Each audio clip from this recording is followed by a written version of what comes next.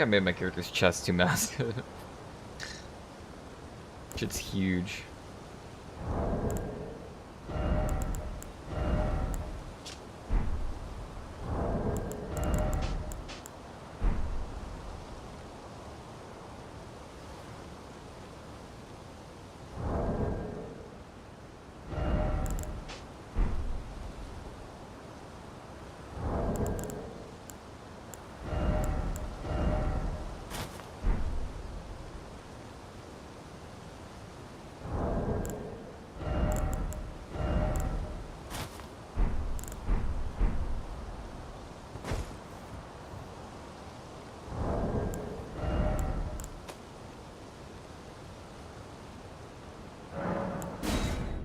How to remake my character?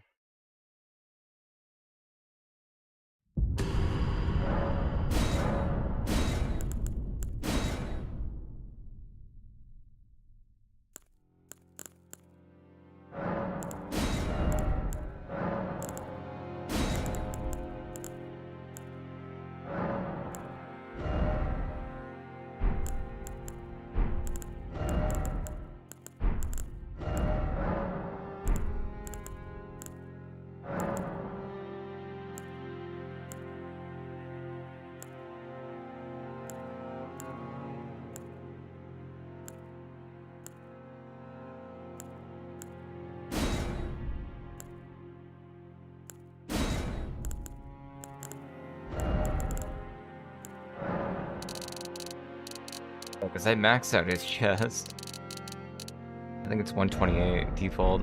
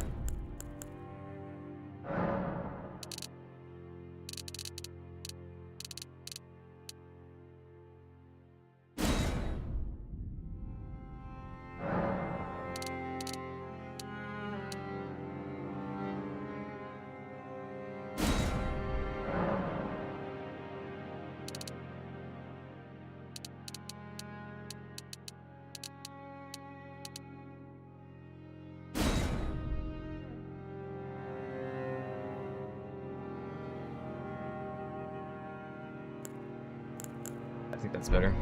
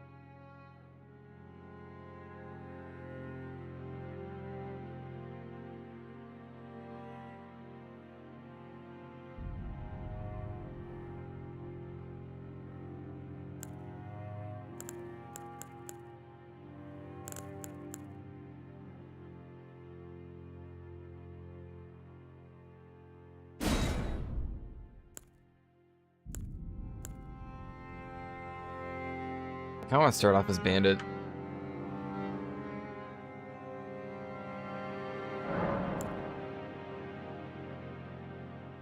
Usually do Retch though.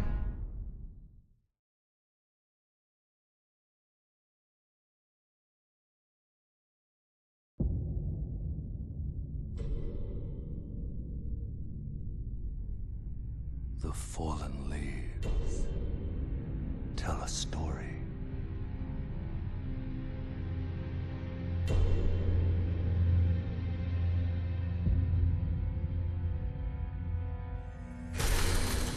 The great Elden Ring was shattered. In our home, across the fog, the lands between.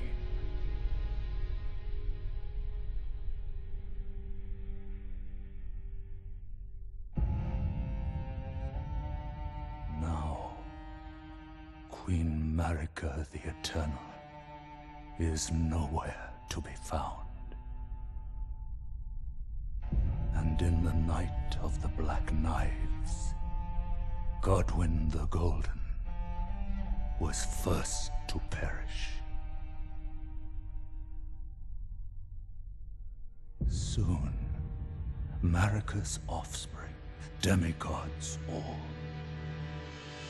claimed the shards of the Elden Ring.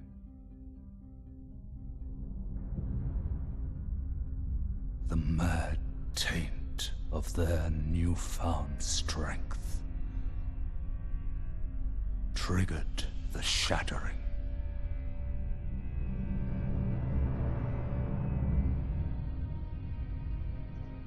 A war from which no lord arose. A war leading to abandonment by the greater will. Oh, rise now, ye tarnished, ye dead who yet live. The call of long-lost grace speaks to us all.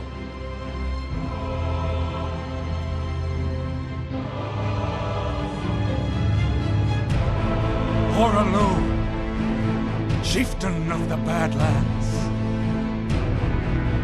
the ever-brilliant Gold Mask. Fear, the deathbed companion, the loathsome dung-eater,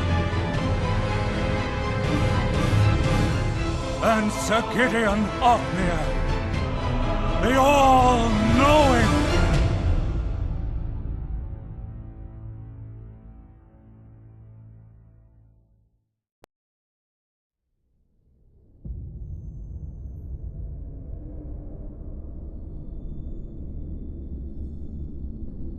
And one other, whom grace would again bless.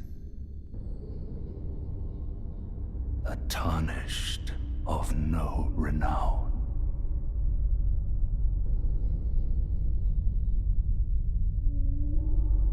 Cross the fog to the lands between. To stand before the Elden Ring and become the Elden Lord.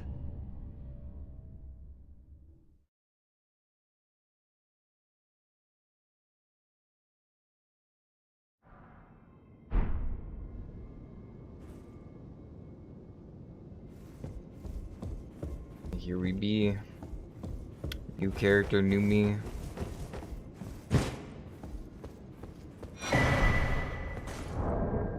What's the frame time on this?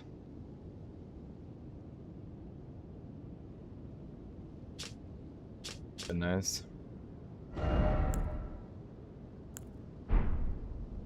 Okay, so it starts me off with a bow, starts me off with a knife. Shield.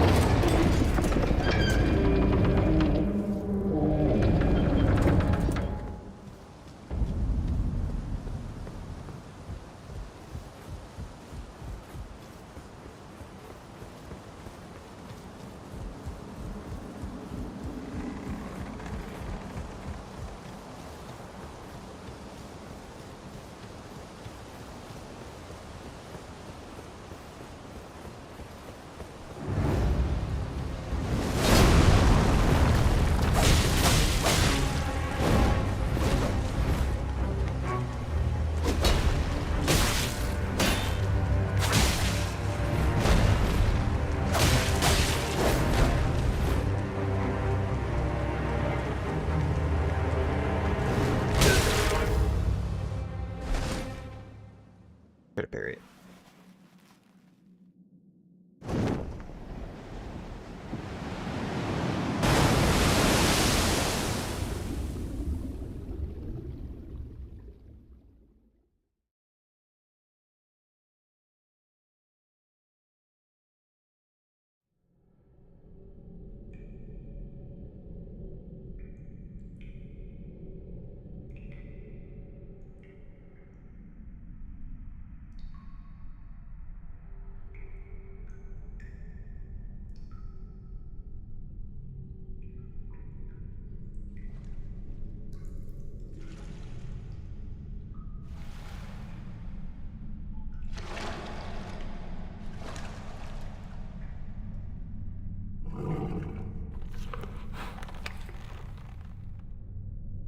We could go for Serpent Sherpa right off the bat.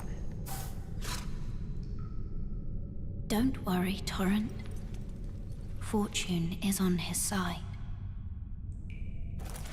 We found him here, after all.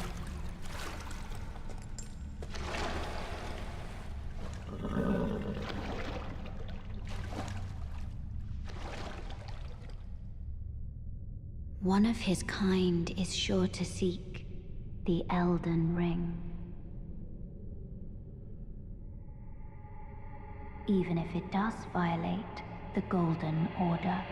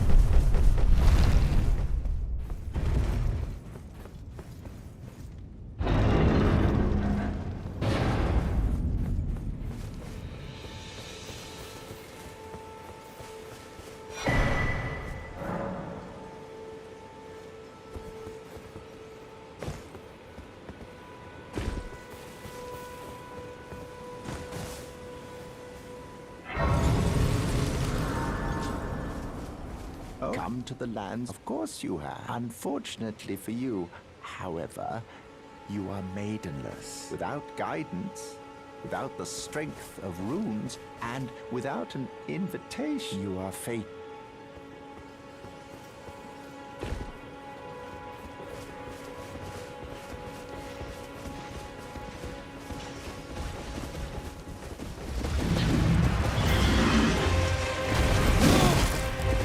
That's true.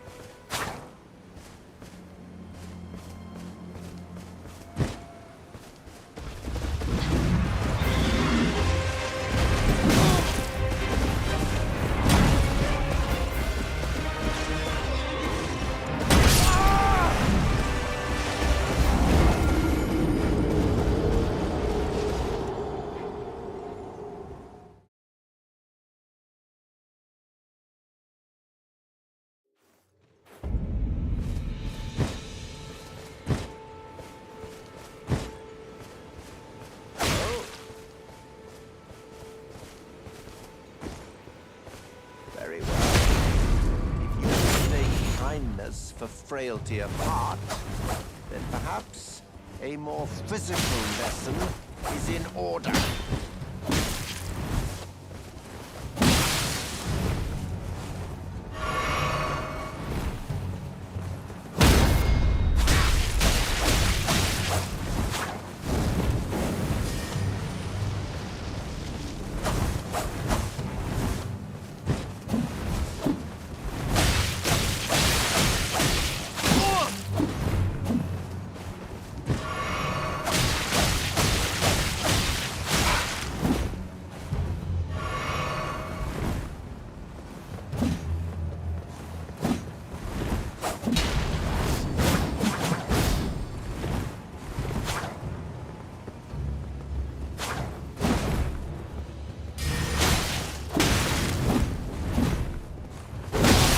No. No.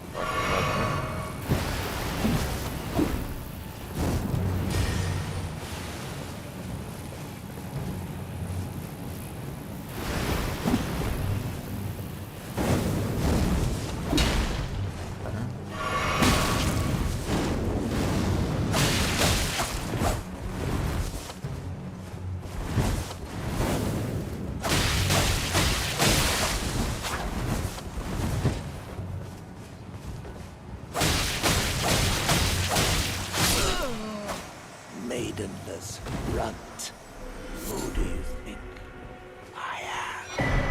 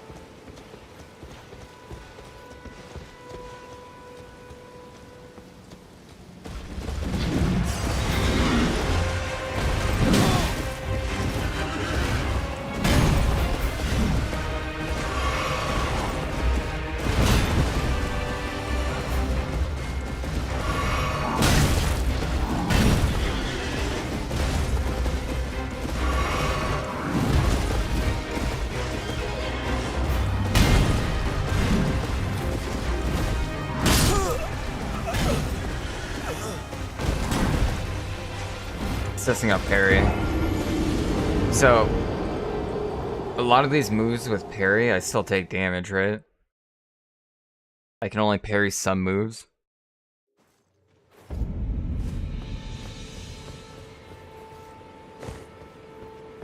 Like proper parry, I think.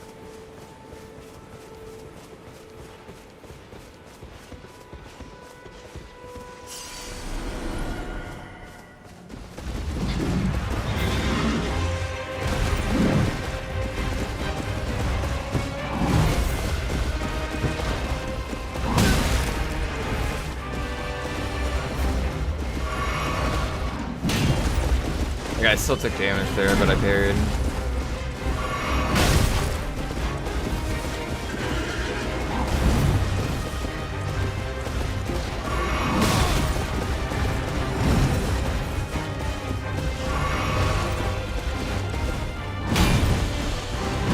Parried, but I took damage again.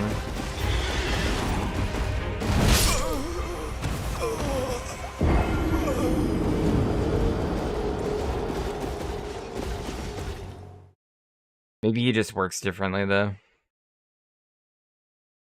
It's probably just some moves that I can, though.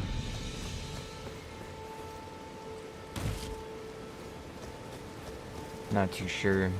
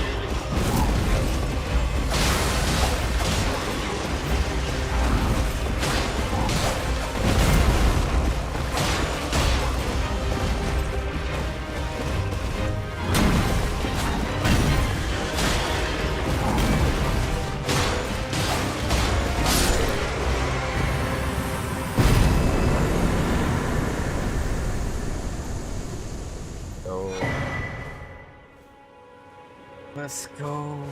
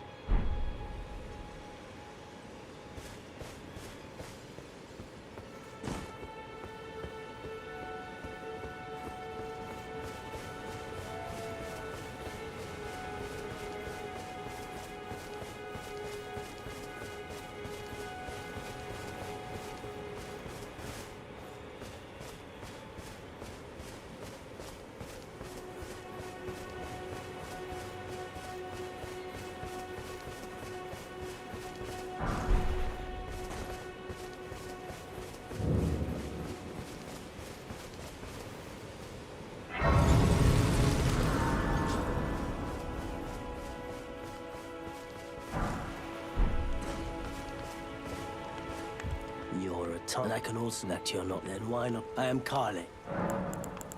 I am selling where the land has its only time. Let's say, you know, you should buy a crafting essential. The kit costs, but the import.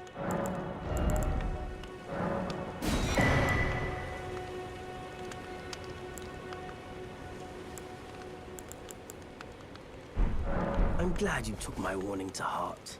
You've made an What?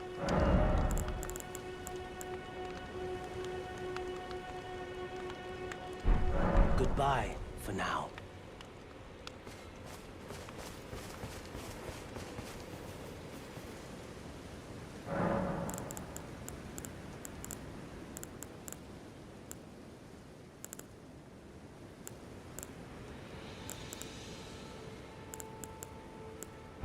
I can't level up, that's right.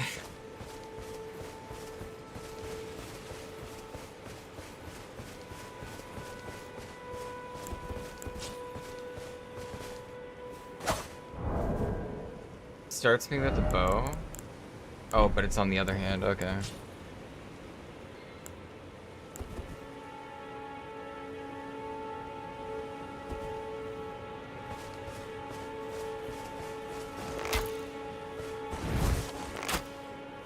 Oh, you can't hold your shot. Oh, you can, never mind.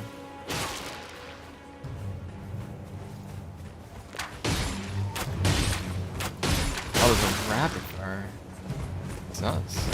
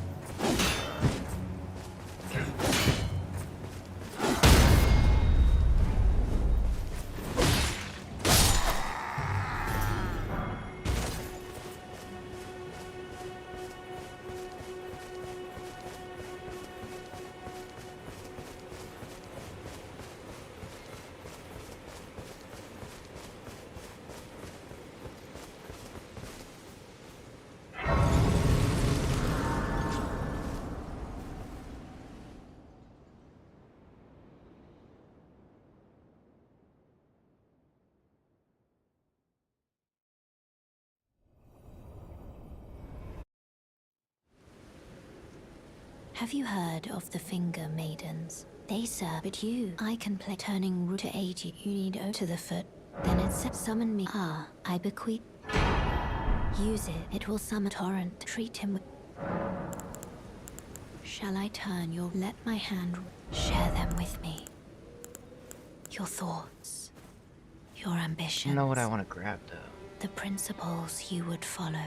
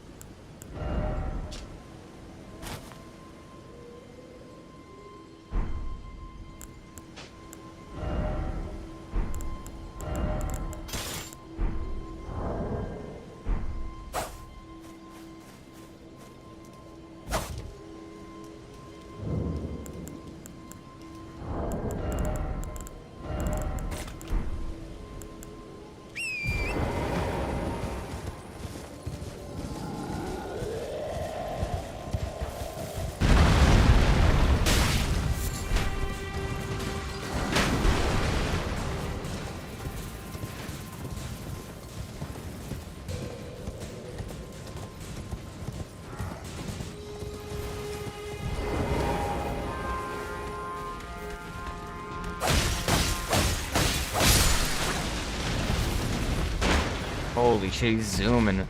He's zooming.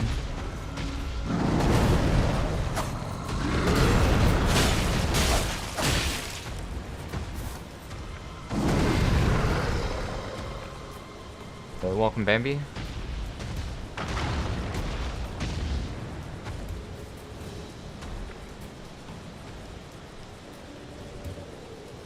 It's going well. Just decided to make a new character for funsies.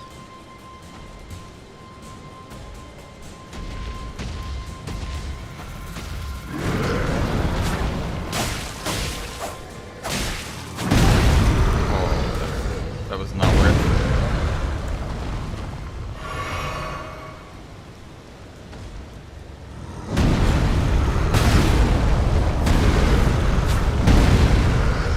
So angry.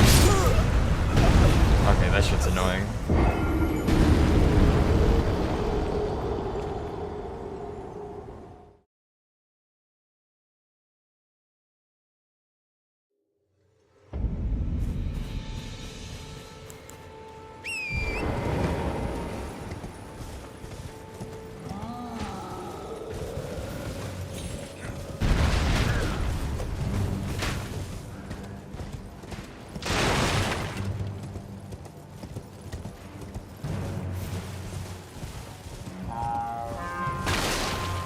Giant guy seems annoying to kill.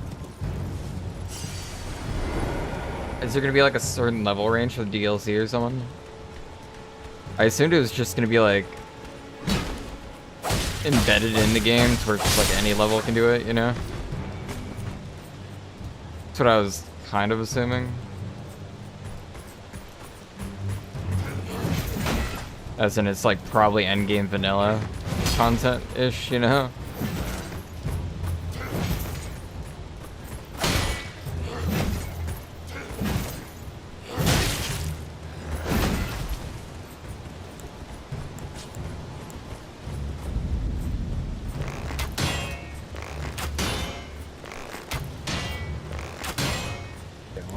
That's not gonna do shit.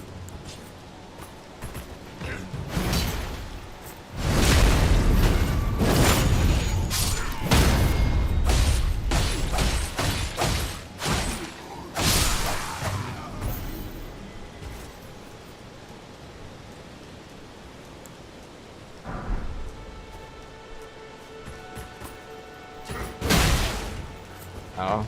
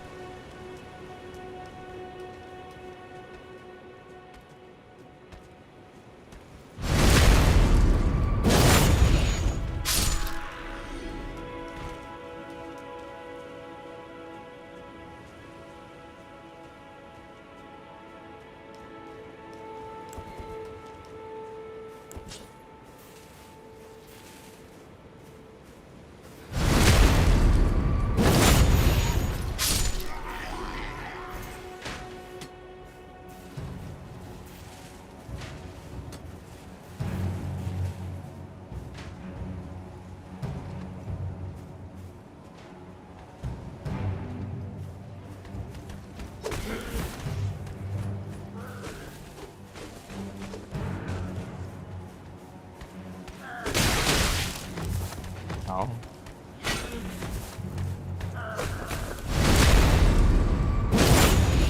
I don't know where my roll went. I didn't get that.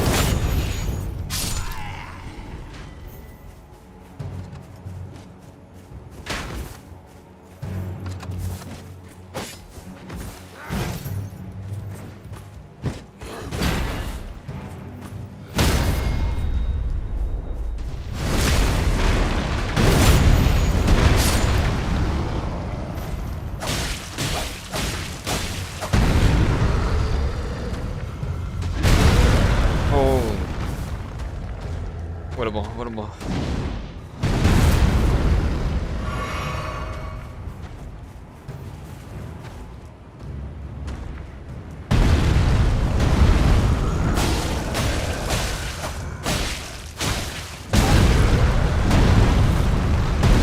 Zombies.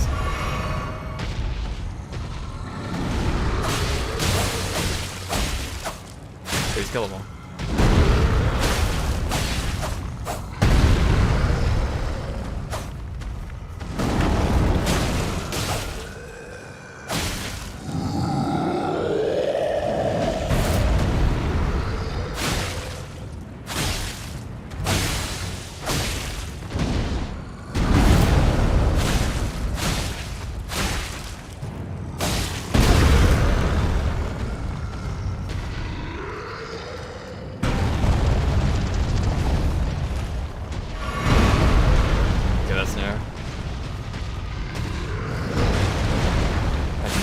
Doing for a second.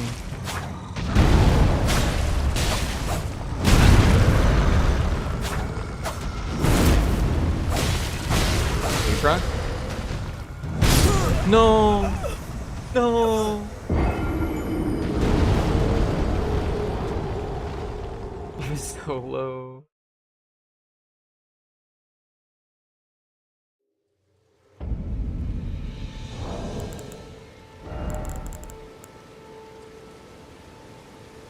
Yo, Bandit's OP. I didn't know they get a blood loss weapon.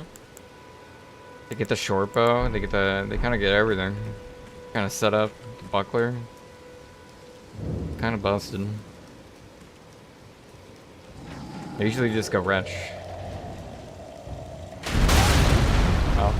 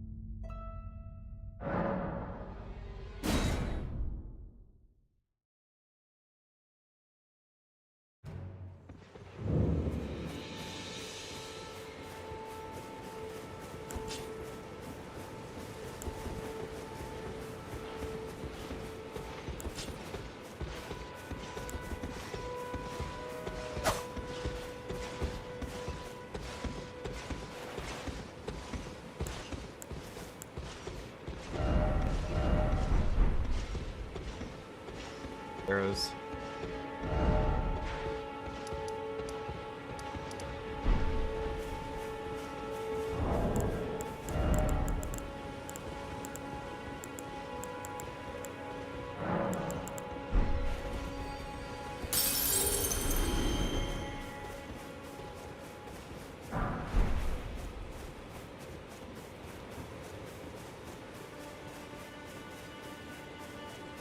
Well, you're...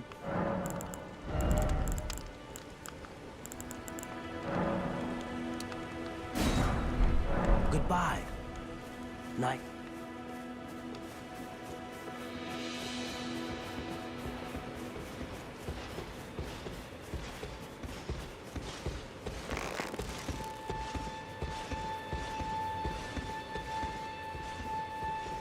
Can you cancel a shot? I guess that works.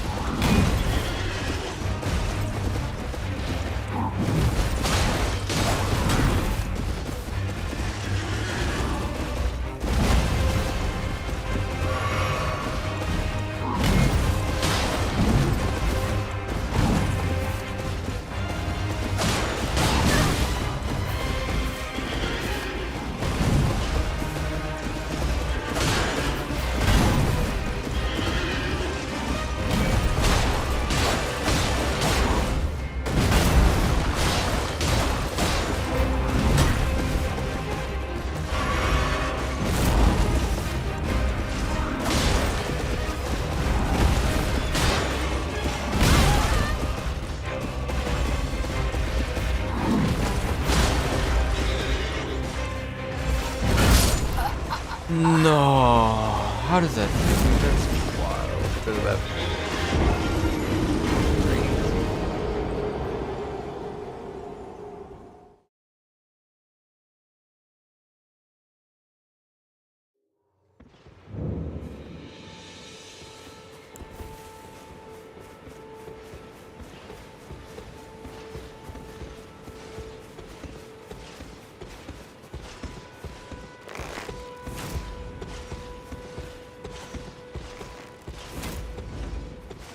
Alright, this one. Oh.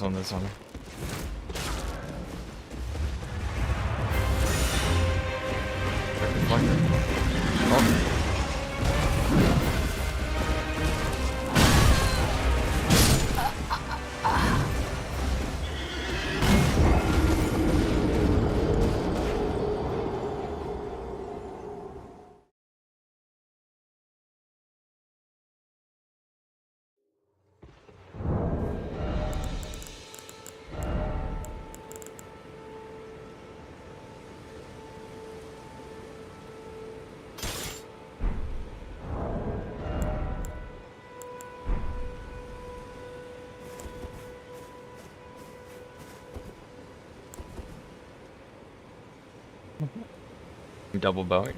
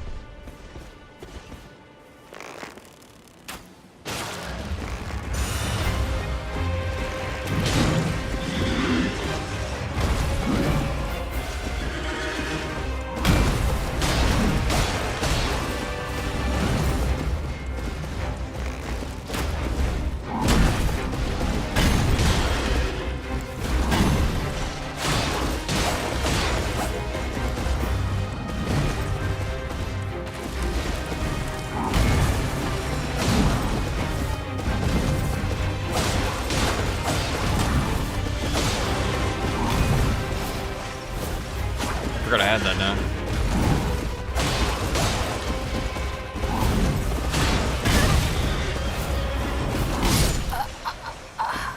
That's an ifern too, right? Bloodhound stuff?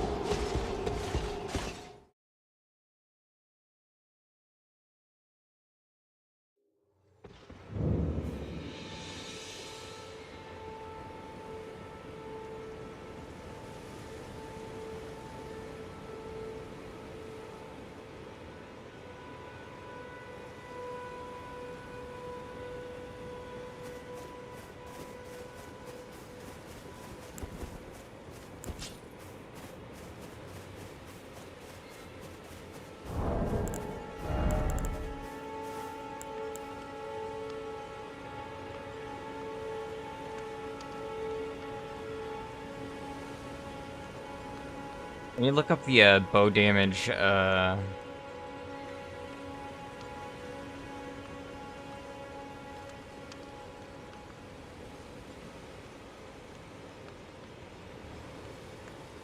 Talisman.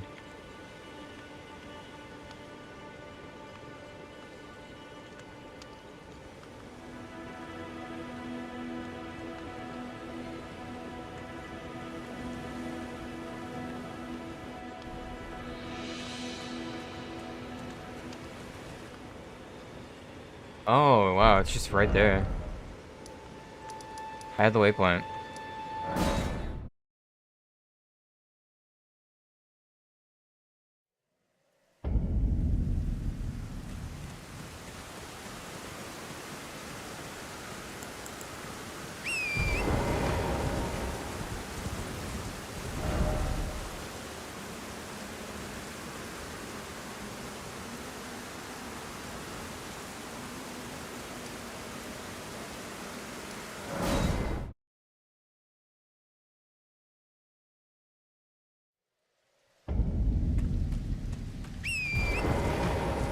I have kind of a close waypoint.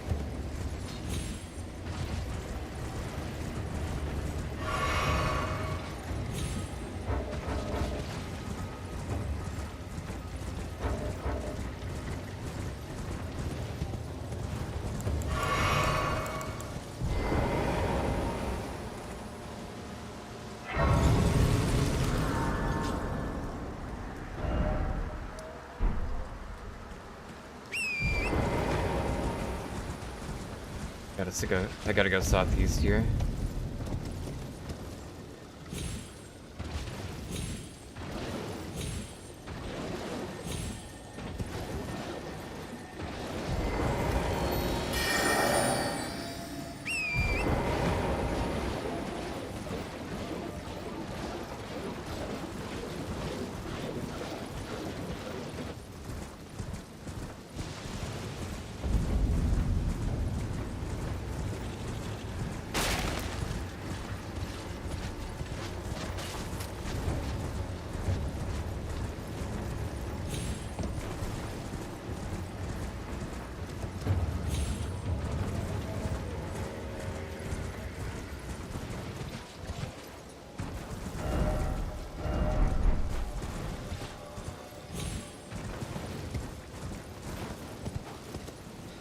Nice, I don't have to go all the way around. Oh shit, I did not know that was there. I've actually never seen him before in my life. Like in that spot.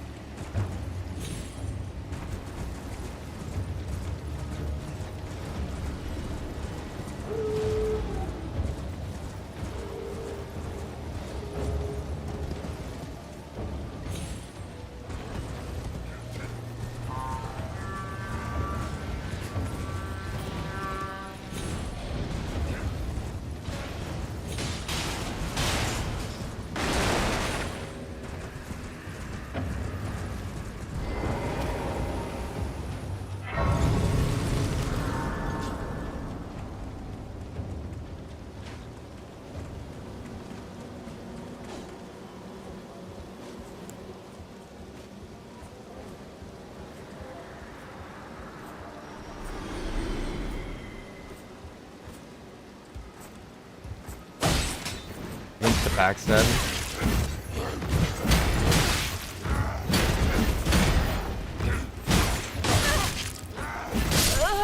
No, fuck.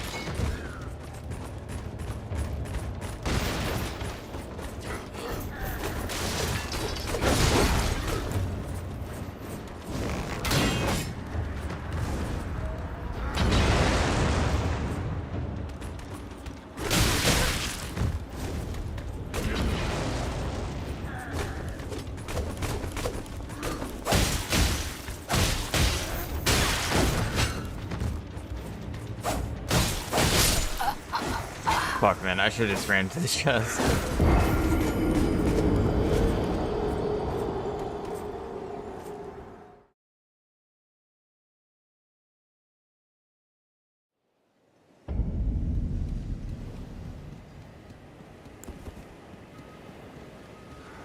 I think I need to range these two, though.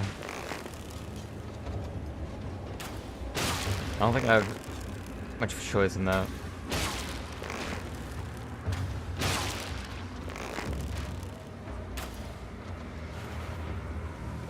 I'm out of arrows.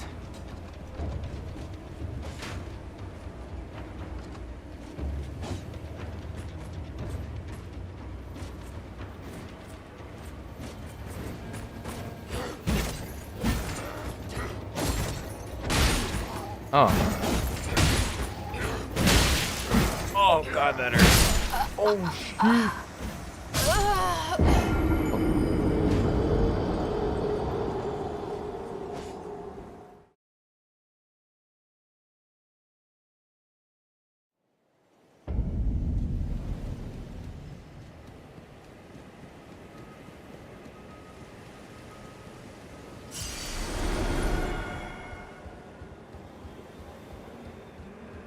Can I bloodhound step past them?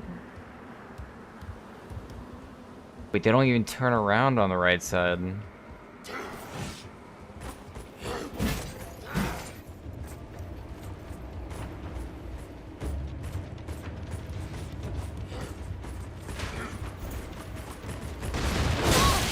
Oh.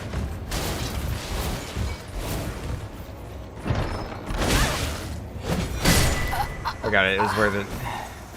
It was worth it.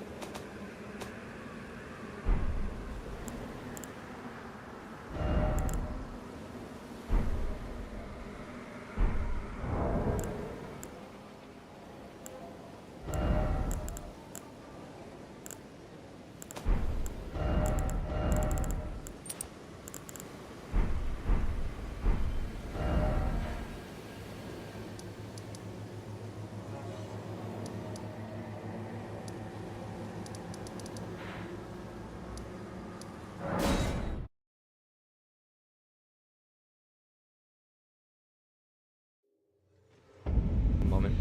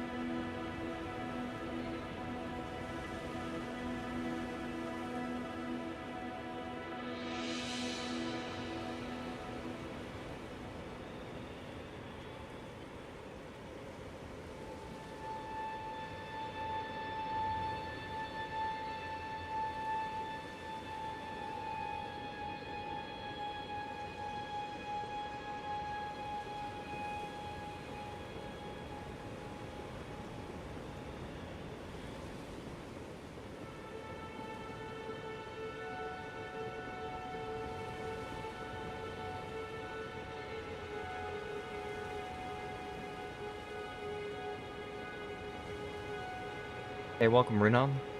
Yeah, it's going good tonight. Just got some popcorn.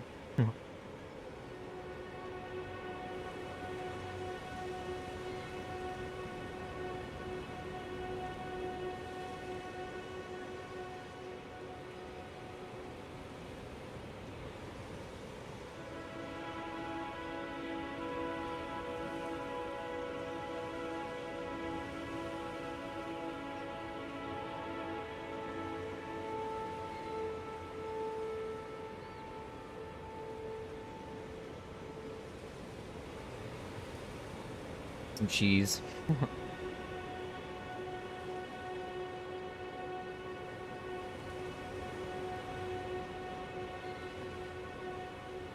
Like cheesy popcorn and stuff, you know?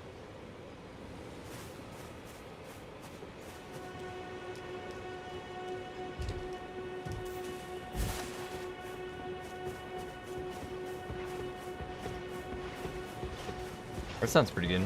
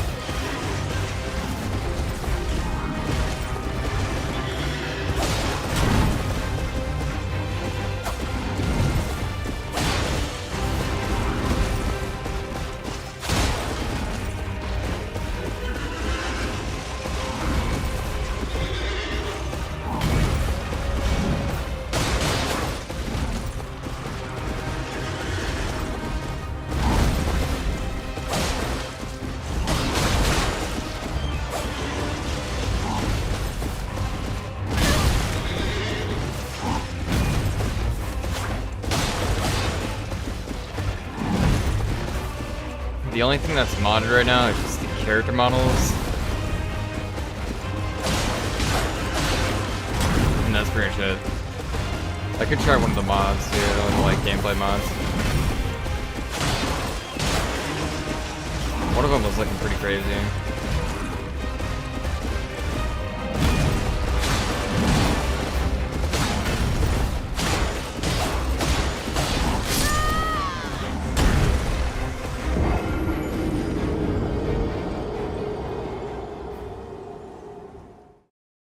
I keep getting clips of ones where people are going like Super Saiyan, dashing around and shit. It's like an anime battle.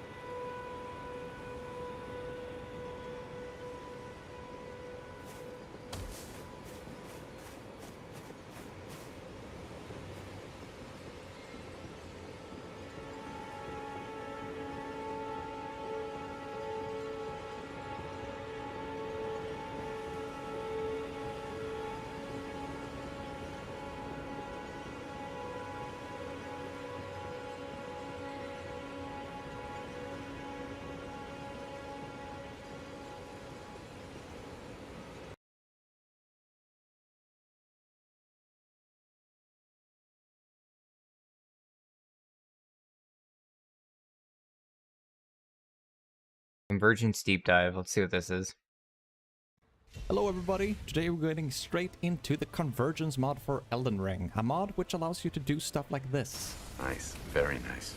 This mod introduces a ton of new things to the lands between. Besides a lot of more spells and incantations, we have a couple of new weapons with awesome measures of war, redesigned areas, as well as a few new bosses. Exciting, isn't it? But before we get there, we of course have to start from the beginning. We've got a lot of new classes to start with, which each have their unique playstyle and even individual starting zones. I started as the That's a Baron good idea. Heretic, and our starting area was in Liurnia. Each class has a path they can follow in order to find stronger spells or incantations. Better scaling has been added to almost everything in the game. No longer do They should do that.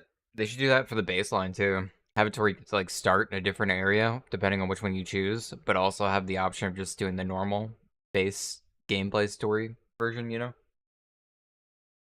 So that's cool. we only care about weight and poise when it comes to gear, as they now give stats and even specific bonuses, so it is almost always better to have a complete set equipped. As you can see, the Baron class bleeds everything to death. As cool as that sounds, it wasn't too interesting in the beginning. I went down into a tunnel and killed a giant for Beast Rune. This is the main gist of the mod and is how we get new stuff to throw at people. They come in different tiers, but that is all listed in the path notes. We can also find various remnants from bosses or chests. Remnants are turned into talismans at a grace, so finding them has become incredibly easy. Erdtree Sentries is one of the few new bosses added. Much like the avatars, they protect minor Erdtrees. The minor Erdtrees now have a unique teleporter activate when you kill the boss attached to it. With this, we can travel across all Erdtree locations that exist in the game. making it very Sounds quick cool. and pain-free to get to the area you want to, as long as That's it's also a close good idea. to a tree. All sentries and avatars also drop a remnant that we turn into physic tiers. There's a few new additions here: guard counter, critical, and mounted damage, as well as stat increase to every single stat in various combinations. As I previously said, all classes have a new starting zone, so keep an eye out for new buildings or structures. This is where we get more paths to follow. There's for example a small windmill village added to Limgrave, which is the Godslayer's new starting area. A lot of the That's caves, nice. catacombs, and tunnels have some new designs and new enemies to fit their theme. Loving these changes as they make exploring just that much more fun. Enough of that though, let's return to our aberrant path. After utterly Yes, boy. destroying Darewell together with Blythe and getting more thorn sorcery, I saw something completely new down below. The path through led to the stranded graveyard and our beloved Cave of Knowledge. Except, there is no knowledge to be found down here anymore. This is now a blood-soaked area with all sorts of blood-oriented enemies, even the Captain Prelates. I took this opportunity to try some new sorceries, and well, they look kinda cool, but were not really all too useful. Bit ironic that all blood enemies bleed very easily. I really hoped that they would have changed the Soldier of Godric to some blood-infused type boss, but instead there was another Bloodhound Knight down here. It wasn't even close. Right? With him down, we get a new weapon that fit our build perfectly. There was also a teleporter that took us all the way to the Shaded Castle. Almost as if this route was made for the Thorn Gang. The Ash of War is also quite cool on this bunky stick. Over here we also find the Clean Rot set, which besides the attributes also gives a bonus to physical damage. In the Convergence it's all about the path, and Elemer was on our list. With pure skill and raw determination, I managed to take him down on my first try. Okay, you got me. It looked a lot like this the first couple of times.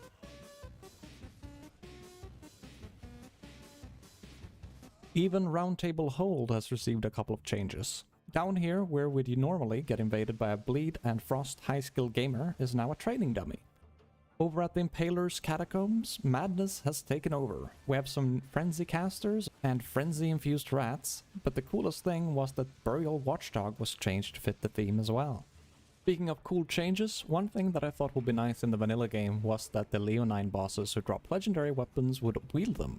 And they do here, a very fitting touch to all in all a mediocre boss. There is a bunch of new teleporters in many areas. Castle Morn is no exception. This teleporter takes us to Warm Hug in the Shunning Grounds. A bit too early at this point, but makes sense lore-wise. In general, there has been a big lift to all different types of dungeons. Here in the Earth War Cave, we have another new boss in the Winged Dame. At this point, the Thorn build was really starting to come together with bleeds blocking left and right. An important It was, piece like, of pretty this good that I one. have not touched on yet is the heirloom Pretty decent remnants. one. They turn into some of the best talismans available. Put these together with a stat increase from armor sets, and you can quickly gain so much more power. When fighting Godric, I noticed that he had gotten a lot beefier, but unfortunately for him, all we do is bleed, bleed, bleed. He drops a couple of new things, a keystone to the forge, as well as his great rune. We need 5 of these keystones to burn the Erd Tree.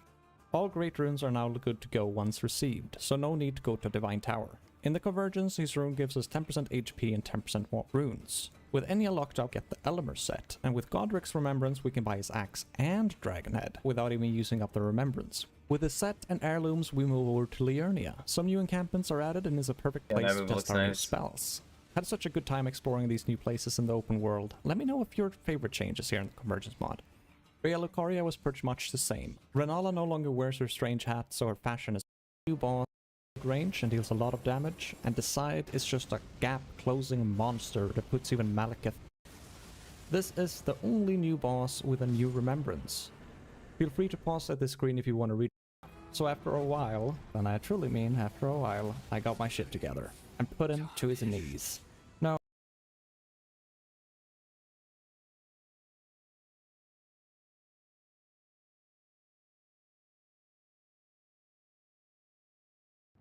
Hello everyone. Today I grabbed a few of my This is the friends one I in the keep Beth seeing. Iron mod and just went crazy with it. Honestly, this video is just funny all around and I hope you guys enjoy it. With that being said, thank you guys so much for 13,000 subscribers. This is super insane. I've seen gameplay like Can we get this, and it's like, what the 14,000 fuck by is the end going of the on? month? I don't know. Let's see. But yeah, if you're new here, why not hit that subscribe button and let's get into the video. Wait, that's kind of cool.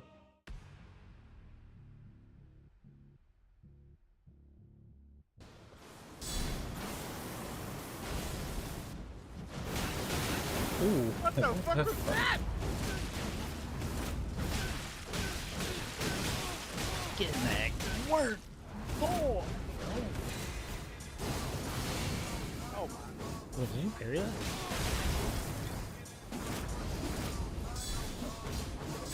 Get out of here with that crap.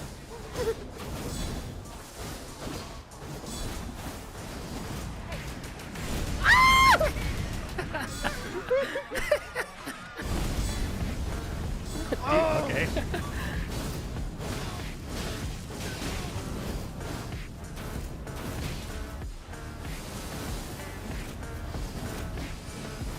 That's crazy. Ooh.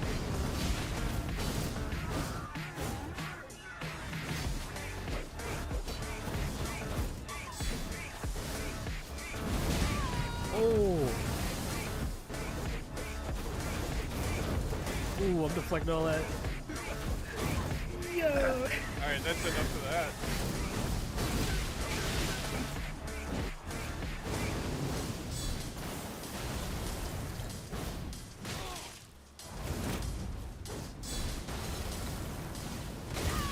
Oh, I could have sworn I could have.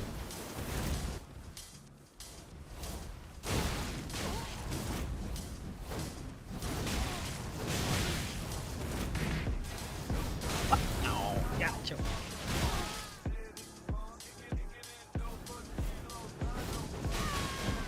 Oh god.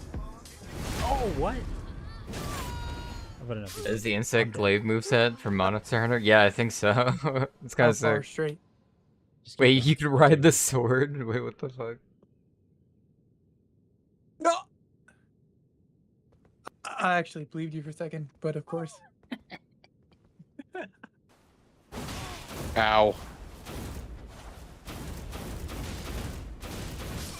Listen, I'm not Radagon, bro. All Why are you right. trying to parry a bullet? Radagon did it. Why can't I? God dang, bro. Radagon must not know I came from the streets of Yarnum. What's good? Limgrave.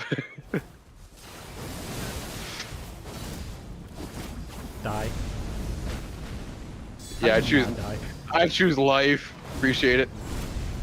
Die. Oh my god, dude. See, it's not fair. He has all the cool shit. What? That shit looks really sick. Like movement with the whatever that is. You don't do that move. Yeah. Glaive. Shit looks wild. No. Yes. We got Hugh Jackman in here. Hugh Jackman. Oh, look at him go! Wait, wait. hell? This man's gonna drop my shit. Oh, that man breakdanced into the air. Oh my god. I don't even know what's going on. I'm getting out of here, bro. Where you go? No, you ain't scared, bitch. I mean, if you want to. Oh my god, I actually died. We are about to go mess up That shit production looks dope. How come my health bar is so tiny? because something on you is tiny. Come on, let's Hey go. man, it doesn't matter how how big it is. It matters what you do with it. Yeah. Y'all won't jump. Oh my. Oh, he didn't die. Get a one-hit Melania. Ball team, let's go. You don't know what hit you. Get him up, let him get up, let him get up, let him get up. She has so much health. Let him back up, let him back up. Oh my god! Get shit on! She's stuck in the corner. Why did she... Oh god. Yeah! Dang, that drained all my stamina. Oh, I got hit there. Oh, I fell into it.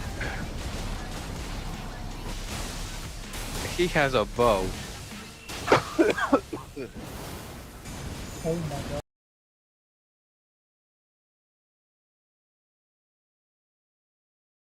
Yo, what's up guys? Chase the Bro here, and welcome back to another Elden Ring build video.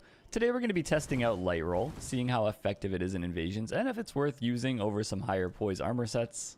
One of the strongest things about Light Roll in invasions is the fact that you can kind of escape 3-man pressure. Usually if you're fighting a 3v1, you have to be pretty defensive, because if they stun you, they can kind of chain running attacks together and catch up to your medium roll very easily. One will be stunning you, the other can just catch up to you while sprinting beside his teammate, and they can kind of infinitely pressure that way. While using Light Roll though, you can escape that situation. If you dodge the running attack properly, they're not really going to gain any distance on you because the roll is that much further. So you can easily escape those 3-man pressure situations. The downside being your absorption is much worse using any Light Roll setup, so you're going to take more damage when you do get hit. So in those situations where you get hit by 2 or 3 people, it can almost one-shot you, so you do need to be careful.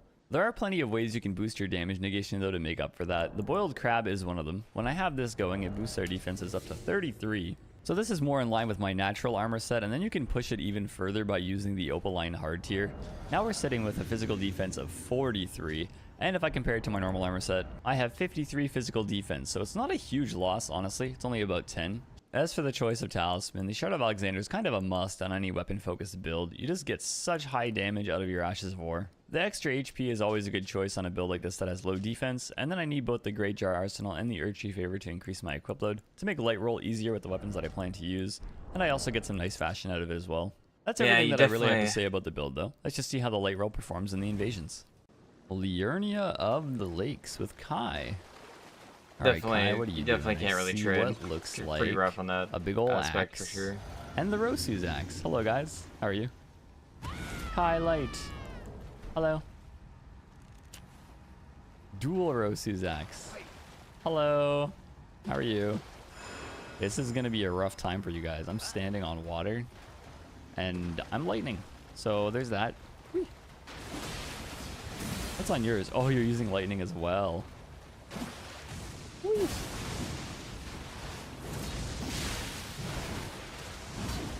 There's so much lightning. Boys, jeez. Relax. Whoa. I'm actually surprised that you just went around swinging that so much. Everyone kind of cheats though. Oh my god, yes. Yeah, I would have got roll caught there by the running L1 without my light Not roll. everyone cheats, but like, why you keep... there's a lot of people. There's some cheaters, but I mean, everyone cheats with like loadouts, as in they just like load up a save with everything on it. That's like level 1, you know what I mean? So in that aspect, like low level PvP is kind of trash because people just have like a full kitted loadout early on. It's kind of like, that's kind of a mess. Keeps attacking. Pretty interesting. Whee! The little aura that gives off is kind of nice too in the water for them. Yeah, let's do this. Wink. Oh, that ate my input. Oh, I don't want to get too used to doing that. I go to do that on my regular build and just get hit. But it's so good. You can just whiff punish from your roll because they won't reach you. Oh, that is so strong, honestly. And the jumping L1s are terrifying. This is awful for him. I'm so sorry, Kai. What's the PvP level though? Is it 120 or is it 150? I thought it was 150.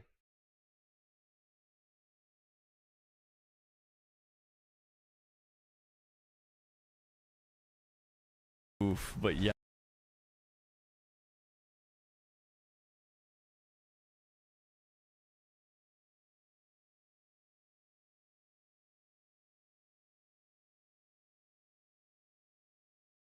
$120? Okay.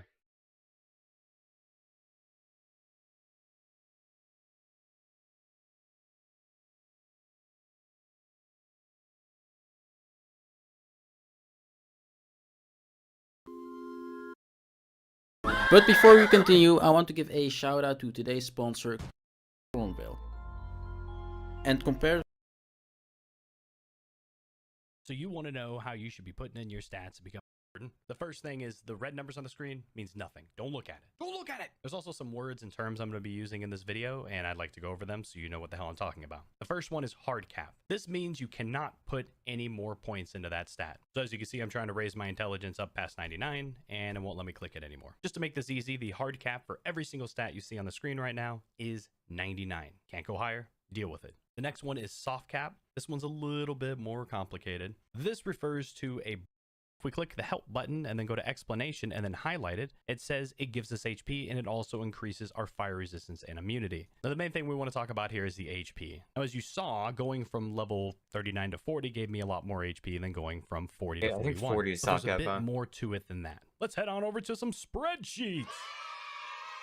And then 60 is when it kicks in even more, my own right? personal testing. I saw the information on the Wikipedia, but I had to test it myself just to be 100% sure. And everything did line up. So as you can see, going from 10 all the way down to 40, the amount of health that it increases goes up every level. It just keeps going up. That's crazy, right? It keeps going up and then bam, it drops. As we said before, 40 is a soft cap, right? But I wanted to make sure that you understood that going up to that soft cap of 40 just gives you more increased health per point. Now, so past weird. 40, you hit a hard cutoff. And now instead of it going up, you still get a starts benefit? going down. Going from 26 all the way to 13 No, it's and 60 vigor. And then past 60 vigor, it cuts off again. So we can say for sure, 40 is the first soft cap of vigor. 60 is the second soft cap. But how many points do you want to put into so it is 40 well, and as you 60. can guess, 40 is the minimum I would suggest putting into this. Health is incredibly important. People hit you in the face and it hurts. This is where you need to decide if you want to go higher. If you feel like you're up in the fray a lot, you're a melee character, you could consider going up past 40. I would say, though, the hard cutoff is 60. Do not go past 60. It's just not worth it. I'm at 1900 health. Now I'm at 1906. No, just not worth it. And remember, the closer you get to 60, the worse the stat becomes. So personally, for me, I'm going to be sticking around the 40 to 50 range, maybe around 45. But I'm also a spellcaster, so I'm mainly in the back. You do what you want, just don't go past 60. All right, so Mind's up next. And what does Mind do? Well, it claims it's the attribute to determine your FP or your mana, and it also affects focus. And just like with Vigor, this says it affects your fire resistance and immunity. In general, when you put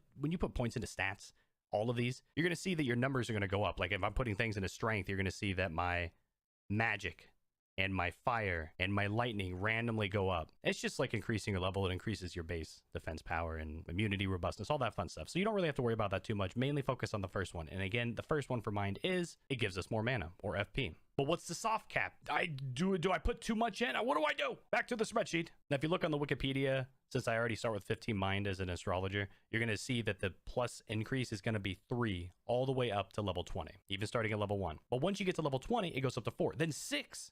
And then as you can see, it continually stays 6 all the way to 50. 50 is your second soft cap for Mind. So from levels 1 to 19, you get plus 3, and then going to 20 gives 4. I guess it's just ramping up to the 6. And then all the way from 21 to 50, you're going to get plus 6. And then past that, you get even more for a little bit. Look at that. Wow. 51, you get 8, 9, 8, 8, 8, 7, 7, 6, 5. Uh-oh, it's going back down. What's happening? So Mind is a little bit weird because you have a lot of soft caps, right? You have the first one being at level 20, boom, right there. Then you've got the second one being at level 50, boom, right there. Starts going up a little bit, and then it starts to drop again. So if you're going to be putting points into Mind, you want a lot of mana or FP, you're a spellcaster. How many points do you want to put into it? It kind of just depends on what spells you like to use. So take note of how much FP each spell costs and try to get yourself on a nice rounded number. So for example, if I had a spell that cost 10 mana, I could cast that spell 22 times with my current 220 mana, whereas putting an additional point into it kind of doesn't make sense. But if you have multiple spells, it's kind of hard to decide. But I would suggest anywhere past the 20 mark and give yourself a little bit more so you can get that plus 6. If you really care about mana, obviously,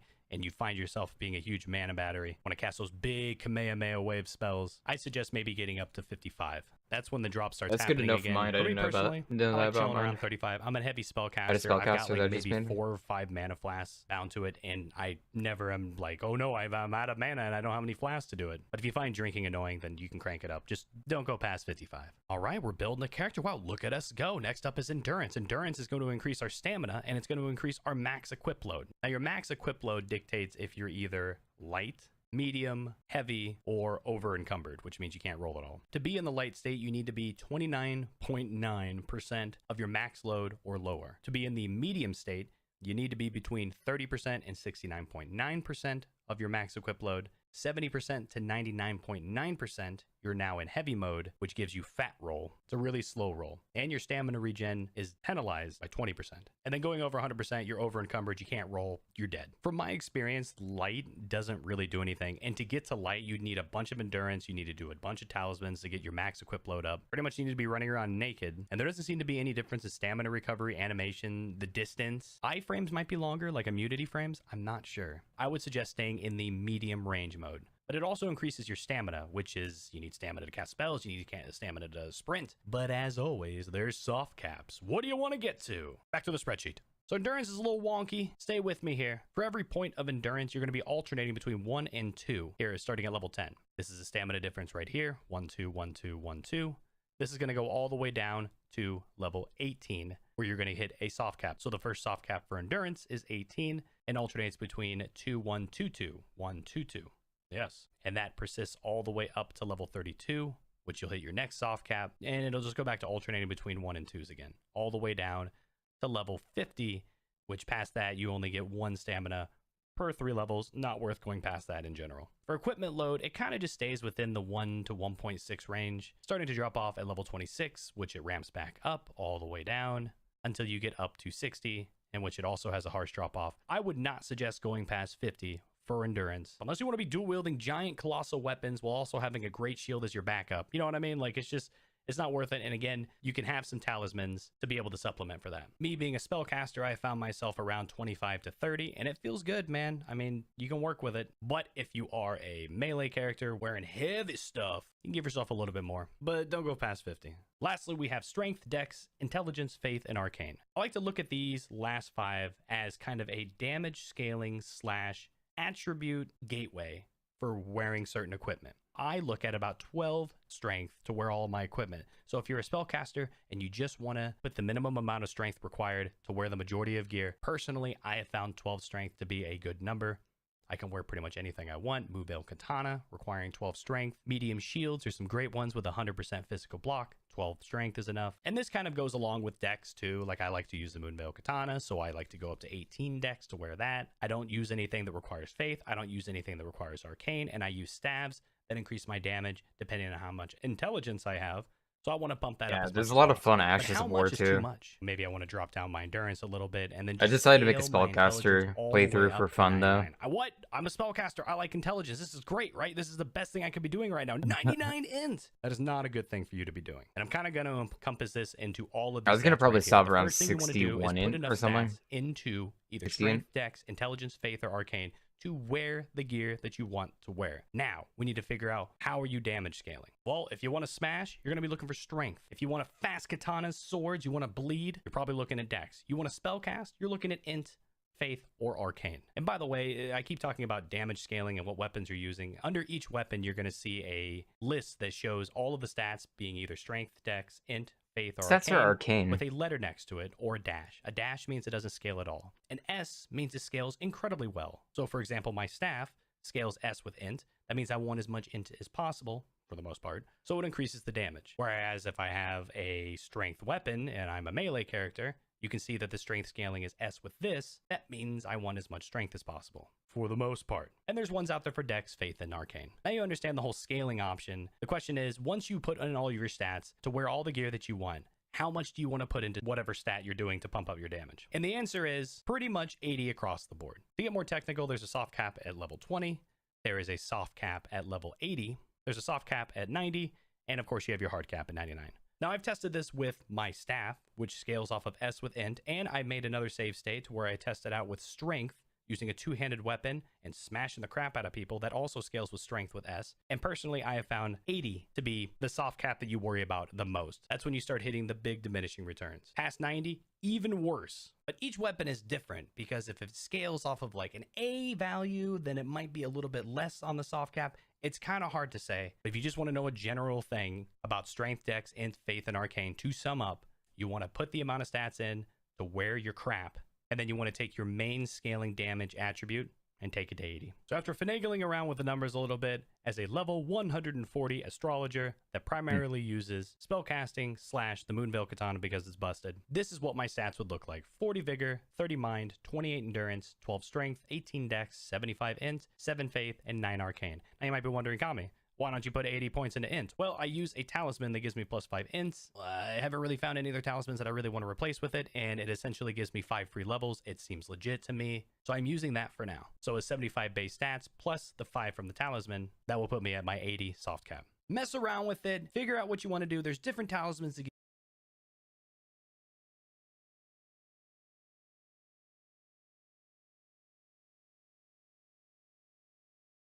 Kata beta. I got the Cataclysm beta. That's not Pogo. out. I hyped to play the Kata beta. I've waited since 2019 for this. Wow. Cataclysm is the true classic. None of this vanilla WoW stuff. Blah blah blah. And I'm in. Much better than the old Barrow. So much better. Old world. Bro. Dwarf warlocks. Classic is finally becoming fun. Yeah. I just realized I don't have time to level up. I'll be back when they add the 85 boost. Cataclysm hype? Cataclysm hype? Yeah, they gotta add in the boost, man. That'll bring back all the players.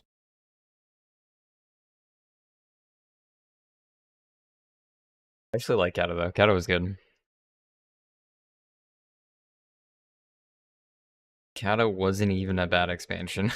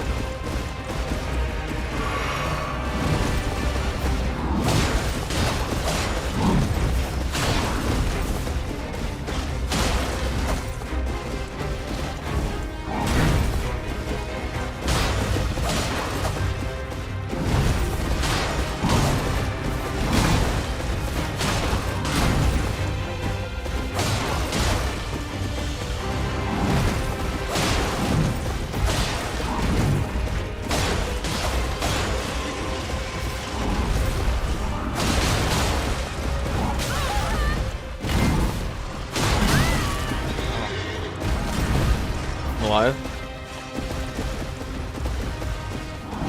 Thought I was dead.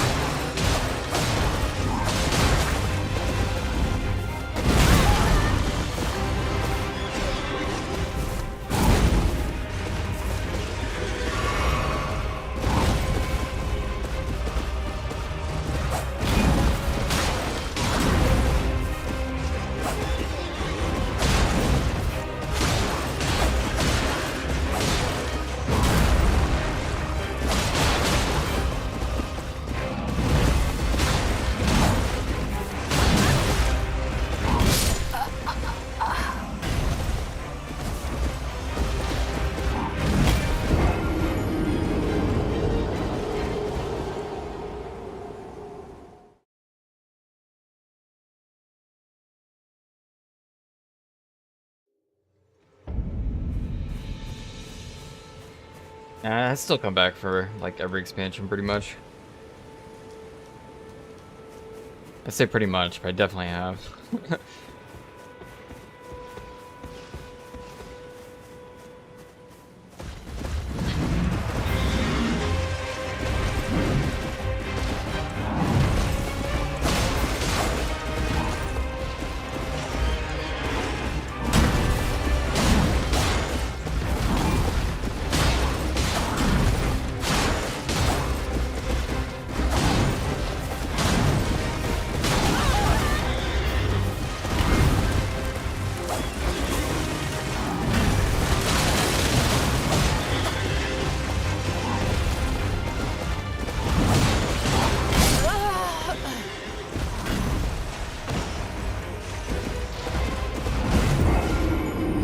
FF14 definitely respects your time more once you have like a character set up.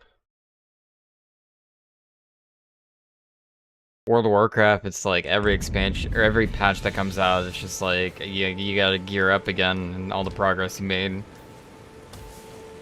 is pretty much like reset every patch, and it just kind of feels awful. But that gear treadmill can be fun for some people. I think it becomes tedious at that point. Like I'd rather get good content that's focused on the gameplay, and you know, something that's played for years to come, rather than throwaway content used to level up. Or, you know.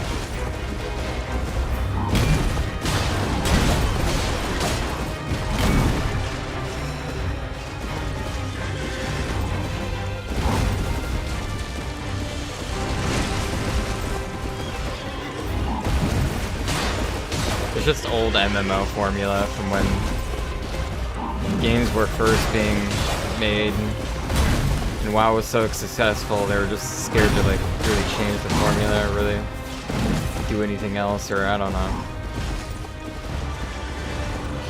Hasn't been a lot of experimentation on the field.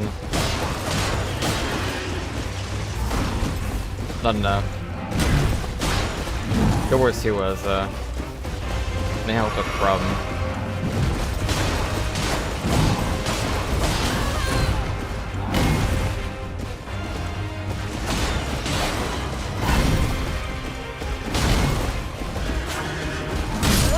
Oh, that was such a bad one.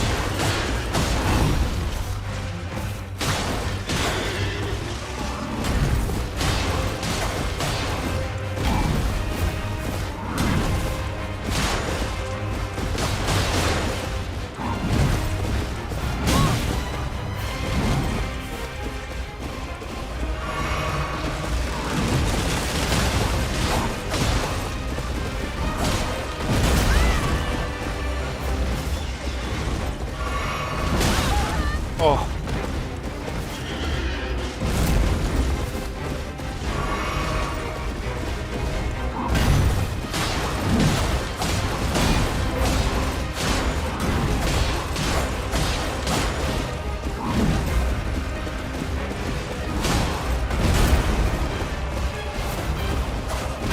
I messed up. Wrong button.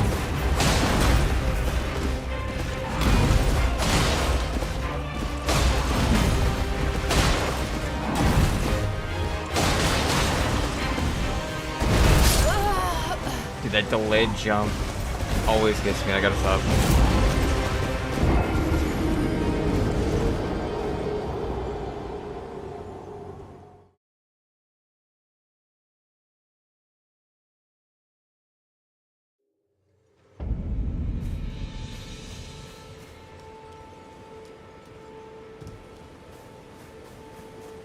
We get him here.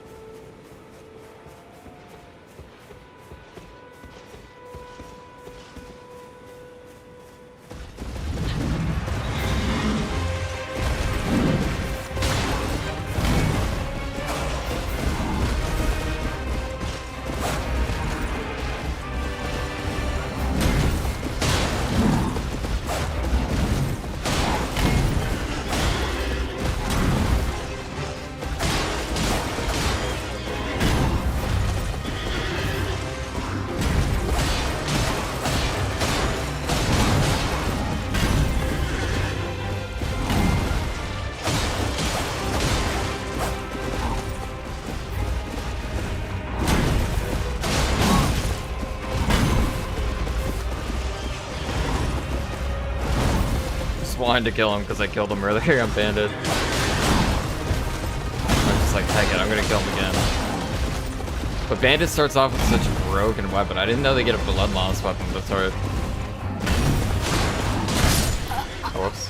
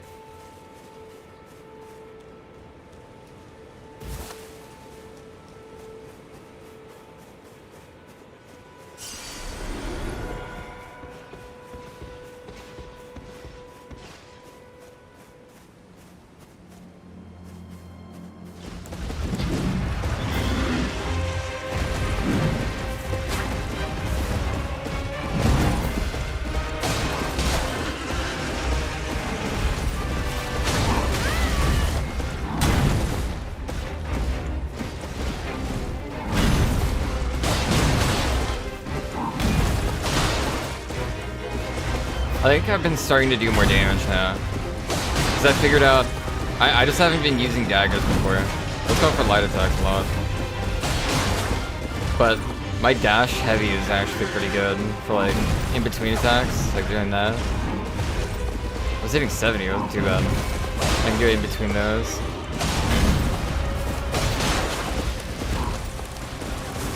Seems like it's not too bad anymore.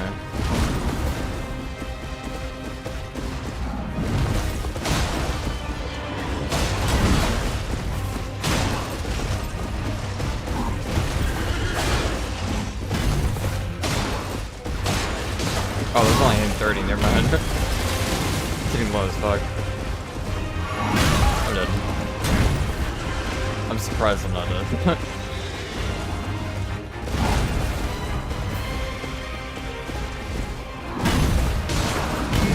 33. Lights. Oops. Forgot I blocked with right click.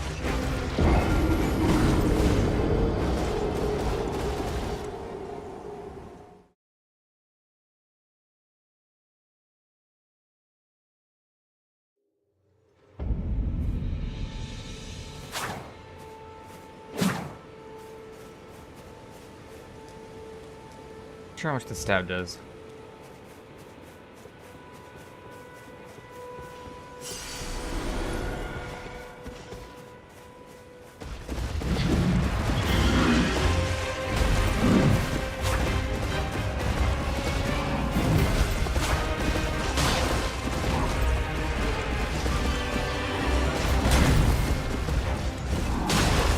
Yeah.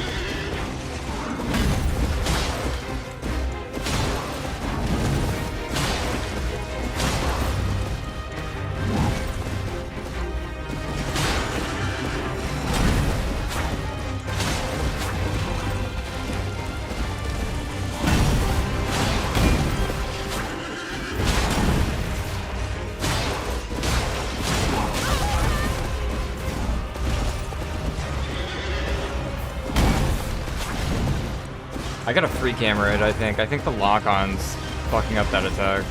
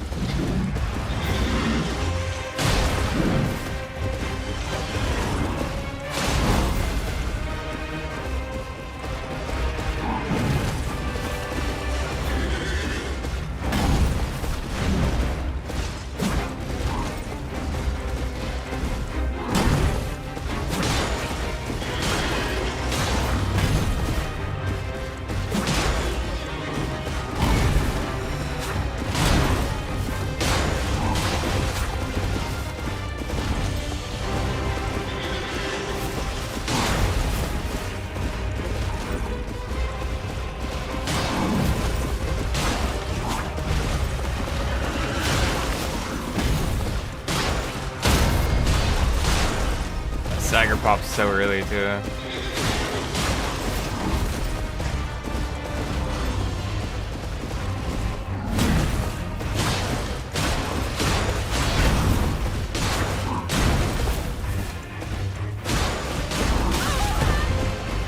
I don't think I have stamina there.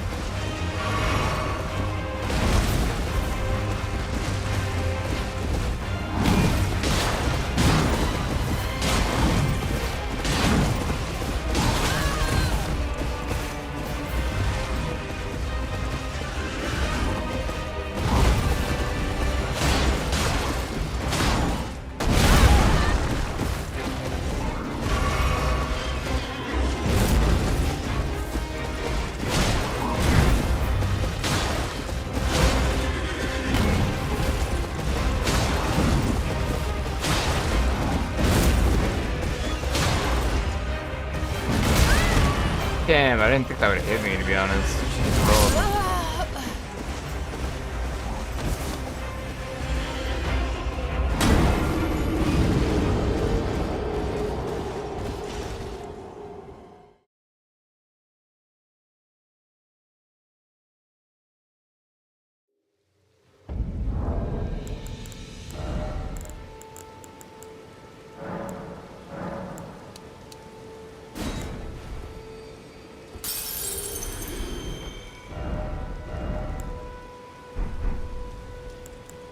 I'm gonna buy some arrows real quick.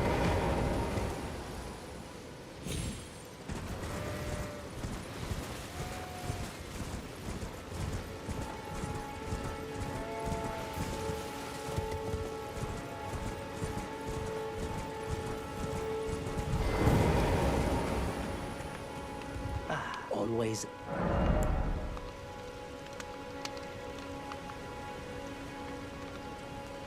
Oh, I need to put something in the oven real quick too.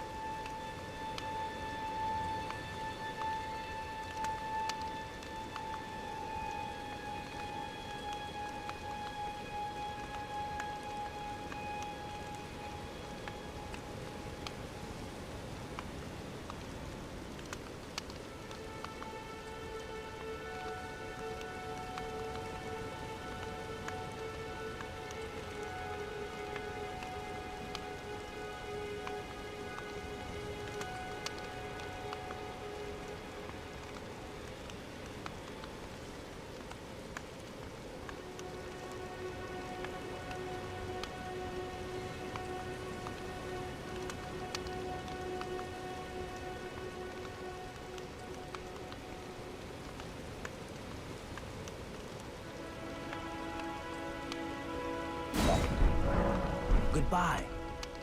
Nice to do Put some pizza in the oven, reheating it.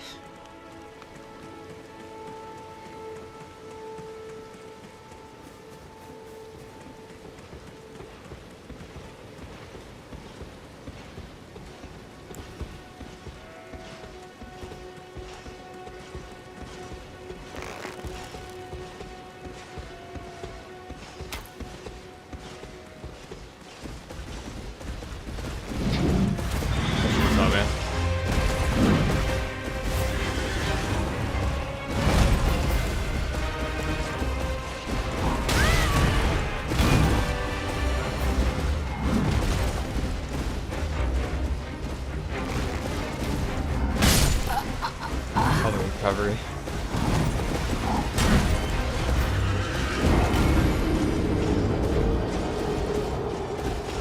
Trying to get used to like using everything.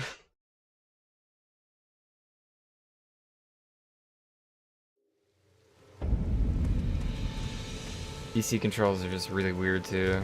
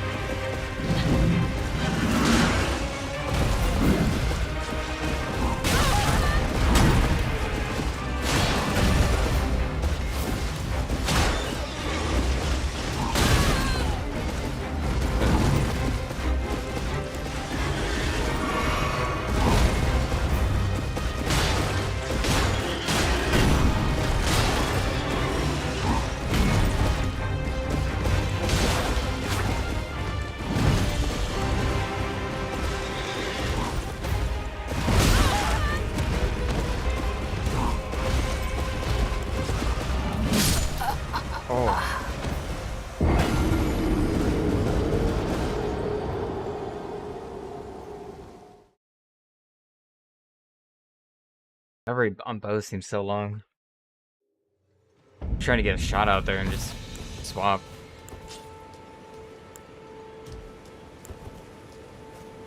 It's the most painful when you're just trying to navigate the menu.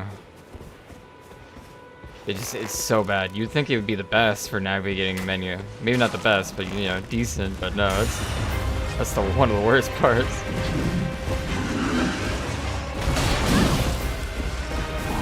That shot went bad.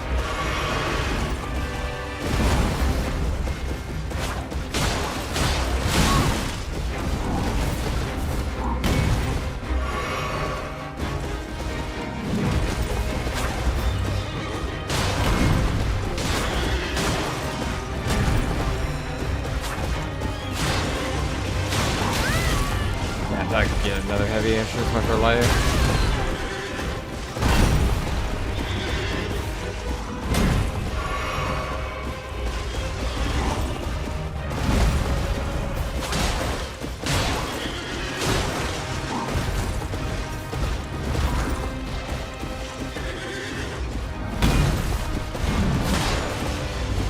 No. I want to hit that second stab though. I wonder how hard that is. I'm close enough, I can. Oh, I got there.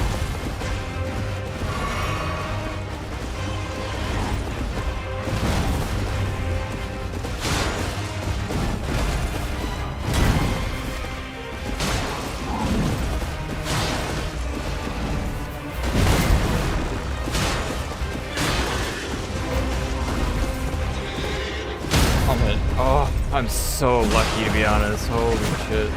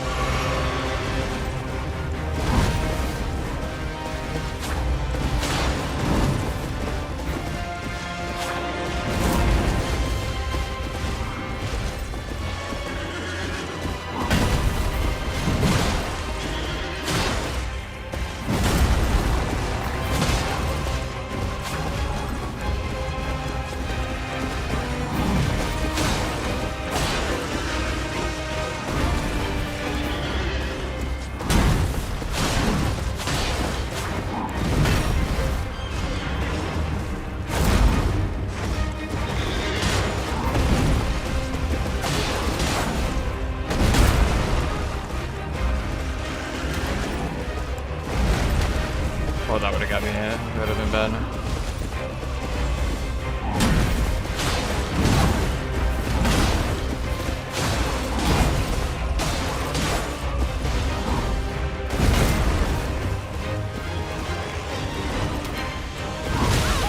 Fuck.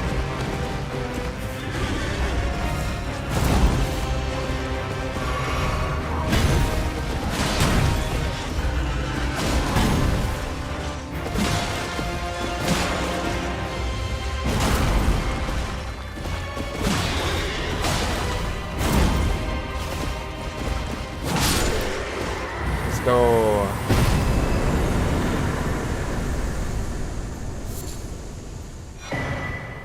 Oh, that took a bit though.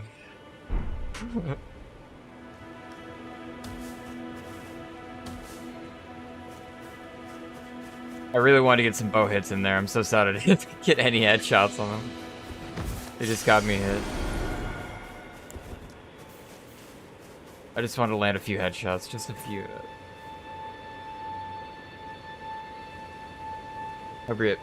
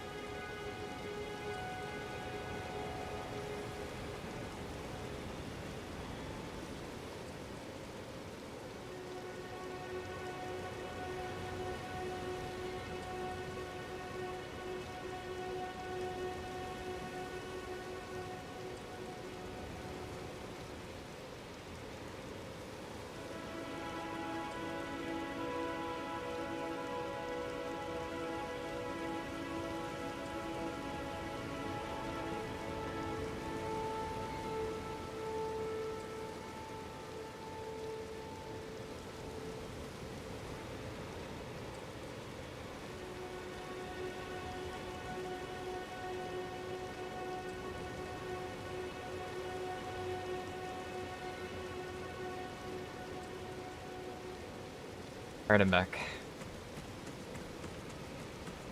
Yeah, he's only worth 3.2k though.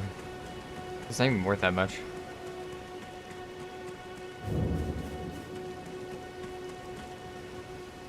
You'd think he would give like 5k, at least. I thought he'd give it like 5k.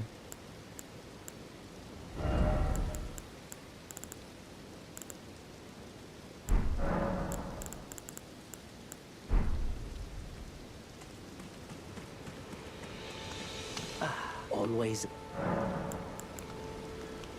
the howl of a... I suppose. Next time you hear, "Oh, don't try, just haven't."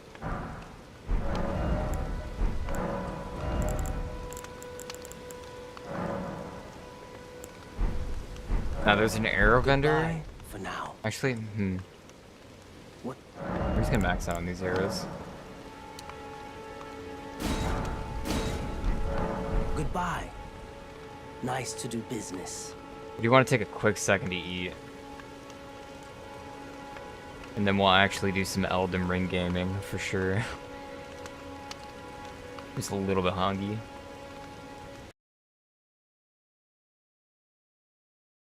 I've been addicted to Elden Ring again though lately. Kind of miss the PvP, but the PvP is also really, you know, PvP is 50-50. Because, you know, the hacking stuff, just hack loadouts and stuff too, on top of that, and then netcode was the other, like, big thing. That's, like, the biggest thing. I'm not sure if it got better. At launch, though, it was pretty bad. I'm not sure if they improved it, and it's, like, less laggy online. But it's always been laggy online throughout, like, all the Souls games. So, you know... Not something I complain about too much. It is what it is. What it is.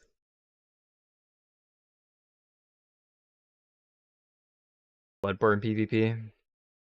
Like, dude, I didn't get to play Bloodborne because they never brought it to PC, and I never owned the I never owned the PS3 or PS4 when it was around. PS4 or 3 when it was around.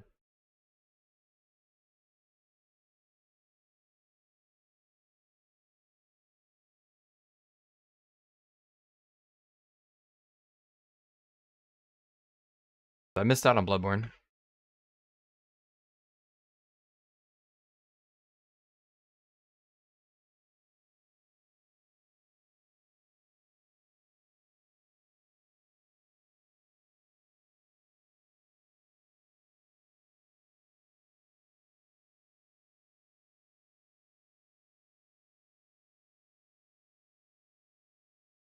Hey, I'm coming to San Antonio, man. Will you give me 5 minutes? This is before anybody knew who I was, right? No books, no kind of notoriety. So they're like, no, don't come by.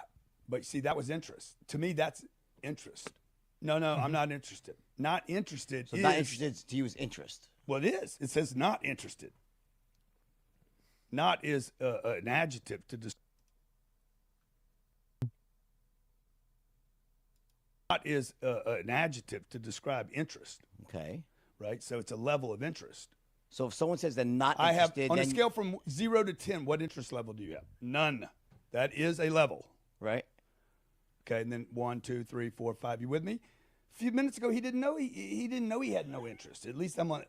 You see what I'm saying? You get it? Well, I wouldn't do that. I disagree with that. But I'm not saying that reasonable minds could differ. Hey, So I want you guys to keep in mind that this guy is a multimillionaire. Okay? So don't ever let anybody tell you that you're stupid and you can't make it. Like, you can find a way to get ahead. What he's trying to say is he's trying to say that people that don't like him are still on the spectrum of liking him, which is better than people that don't know about him. That's what he's trying to say. But because he does...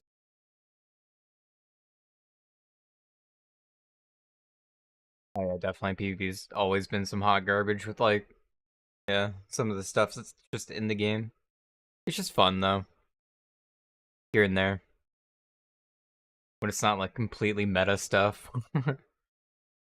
Or just like invading. I thought invading was always a cool concept.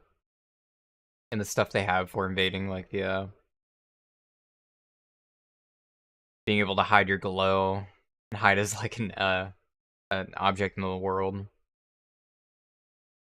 I think invading was always super cool. I was sad how they like reworked invading in Elden Ring though. Like you can't just straight up invade someone. Like I miss that shit. Dark Souls 3, when you could just straight up invade someone like during the story, like as long as they're not on a boss fight, I felt like that was fun.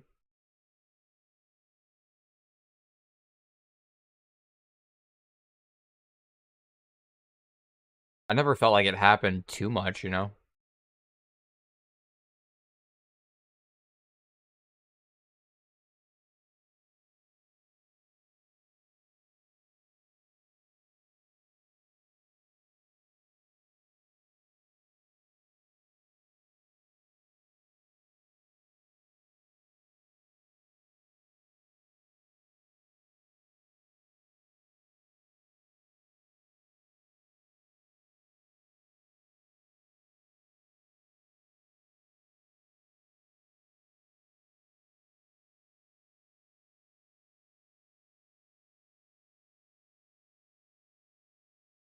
Oh, is he making it friendly? Can you still loot it if you make it friendly? Probably can't. Probably need to kill it still. Ah.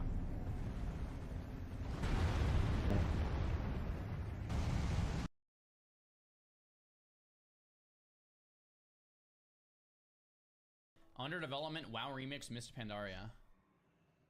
Relive epic adventures with an all-new event arriving in the 10.2.7 update. WoW Remix. Wait, what? Experience the wonders of Pandaria. Wait, does this mean no Panda Land Classic?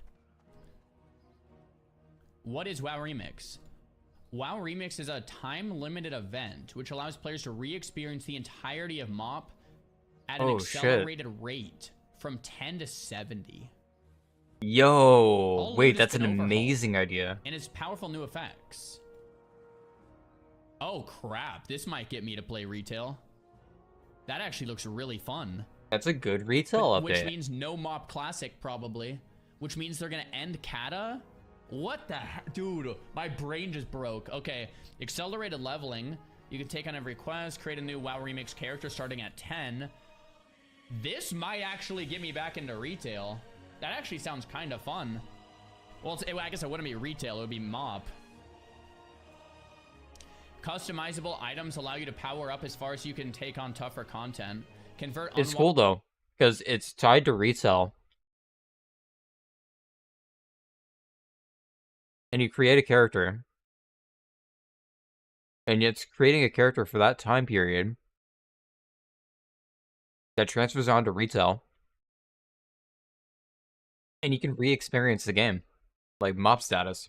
I think that's sick as fuck. That's kind of like adding longevity to the game. They do shit like this, that's hype. Items into bronze. Does actually make I like making new characters in WoW, to be honest. I still think it's fun. Available to everyone. Wow, it's actually like some of the like playing the classes, making new characters kind of fun. WoW game time. Wow. This leveling takes too long later on a little bit. Rotate between WoW remixes for MoP, Wrath, Kata, like just remix all the WoWs, get people back in, and then once they end, it goes back to retail. Wow, this is genius, bro. What? Are you kidding me? Wait, is it gonna be the MoP talents though? And the MoP? That's what I'm wondering. Is it gonna be the MoP talents and abilities? Maybe. I don't think it is. New loot, new you. You get, okay, so you do the raids, you hit 70 with it, but it might not be the talents and stuff. I don't think it's the talents and stuff. But they might be able to. They could like implement it possibly. Not sure. If they're gonna do MoP as MoP was with the MoP talents and the MoP trees and stuff like that, then I think I would play. If the talents are just war within talents, I don't think I would play. I don't care to do all of the dungeons again. It'd be more hype if it was the old stuff, though. Again. Yeah. Right? So unless they revamp all the the stuff. talents, the HP level, like all that kind of If stuff. they're revamping So stuff, we'll see what yeah. happens. We'll see how they do this. I don't know. If it's literally just, oh, you can level up and do the dungeons again, I don't care about that. I wouldn't care about that at all. I don't know how they're I gonna wanna, do like, the abilities. actually play, if they like let you basically on the retail client like play MOP again, then I sure, think it's that still would a be good fun. idea though. Yeah, well, yeah, that's really interesting. Wow, thanks for linking that. Really interesting. Could you explain why you don't like DF talents or what's wrong with them? If we're gonna play MOP Classic, we want to play MOP Classic with the MOP Classic talents. If we're gonna play MOP Classic with Dragonflight talents, then I have no interest. I have an interest if they're actually like adding stuff to the dungeons and they're changing things around. If it's as is old content and we don't see the old gameplay style, if it's just the old same content, it's not gonna be as exciting. I have zero. I was more excited because I thought it was gonna be the old talents and the old skills and like old gameplay flow. Everyone's making a new character, you know. Interest in doing MOP content with Dragonflight talents. If it's MOP without like deep freeze, MOP without alter time, MOP without any of that, like, dude, no. If it's MOP remix, then it sounds basically like Chromie to me. It sounds like time walking. And if it's MOP time walking, then I don't think that's a big deal.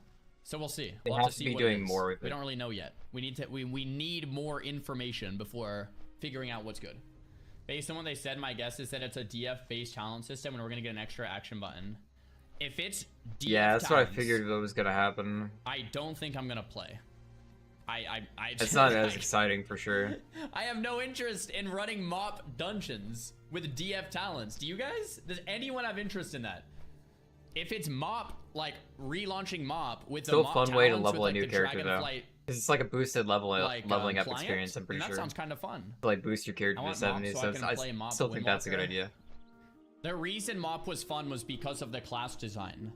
If Yeah, you re-release MOP class design was really good. without MOP class design, what are we actually talking about here? I wonder if that means MOP Classic won't be coming. It kind of feels that way. I don't know. The more I think about it, the more this is maybe I think actually MOP a bad Classic thing. is still a And you might be possibility. like, what the hell, Czar? You're normally the optimist here. The reason it might be a bad thing is the last thing we need is another WoW. The last thing we need is another WoW.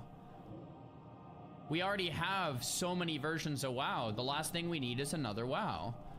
And if it's just Dragonflight talents doing MOP stuff, then that's not going to be for most people. So then we just have another version of bloated WoW. That's actually... I think this version's fine. Like this boosted leveling up experience it kind of depends. I don't know if they're like actually gonna have faster XP. I'm assuming it's gonna be like slightly faster XP if it's gonna be the retail abilities and stuff. I don't see why they would keep it slow pace in terms of a leveling experience if it was old content.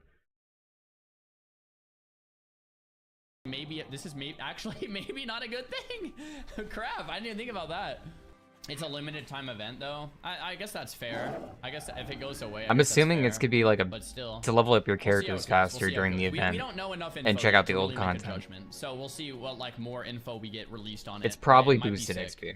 I don't want to be overly pessimistic before I want know to see a what it fresh is. take too. But like that's kind of If it's retail content, as long as they I don't think this is another WoW. This is just do, to get people back on the retail client. do stuff with it. Yeah. Add content, make bosses different, That's mechanics, yada yada. If that's the case, it'll be a very minor project then. A very, very minor project. It'll basically be like, hey, look, let's get people on MOP with the DF talents and make them realize that you can use DF talents and have fun doing old content. So why can't you use the DF talents and have fun on new content? It's actually kind of genius. It's a ploy to get people to download retail, classic Andes to download retail, and to get them back on the new client. Wow, it's actually, from a marketing perspective, it's actually really genius. Let's give you Dragonflight, but you do the content that you are familiar with because you've done it before. So you're gonna hit nostalgia, and you're gonna hit what you're used to from behind because you've already done the content. but you're going to use the new updated systems and talents so you can kind of get used to retail. And then after the event ends, you already have a retail account. You've already downloaded retail. You're already used to the new talents. You've already... Bro, Blizzard... He was a little slow on this, but... Genius strats. Although we've seen right through it. Like, I don't know. Yeah, I don't know if that's necessarily for me, but I feel like that is very smart. Incredibly intelligent.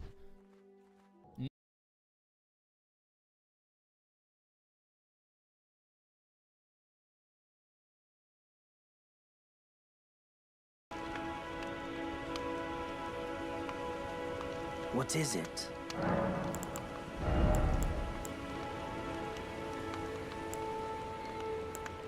All right. Goodbye for now.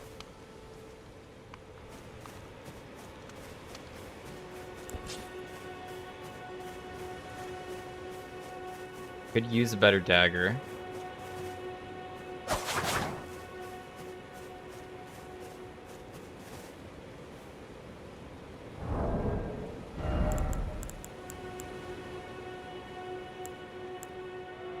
I know whetstones are pretty important. I forgot where like any of those are.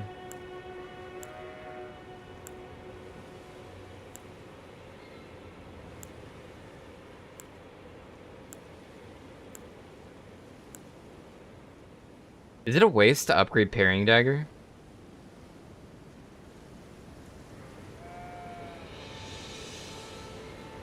I mean, the scaling is good.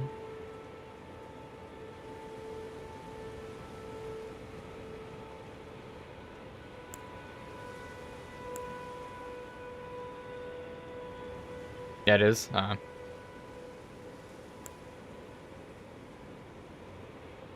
me check out the map. Yeah, that's what I was gonna say. The base damage seemed terrible. Like, the scaling seems good, but the base seems bad.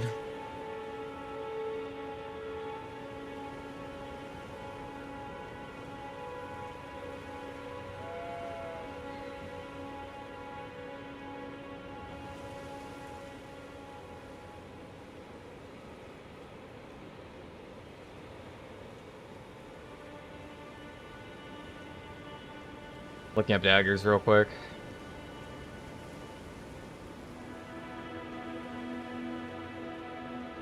I'm looking for dex scaling one for sure.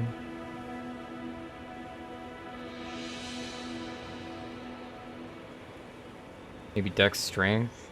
Dex strength?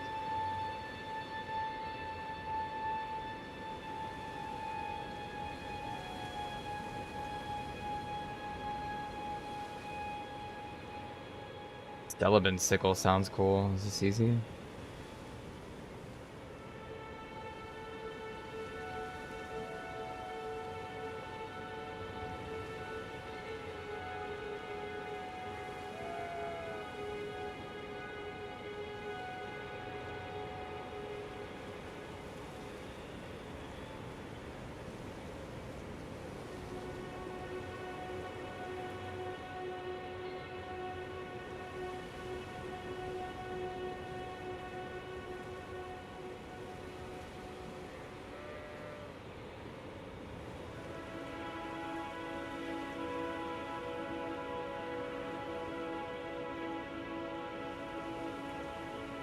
I don't want to get this dagger. Looks kind of cool.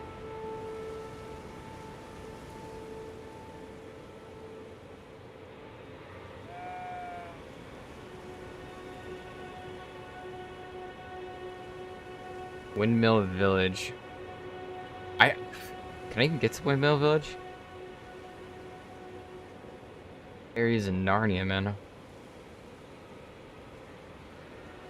I think I need the key parts. The medallions, I mean. There's a medallion south of me, I'm pretty sure.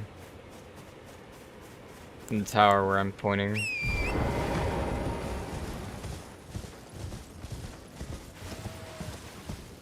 Tank, right? Way down south here? Or somewhere?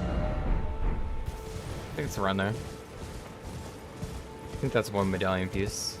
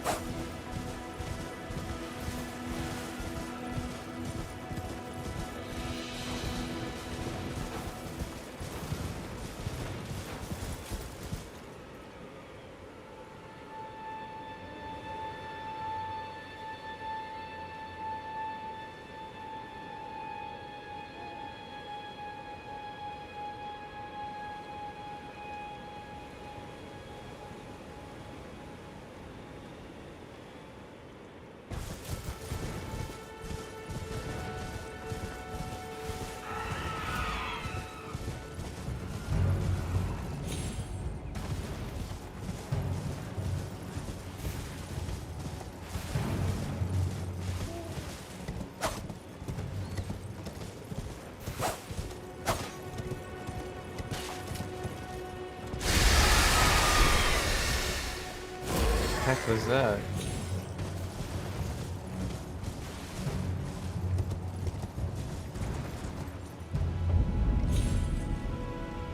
I'm so close to making it.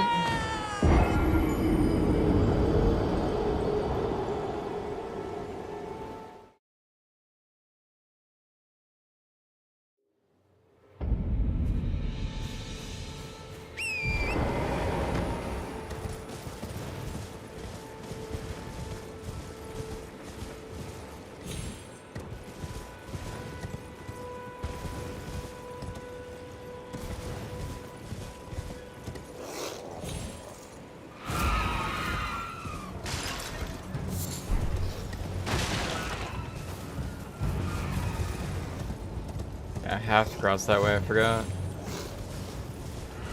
forgot which way I go though, I think it's this way. It's just around.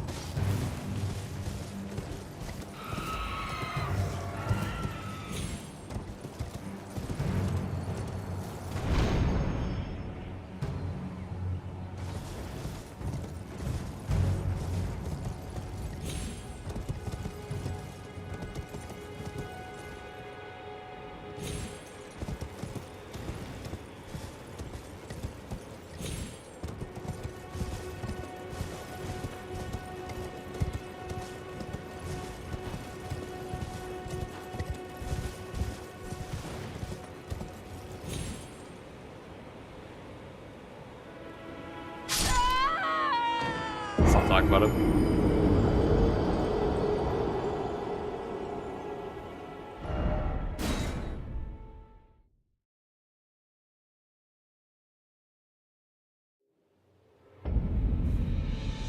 Got the steak though.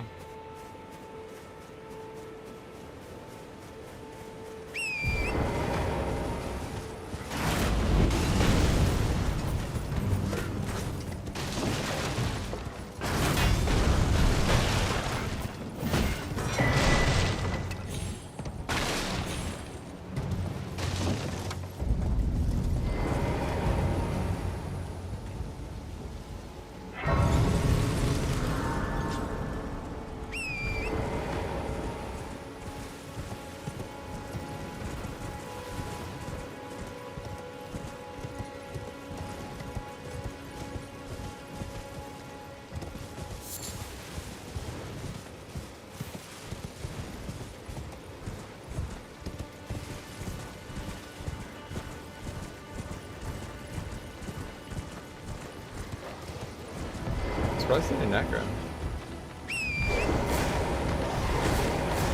Oh shit.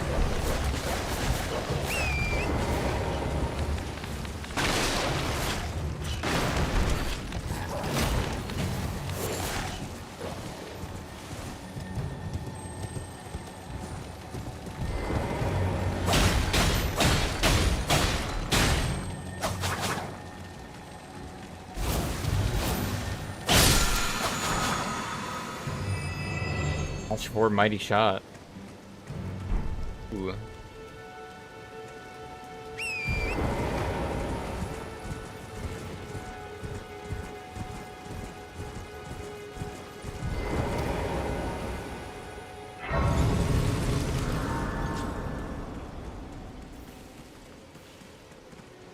What?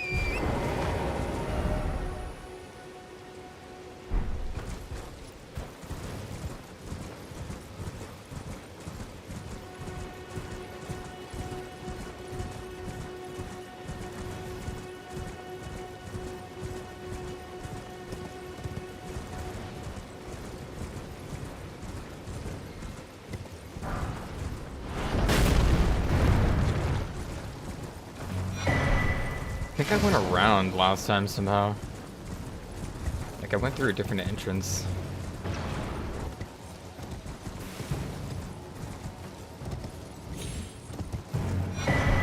I don't have that golden seed on my other character.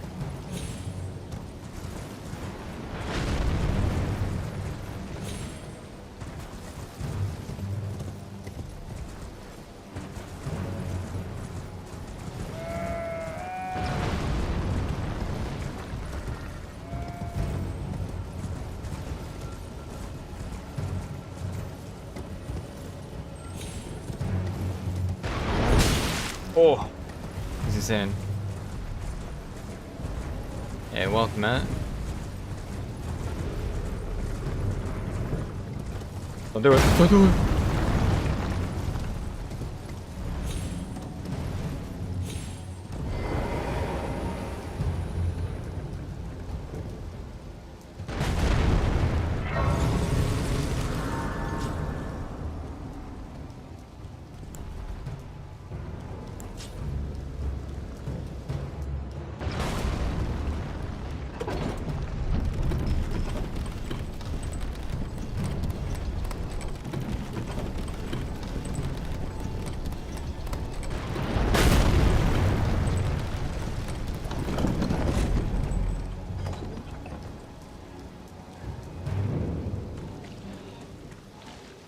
Let's go for it.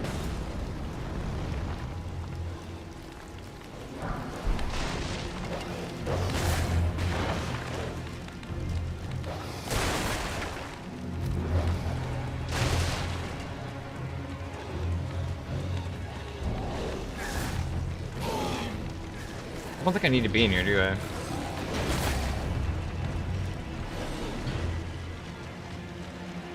Yeah, I was gonna say no. Should've went with no.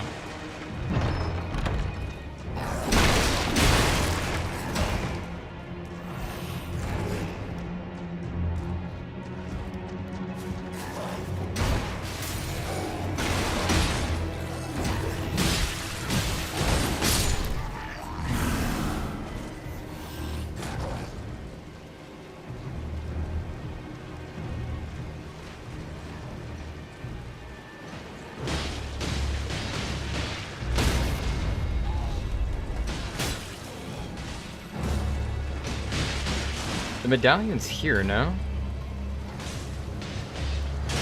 It's like, I don't remember looting the medallion on my other character. Like going this way.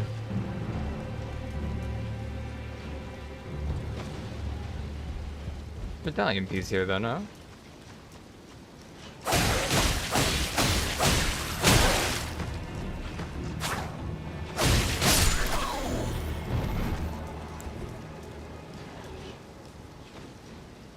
There's something here.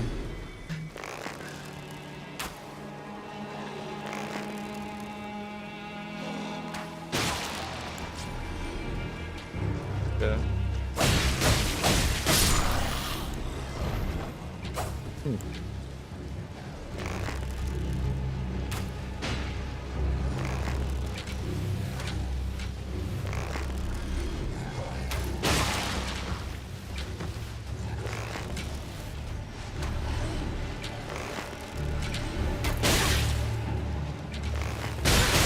Not worth.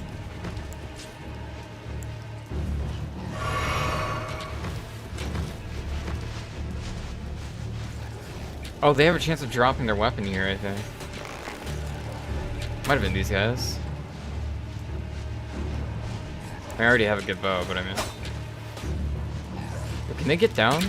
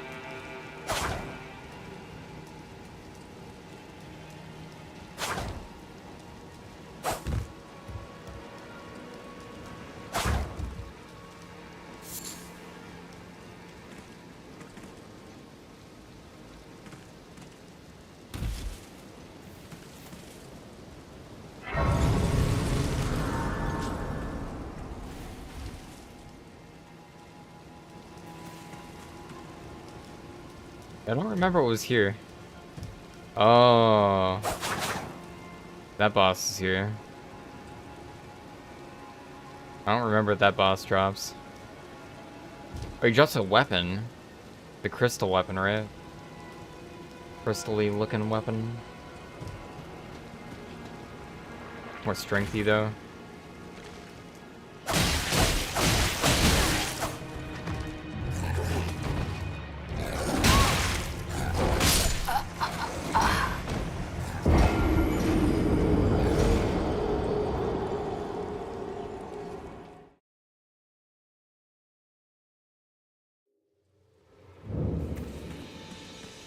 A throne sword.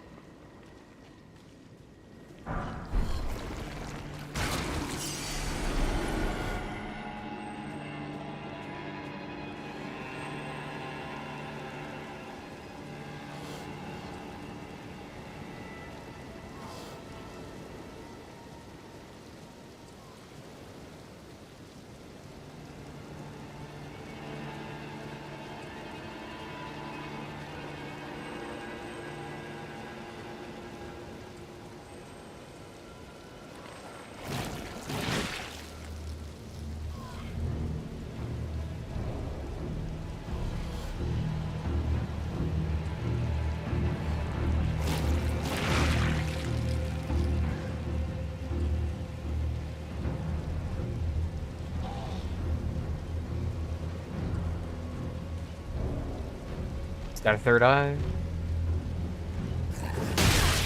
Oh! Made it.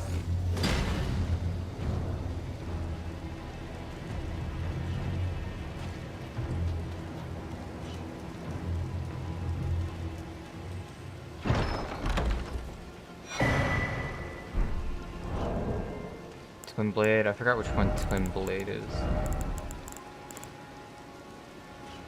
Final hit of chain attacks.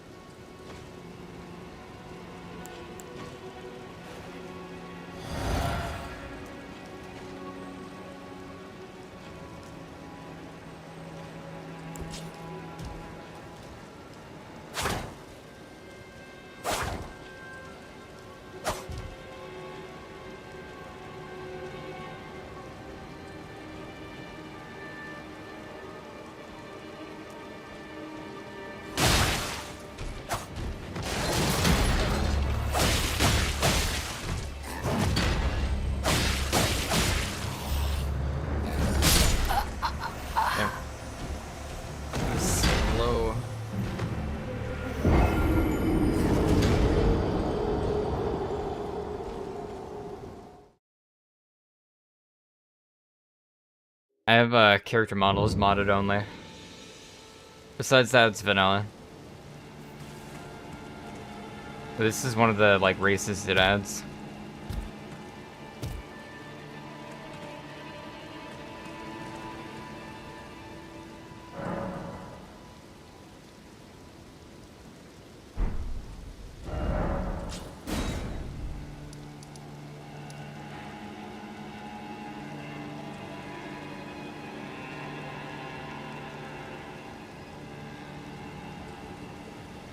I do actually kind of want their bow. I don't know if their bow is any good.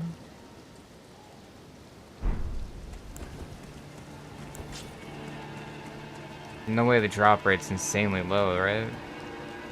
It'd be insanely low though.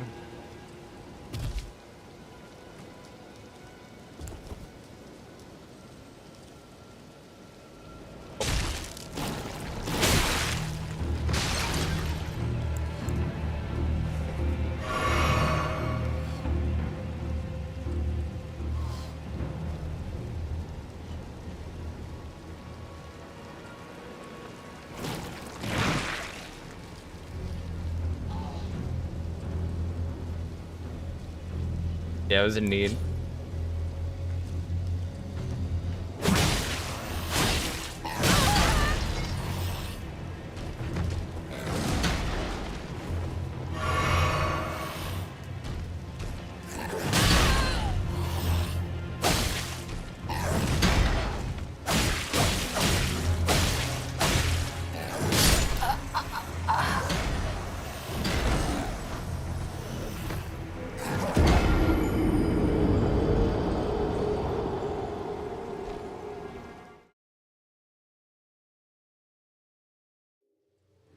There's not a whole lot of options though right now. Like it's a little bit scuffed at the same time because you don't get like a whole lot of customization. But what he has, what they have done so far, not sure how many people are working on it. Pretty good.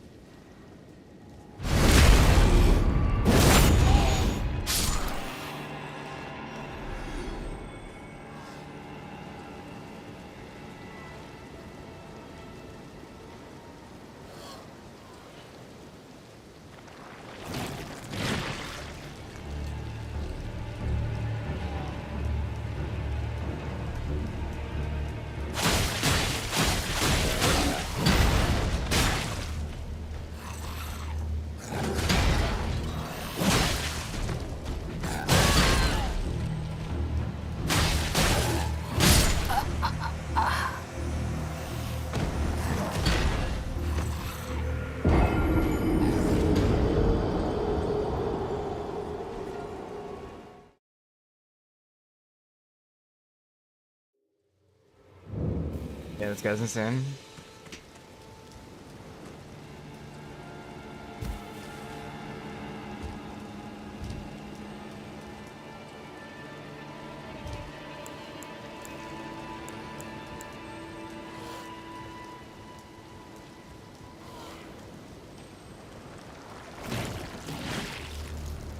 Keep getting caught by those slow ass attacks.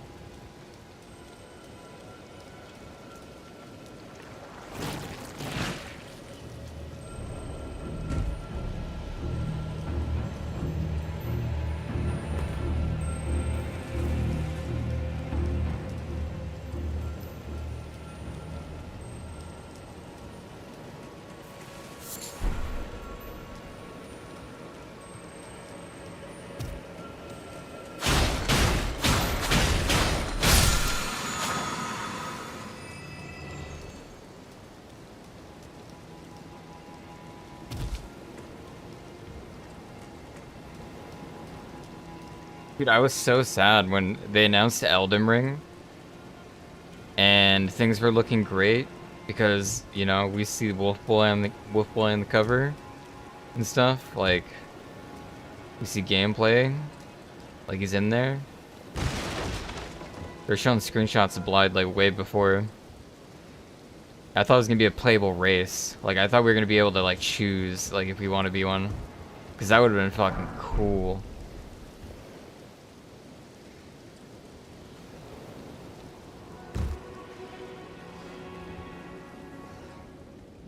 Yeah, same though.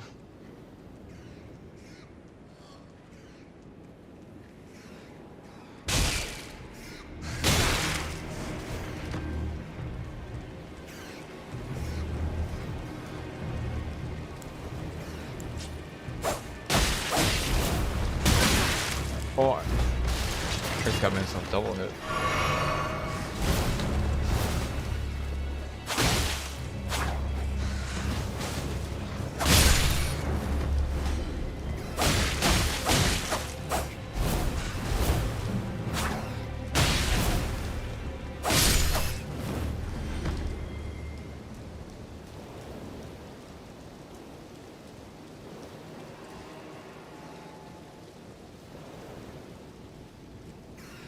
I think the next one, honestly. Oh, you can get a whip here. Nice. Isn't whip dex? Or you know, whip strength, isn't it? Oh, it's dex and strength. Am I whipping it? Still light load.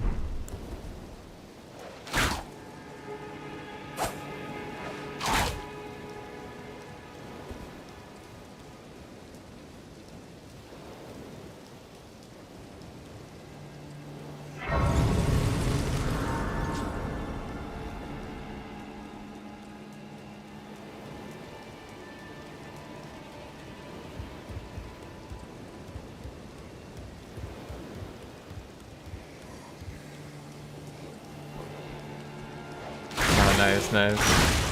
Conventions are fun. It's been so long since I've been to one. Actually ages.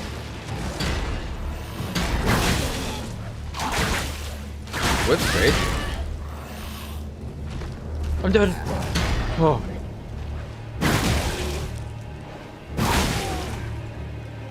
I don't see anyone use whip.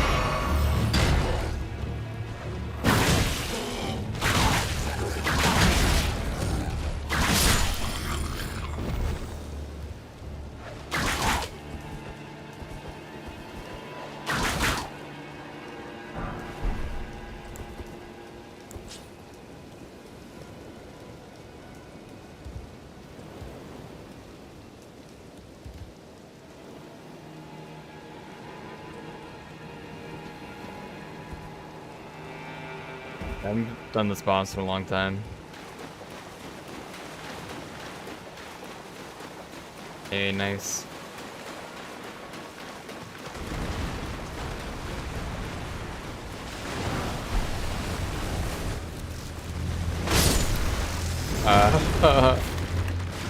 Help.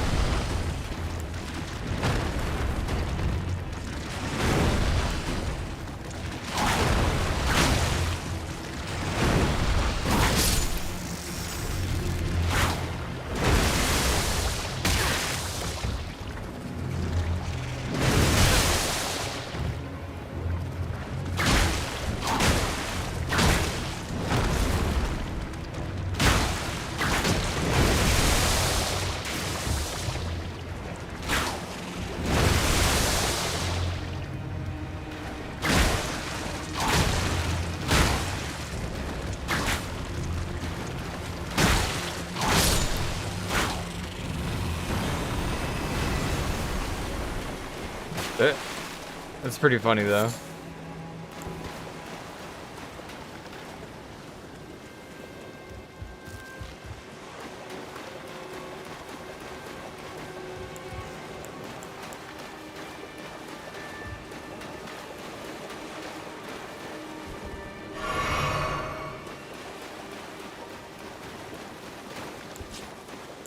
It's kind of like a whip. Seems fun.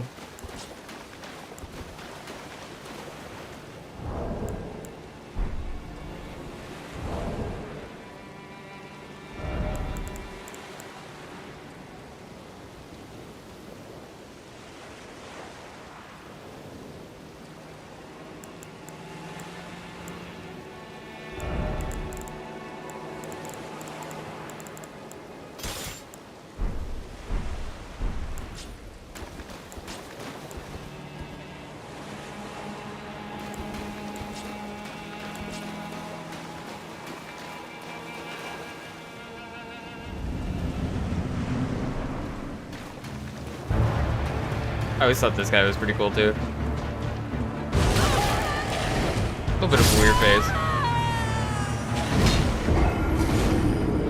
He's pretty sick though.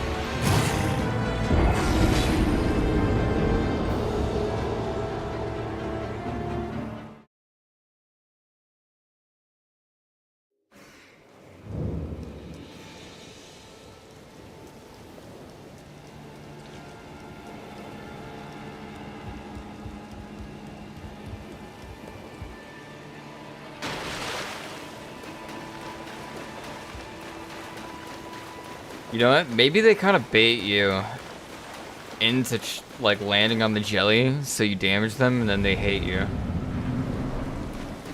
Because they do look pretty like. I kind of want to land on one, you know.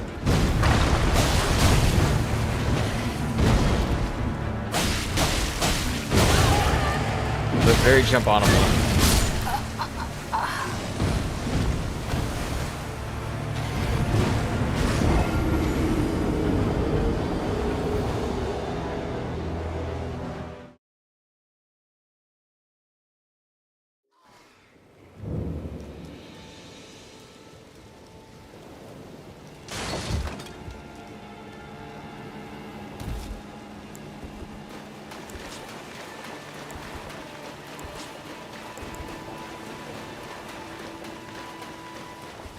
I'm headshotting him. Say goodnight. Oh.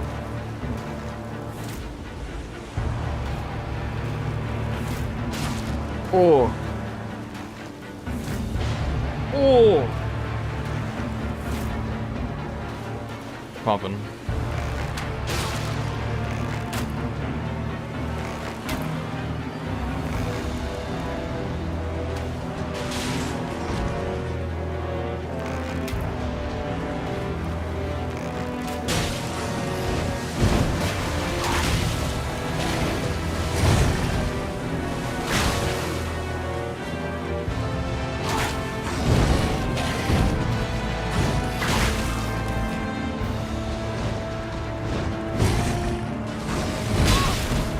I thought that was free.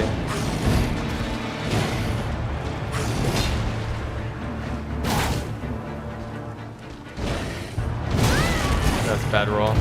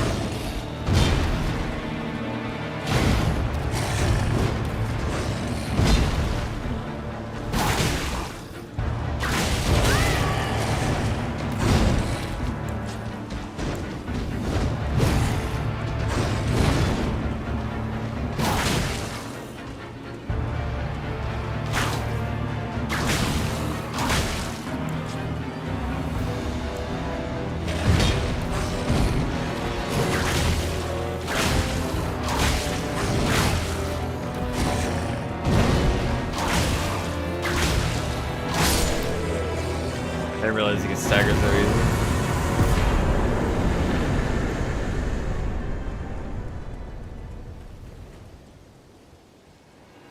It's kind of nutty.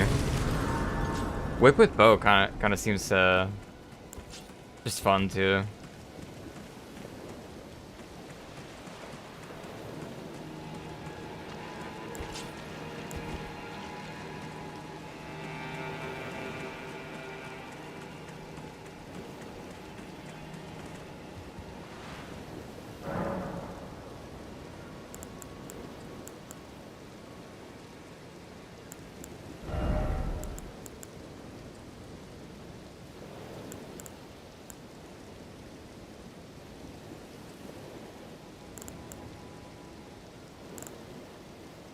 Enough.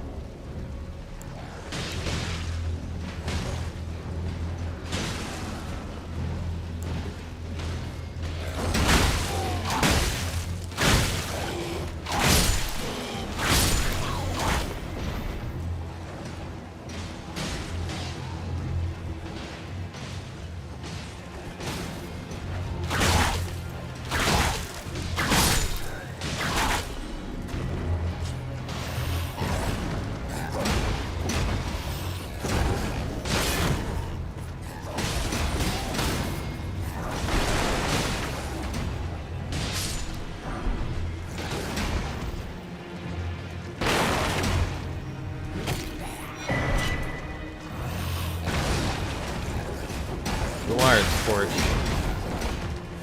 Don't remember what that's for. Ow.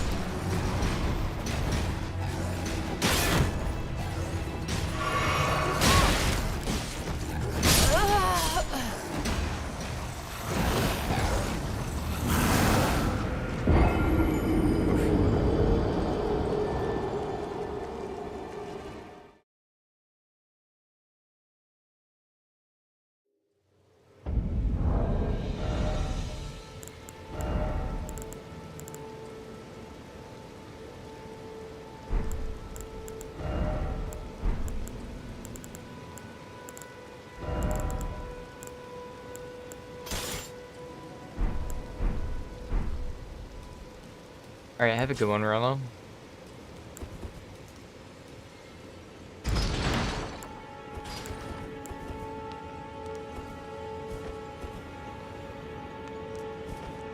The life in the torch is pretty nice. Can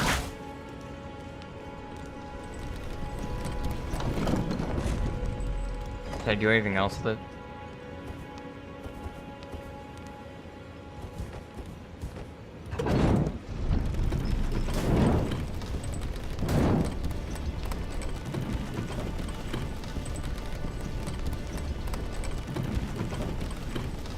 Ready for some crazy burn damage.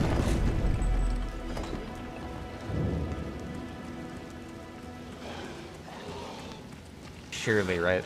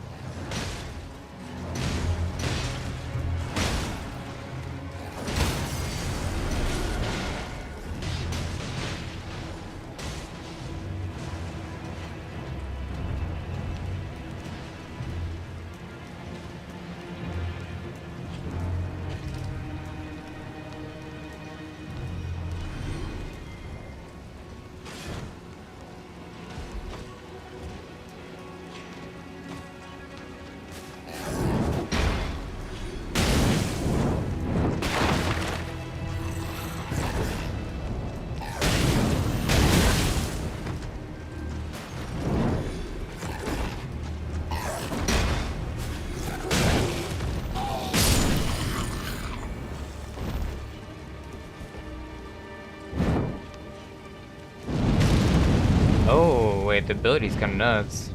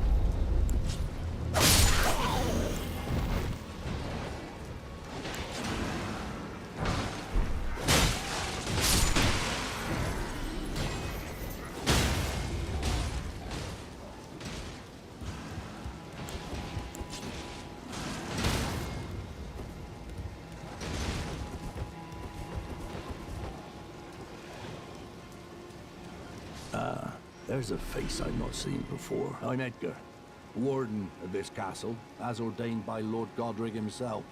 But you can see how things have turned out. The menials have already gave me good service, or so I thought. But it seems it was all an act. Foul creatures, as it said. And true enough, they're foul inside and out. I'm sorry to disappoint you, but whatever you come here to do, I'm afraid, take this, by way of apology. Now then, away with you. You've no reason to risk it.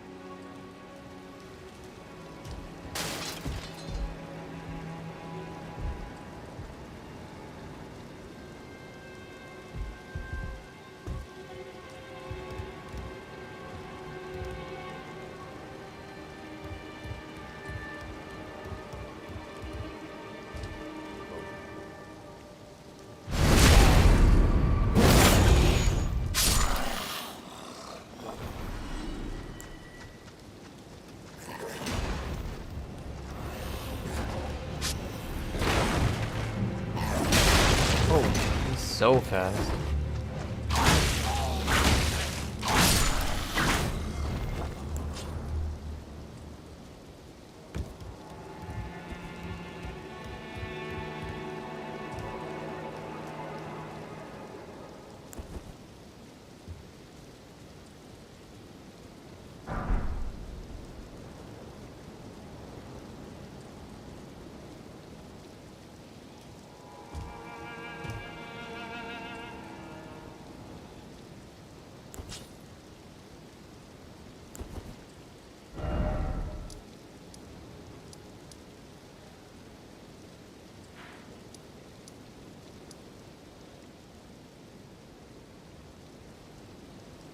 I need the medallion pieces.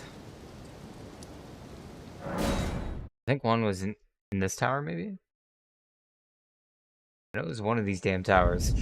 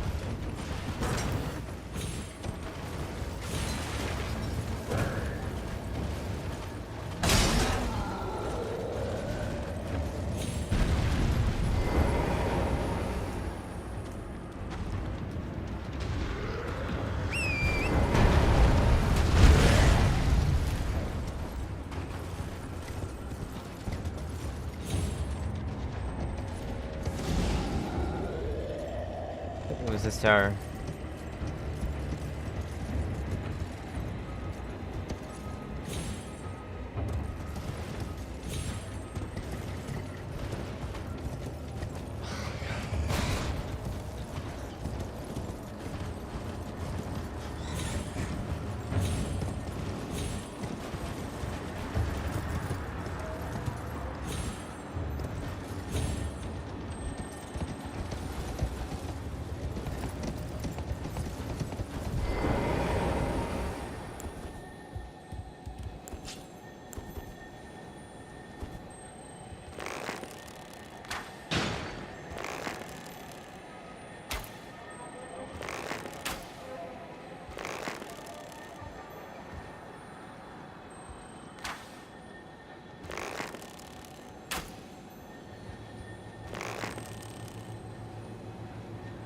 Wow.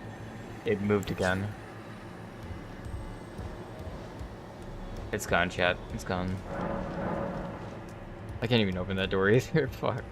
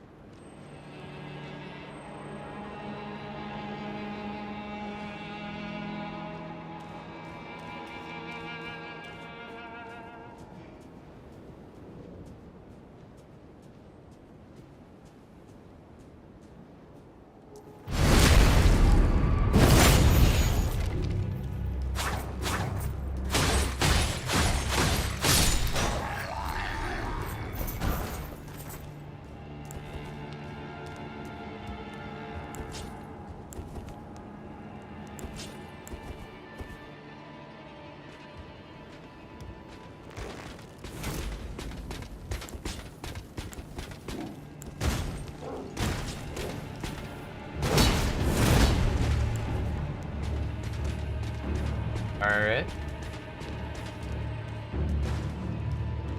It's kind of an issue when I get down.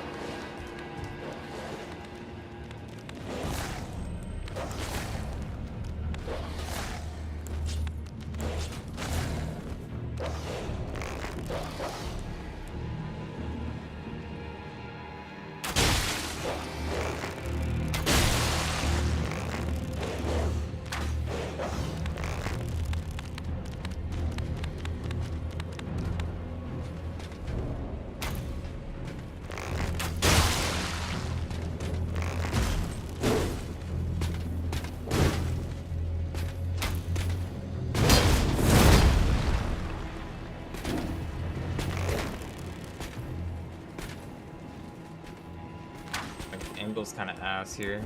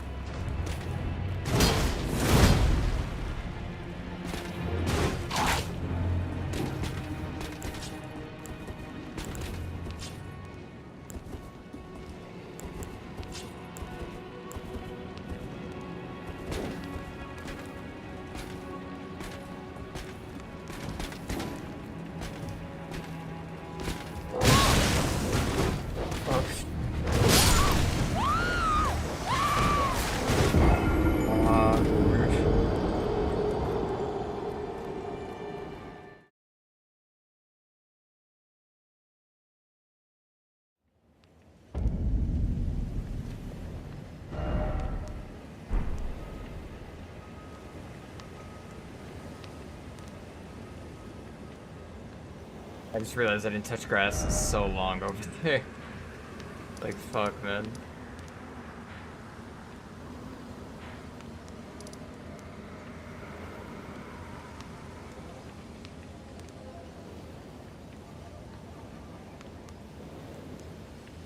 Let me see what I say.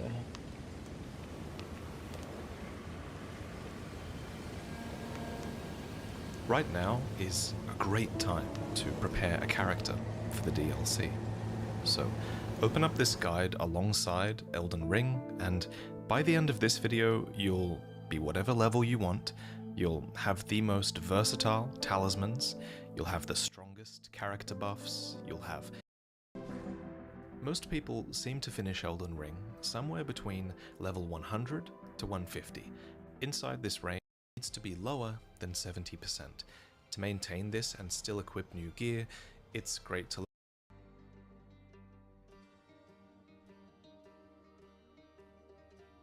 and the one located here in Farum Azula from the required boss, Godskin Duo. Next, the Somberstone Miner's bell bearings can be found here. You're going to want a lot of larval tears, which enable you to respec at Renala. If From Software are smart, then they'll make larval tears an unlimited resource in the DLC somehow. Please, because unfortunately, as it's it so stands dumb. today, larval tears are a limited resource.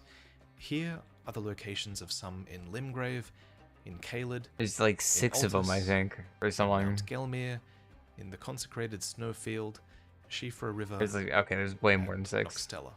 Way Once more you've than found a 6, build but still. that works for you, it's important to see how much poise you have with the armor or talismans you're wearing, which can be seen on the equipment screen here. The higher your poise, the less chance you have of being staggered by certain attacks. For most PvE builds, you're going to want at least 51 poise. This is a crucial breakpoint, as having less than this is actually borderline useless as far as PvE is concerned. But having more than this will stop a ton of enemies in the game from knocking you around. There are some other good breakpoints to hit after 51, but if you really want to stack on the poise, know that there's not much point going beyond 101. To help you get over these breakpoints, consider using 1 or 2 pieces from heavier armor sets. The most Now, one way to quickly stock up on rune arcs is to visit certain nomadic merchants. 3 are sold here in Leonia. 3 are sold here in the mountaintops. It's probably good to know, consumable stuff.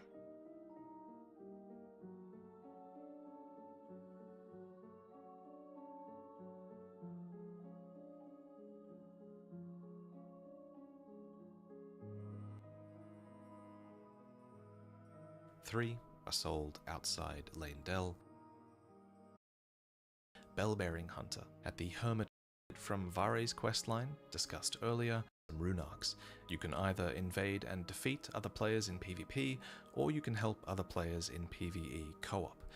Pretty much everyone has their ability to put their sign down and be summoned, but if you don't have the Bloody Finger invasion item, you can get it from Vare's questline, discussed earlier, or you can find a different invasion finger within the recusant hideout located here in Mount Gelmir.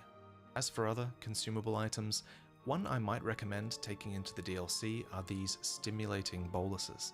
These can be eaten to remove sleep buildup, and we did see a sleep swamp in the DLC trailer, just saying.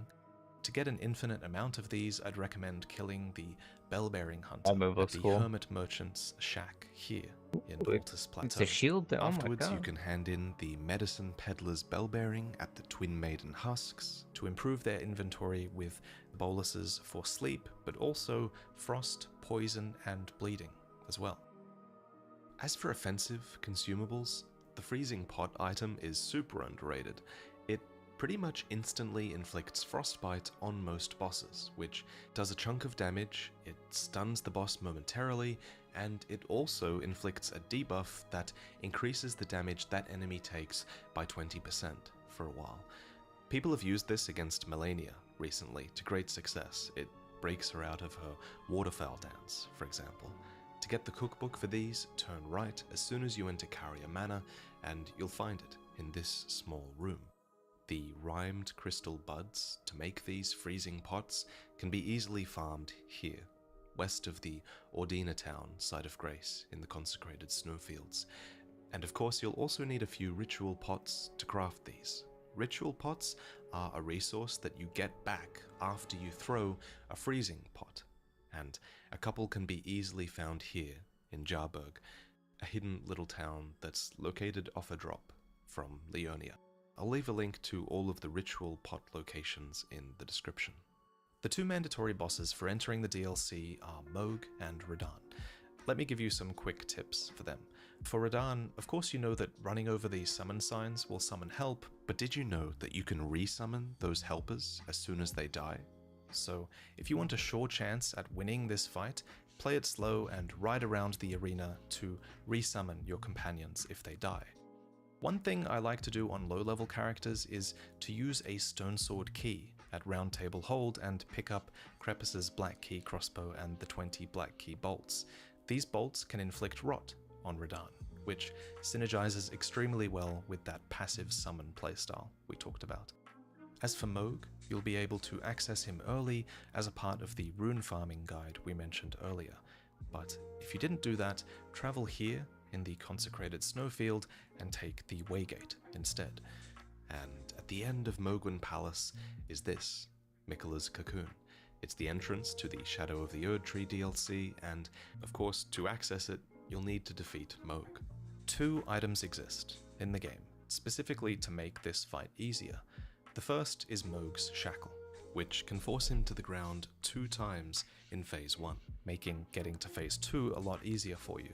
To find this, you'll have to go to the subterranean shunning ground underneath Leyndell. Start from the Avenue balcony and make your way to Gransax's wing that is folded over a part of the city. Search underneath the wing and you'll eventually find a small well, which will eventually lead you to the underground and the underground roadside site of grace. From this grace, head to an entrance on the opposite wall and try to safely drop down from the pipes into the swamp below. The shackle is here. The second item you're going to want for this fight is the Purifying Crystal Tear, which you can put into your Flask of Wondrous Physic to drink and completely negate the effects of Mohg's Nihil attack at the end of his countdown. This can be acquired by defeating Eleonora, who invades at the Second Church of Marika here in Altus Plateau. If she doesn't spawn here for you, you should try to complete Yura's questline by being invaded here in Limgrave, then talking to Yura, and then after that you find a red summon sign at the main academy site. Instead, go out and collect all of the miners' bell bearings. With these bell bearings, you'll be able to visit the Twin Maiden statue in Round Table Hold and quickly buy whichever smithing stones you need. First, let's go over the bell bearings you need to upgrade a weapon to plus 24. First, you'll have to get the one from the Raya Lucaria Crystal Tunnel, the one located here in the Sealed Tunnel in Altus Plateau, the one located here in the Zamor Ruins,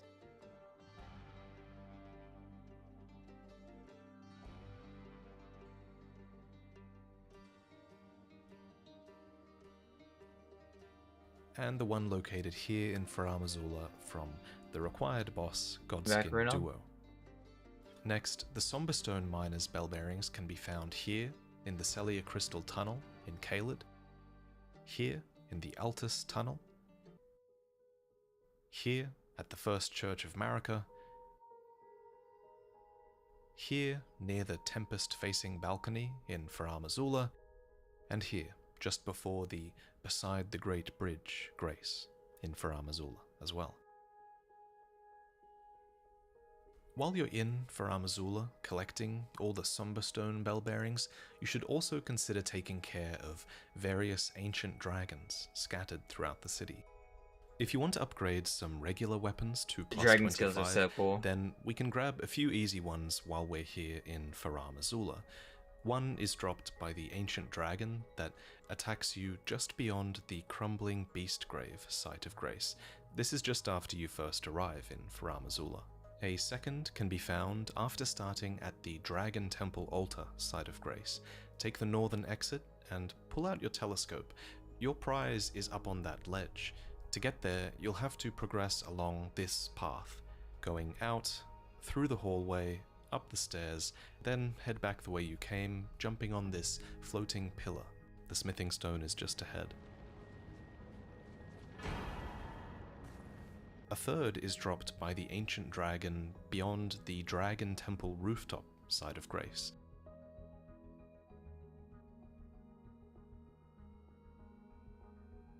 Defeat it, and while you're here, go behind it to grab the somber ancient dragon smithing stone sitting here as well. These somber stones can be used to upgrade your somber weapons to plus 10.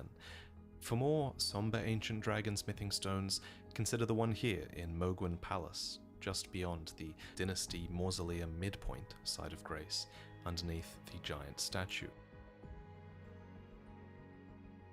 Or another easy one can be attained if you're invaded by Anastasia here in the consecrated snowfield, southwest of Ordina, liturgical town. After this invasion, you'll receive the stone. Anyway, these are just some of the easy stones to pick up. If you want more ancient dragon smithing stones, go and check out the links in the description. While we're on the subject of collecting upgrades, let's talk spirit summons. All spirits can reach plus 10 as their maximum upgrade level, requiring either Ghost or Brave Glovewort, depending on what type of spirit they are. And luckily, instead of hunting down these upgrades individually, it's way faster, again, to simply grab the bell bearings for Glovewort. You can find the glove. I just wanted to see what was like needed for the DLC, but apparently it's just 2 bosses.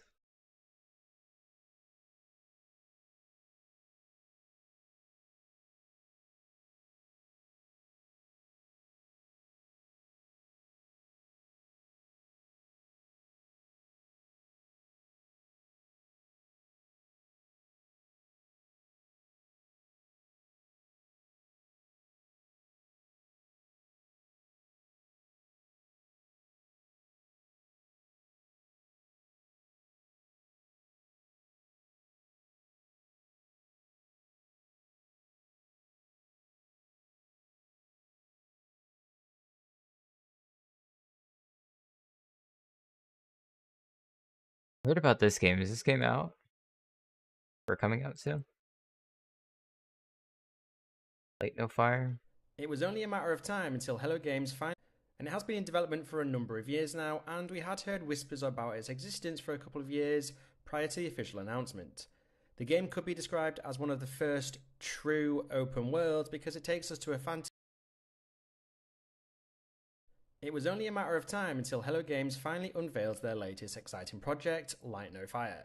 And it has been in development for a number of years now, and we had heard whispers about its existence for a couple of years prior to the official announcement. Oh, I was just doing sorcery. The game could be described as one of the first I have a faith character too that I was doing because it takes us to a fantasy world the size of our very own Earth, and we get to explore every single inch of it with our friends.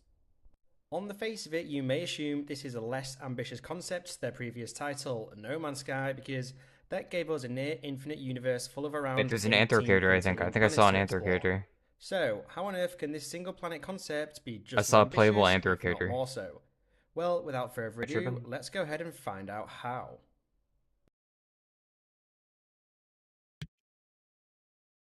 The trailer at So, Light No Fire is set to take mind.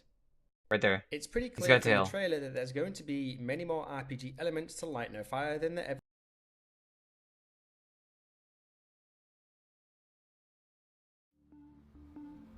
Wait, he's a rabbit. There's a rabbit.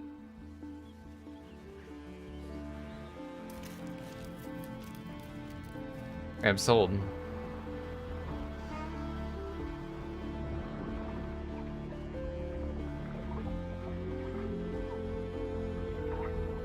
Go meet a wolfman.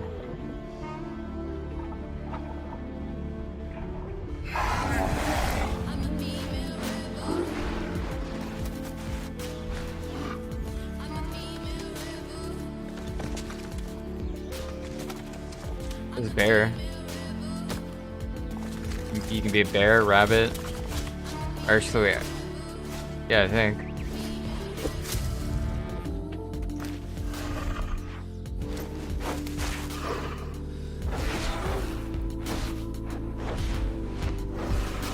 Rabbit looks pretty scuffed though.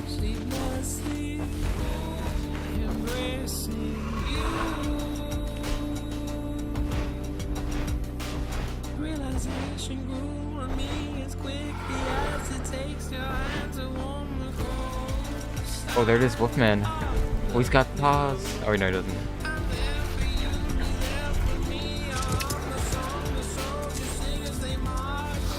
I'm sold.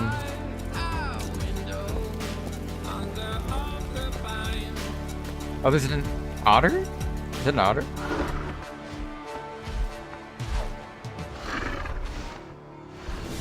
I saw an ooter.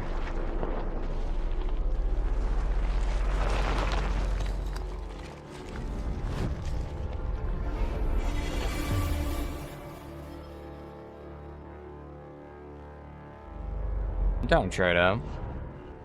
Look hype.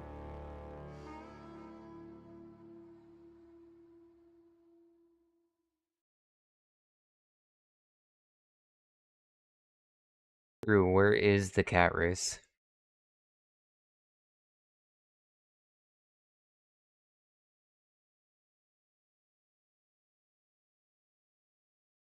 Let's see what races there are. I saw at least 3 Anther races though.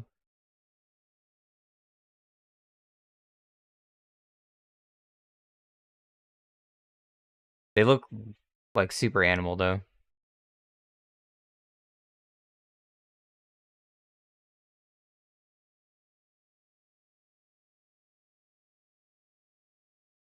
And no love for the felines. They eat the bunnies. Can't be trusted.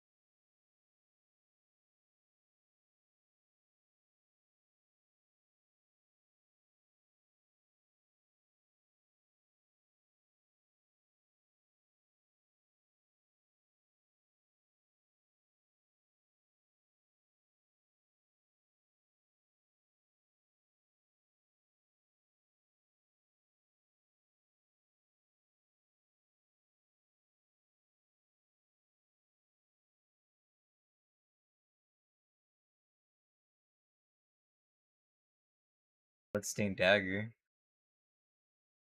I think that's the one I could get early.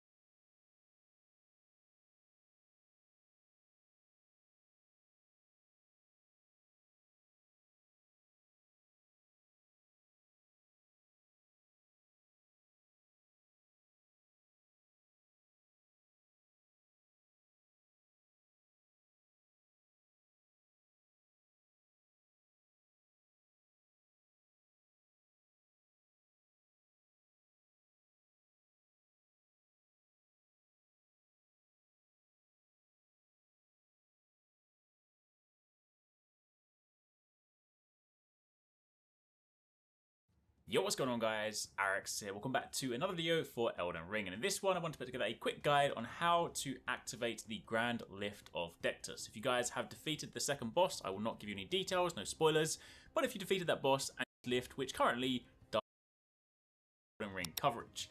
So, in order to activate this, you simply need 2 halves of the Dectus Medallion. For the first one, you want to turn your attention to Fort Height, which is in the bottom right-hand corner of the upper Limgrave map, located over here. What you then need to do is run through the fort. You can bypass all the enemies if you want, and you go to the very top. This is also where you would have fought the knight if you wanted to get the Bloody / Ash of War. Then what you need to do is turn your attention to the tower on the side, go in, climb the ladder, and at the top of that, there is a chest, and you open that, and you get the left half of the medallion.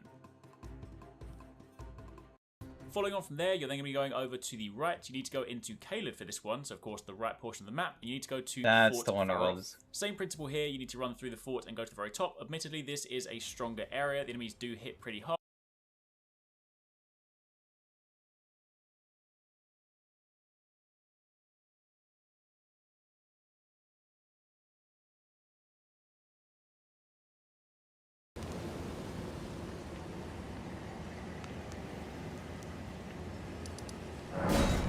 Close there.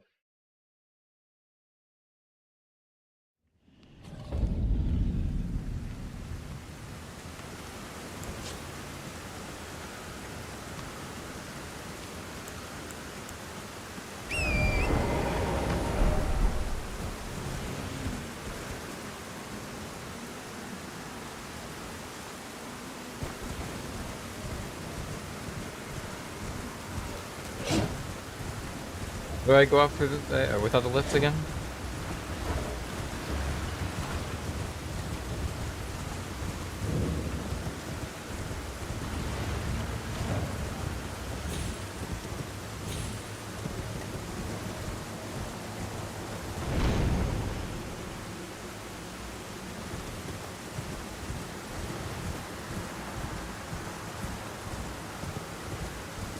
Was it through the,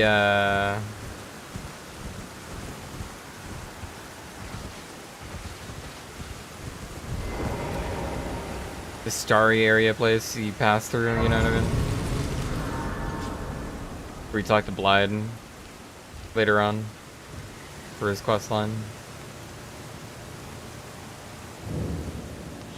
Okay, so not that way.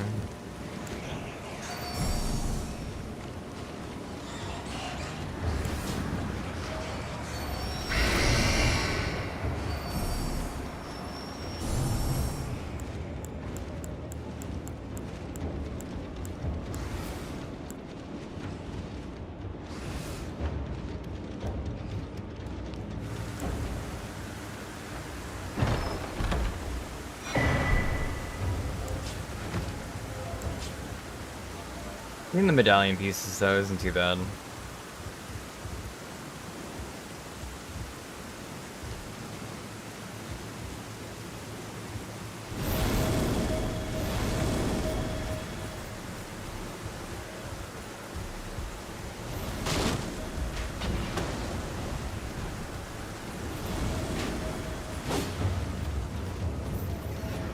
Want to try out curved swords.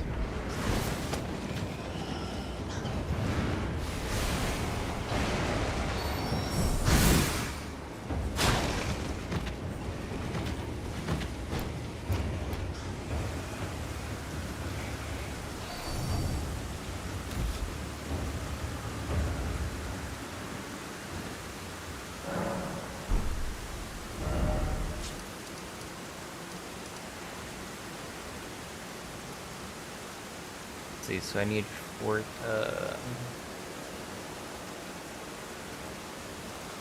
fourth height.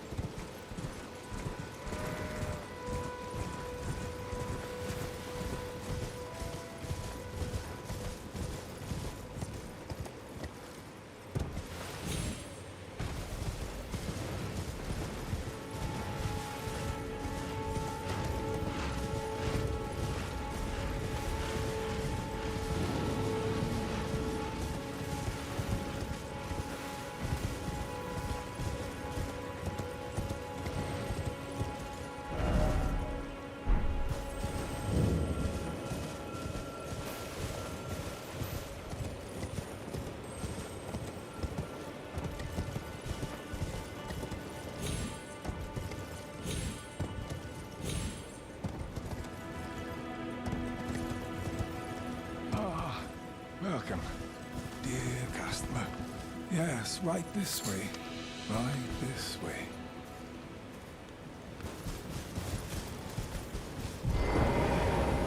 Welcome, value, please. I'm hungry.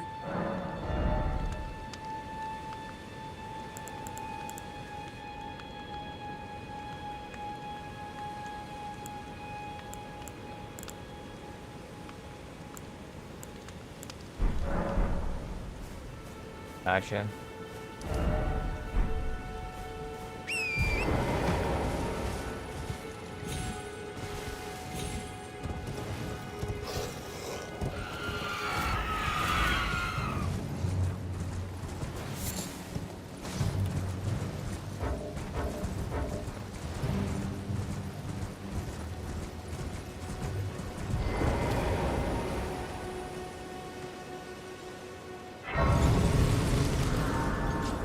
Nah, I just got that one already.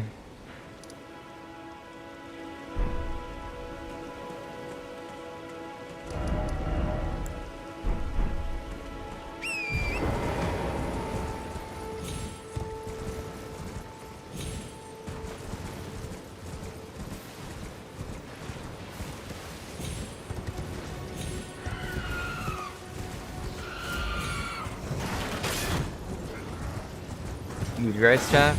I have it on my other character. I don't plan on going intellect on this character. It's chilling. Oh, I keep getting me hit.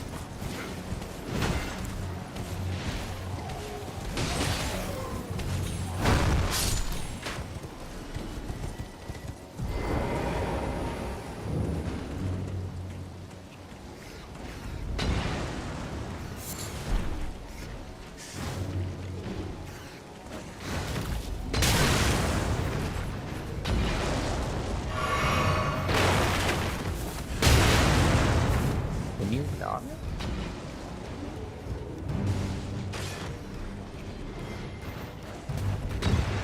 Oh, I thought it was over.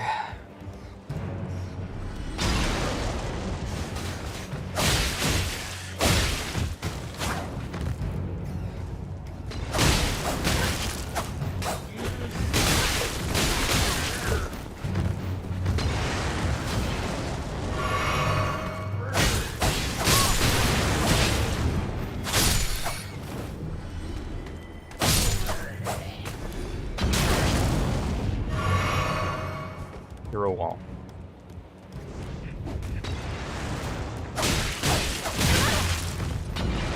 Cannot be staggered.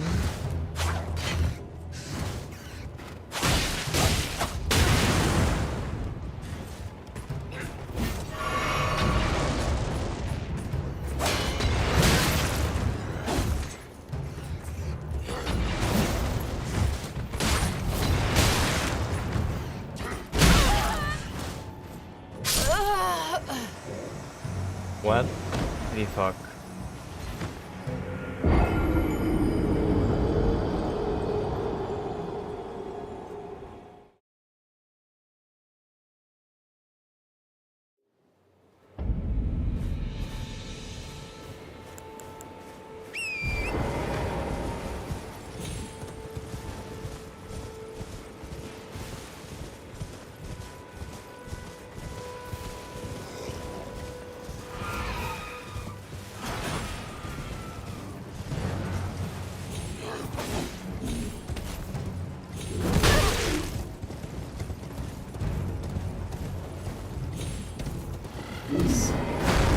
Oh.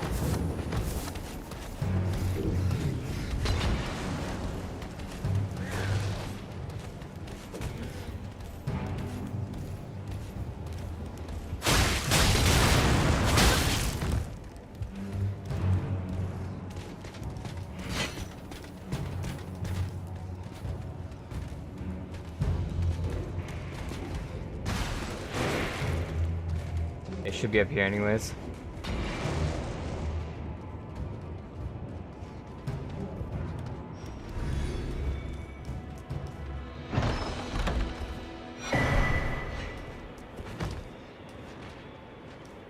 Galleon.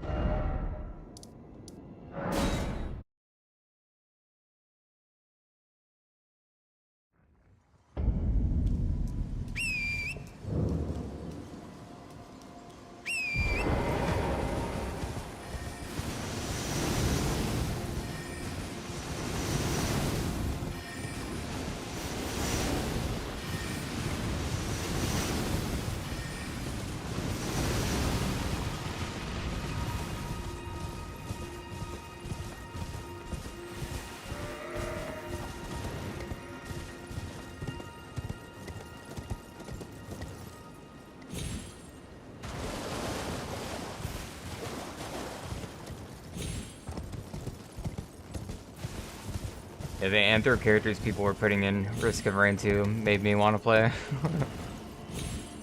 Still haven't played it though.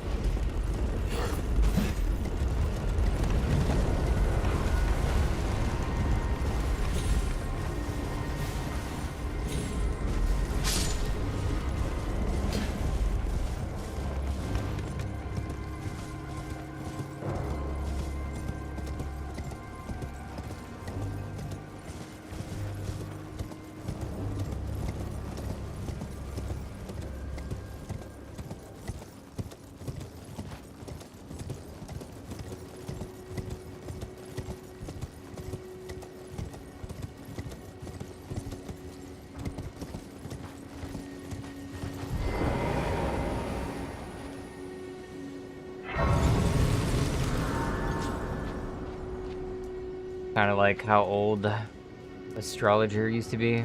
Astronomy, Astrata, Astro, and FF14.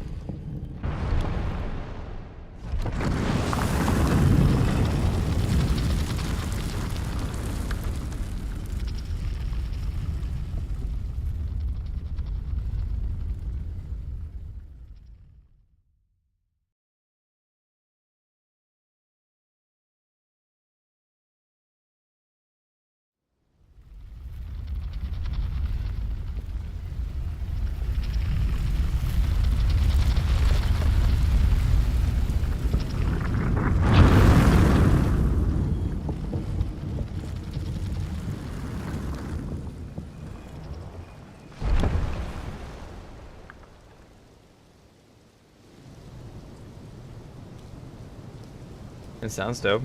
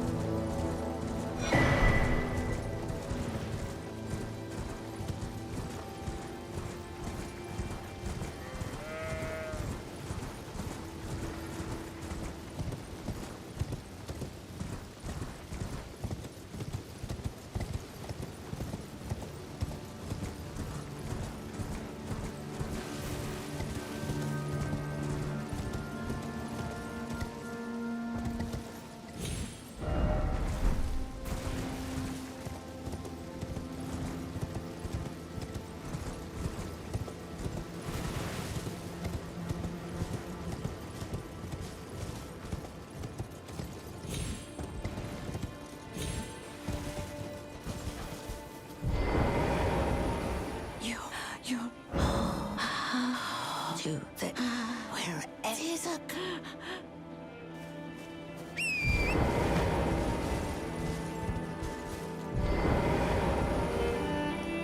Oh, dear. Yeah, mate, terribly sorry. Are you here as a customer?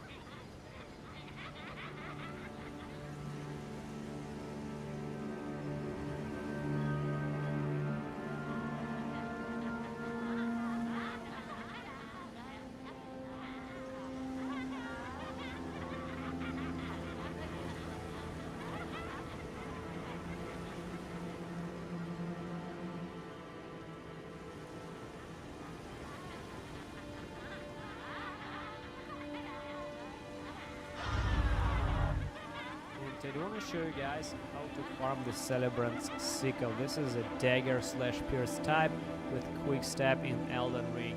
And this is one of these items that I probably is pretty hard to get. I honestly missed that when I played on my first playthrough because very few monsters in the game actually drop this, and robes over here in the center. Yeah. Of course, if we touch any of these, they will all aggro them all and pray that the sickle will drop, guys.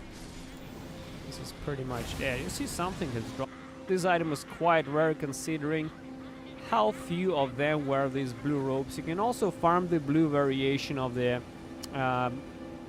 robes as well, because these are whites, very common. The blue ones are much rarer, so if you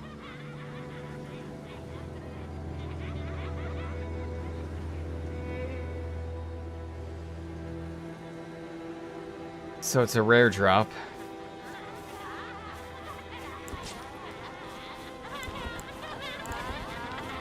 They don't really kill them that fast.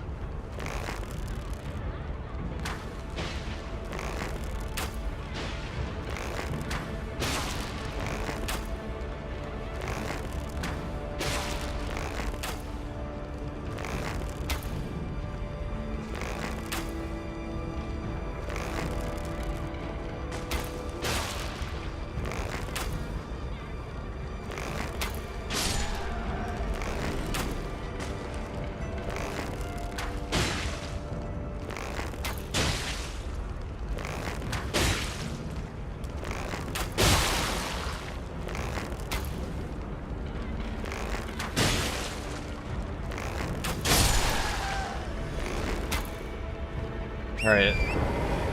It's gonna drop, chat. It's gonna drop, okay? Never mind, it was bone shard.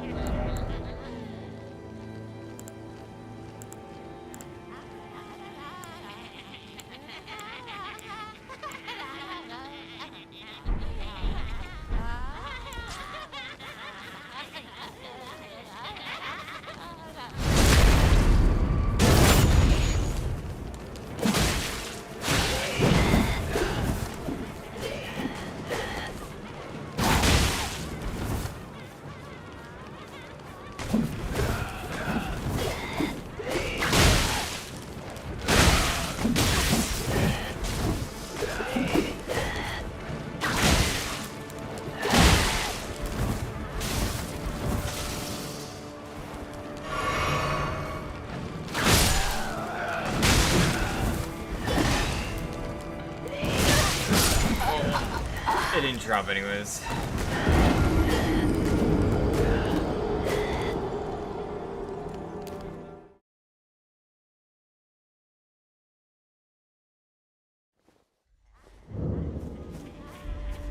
Yeah, I could pop some item discovery bonuses.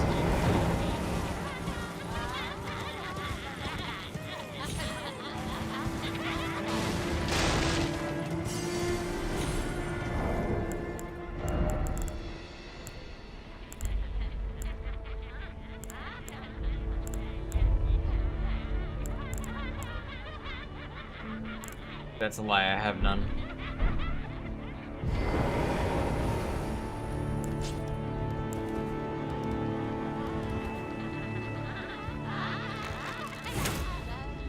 No shot.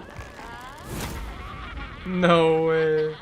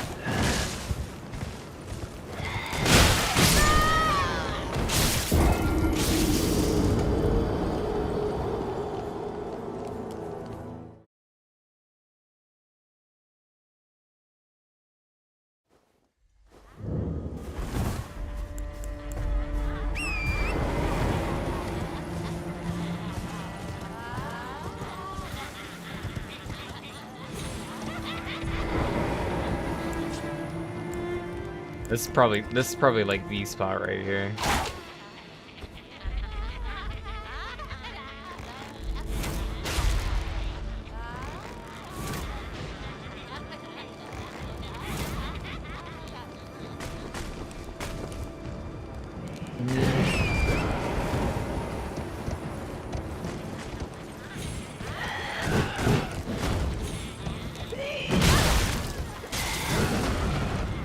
Trying to get like just a step higher.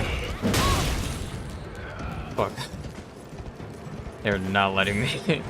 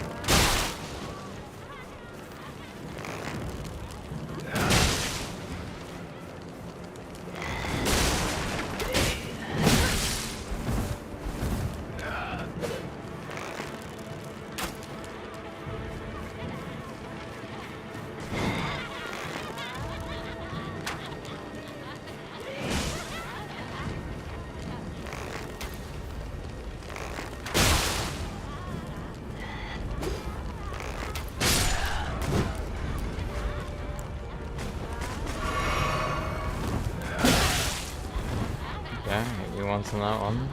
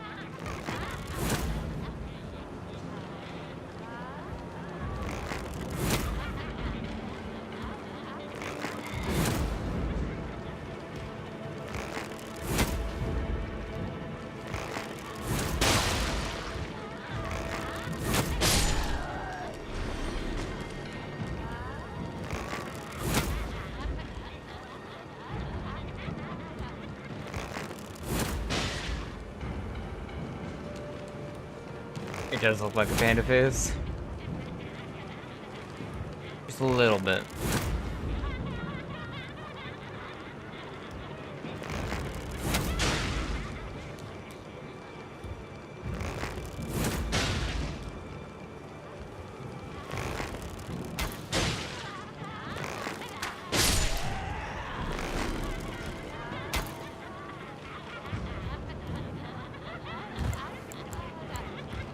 Well, I found a safe way to farm these at least.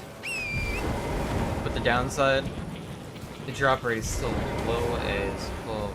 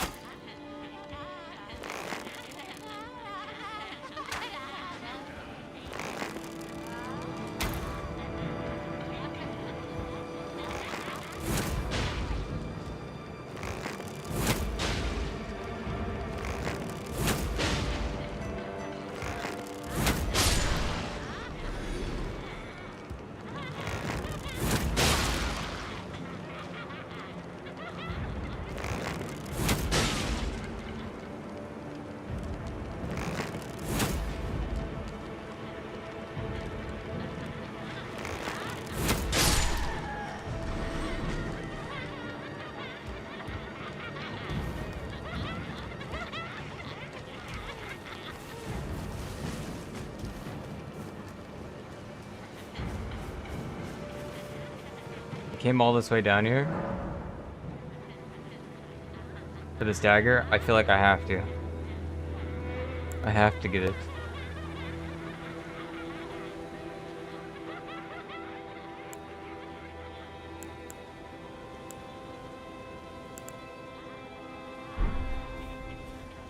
Got the medallions for this.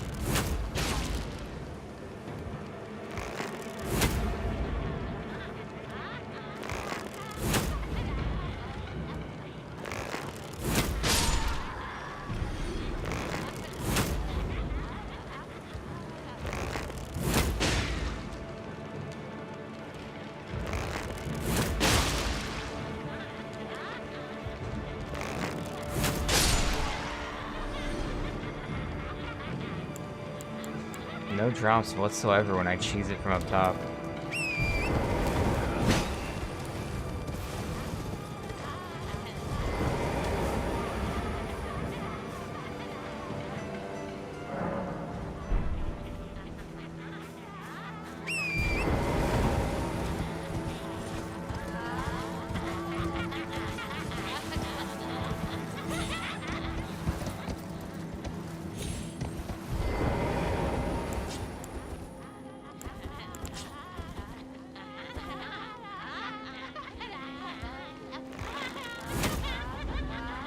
Okay, I kind of robbed on that one.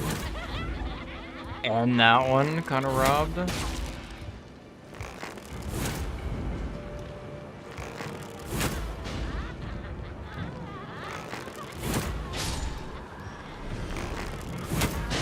There it is, chat, my sickle.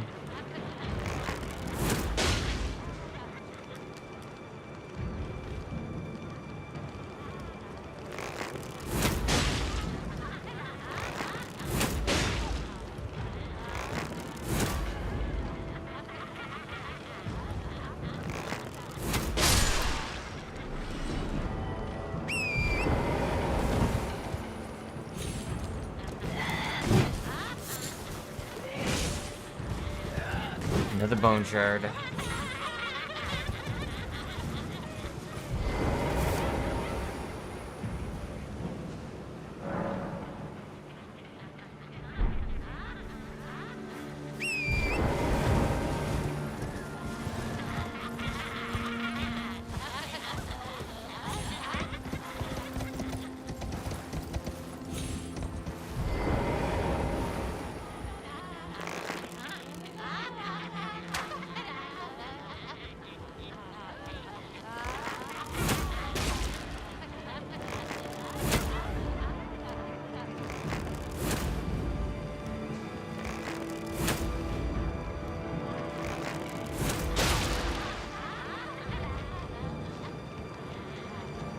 Oh, my regen's slower in that stance too.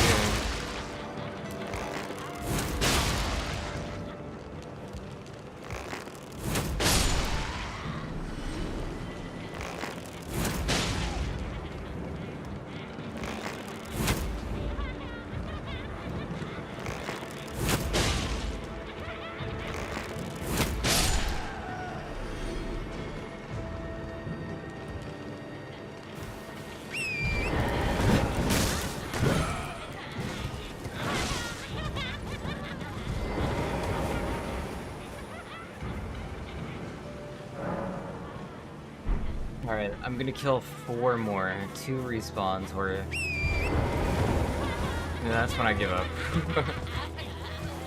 It's just way too low.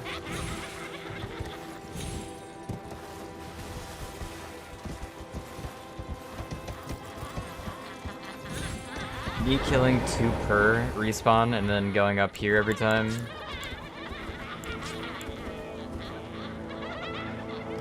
And drop ratio is too low.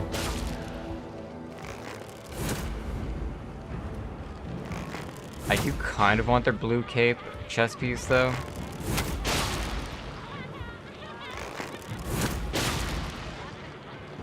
And that drops off them too.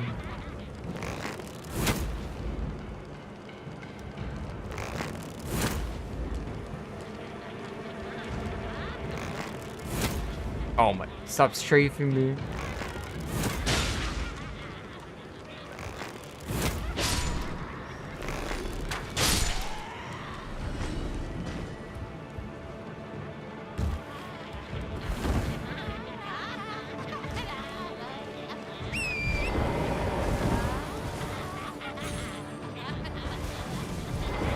Apparently it boosts room gain too, so it would have been kind of cool.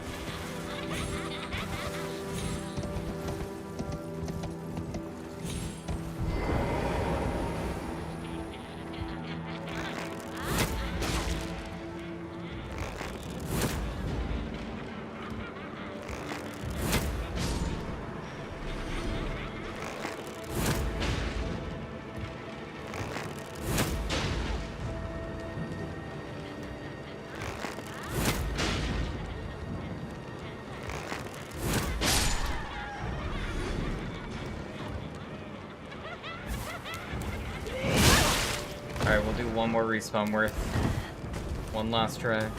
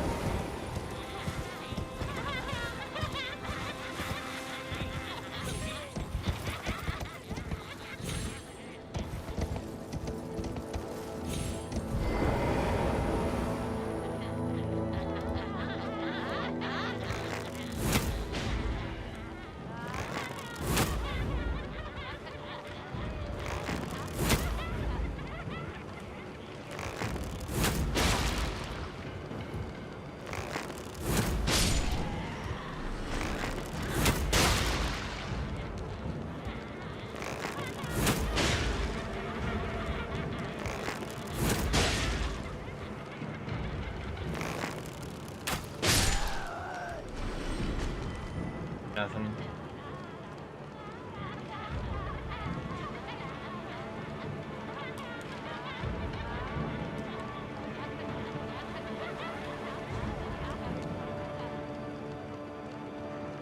Finally, after 2 fucking days of farm. And not on this character.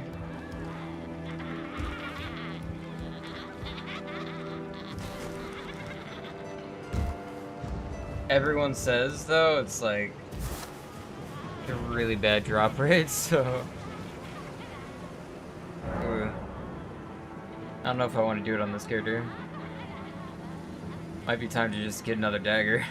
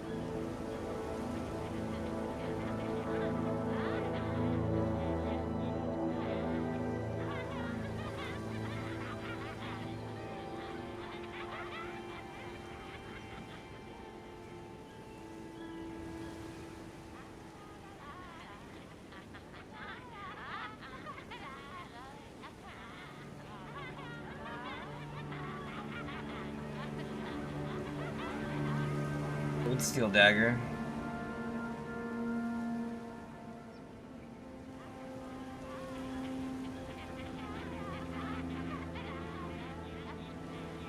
Oh, but it requires 4 faith.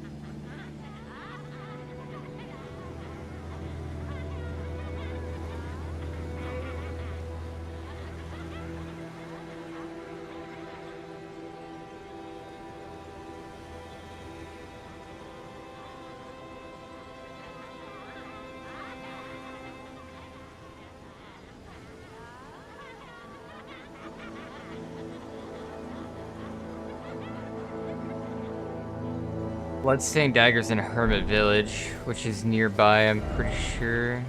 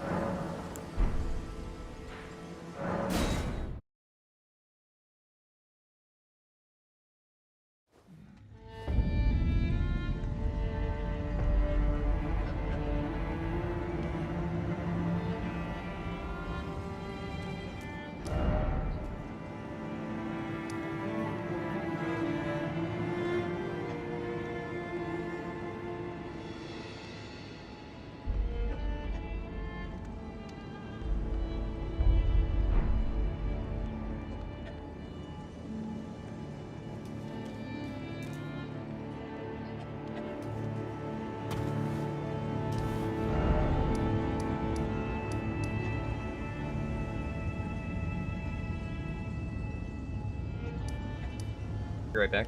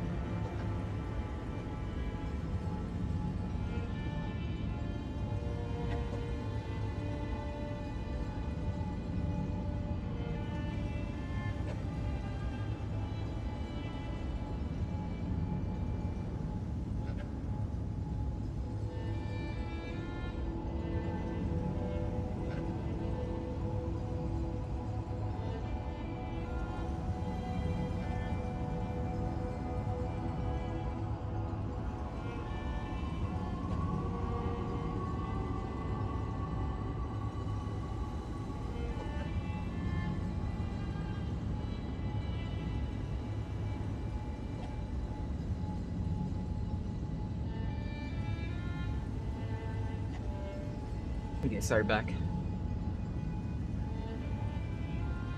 Cold.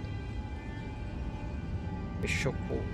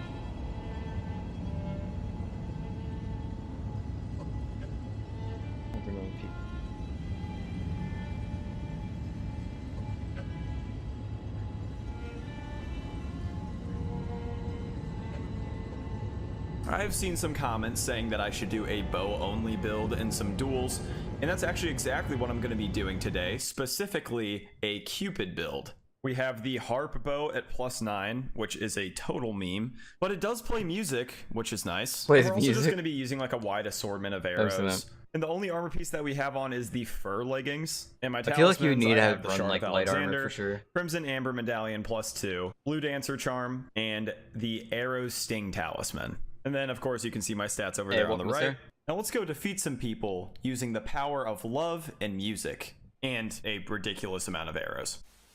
Easy mode, hello.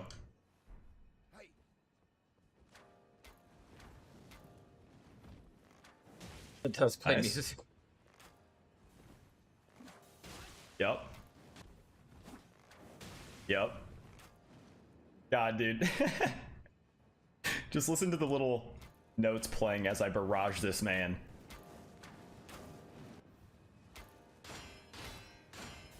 This isn't Sekiro.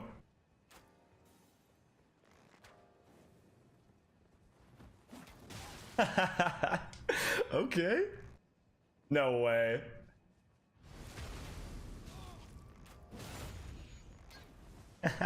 Oh, I'm not even locked on.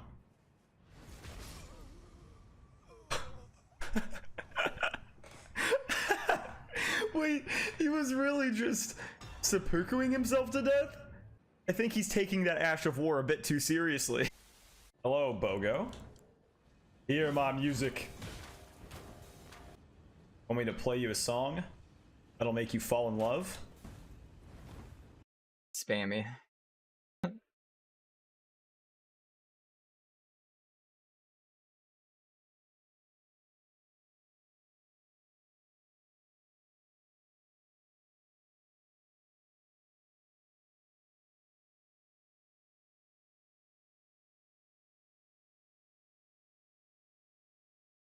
I'm firing.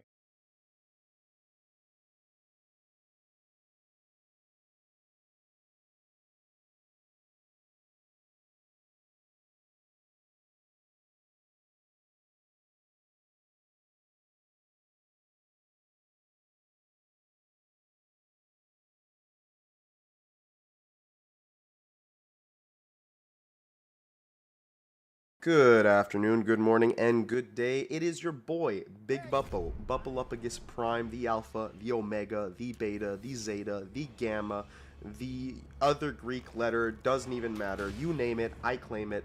Our bow build's still cheating. Let's ask our opponent, ladies and gentlemen, and as you can see, they clearly have an opinion on it, and the opinion seems to be that they don't want to deal with it, they don't want to have to handle it, they don't want to be the ones to play against the bow build.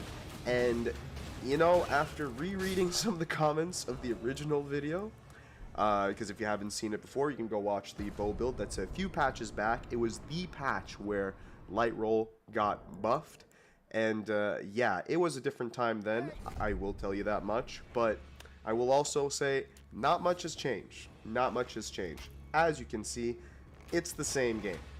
And Light Roll is still very strong. Albeit, the nerf is actually noticeable in this build, alright? I'm not going to pretend like, oh, nothing's changed.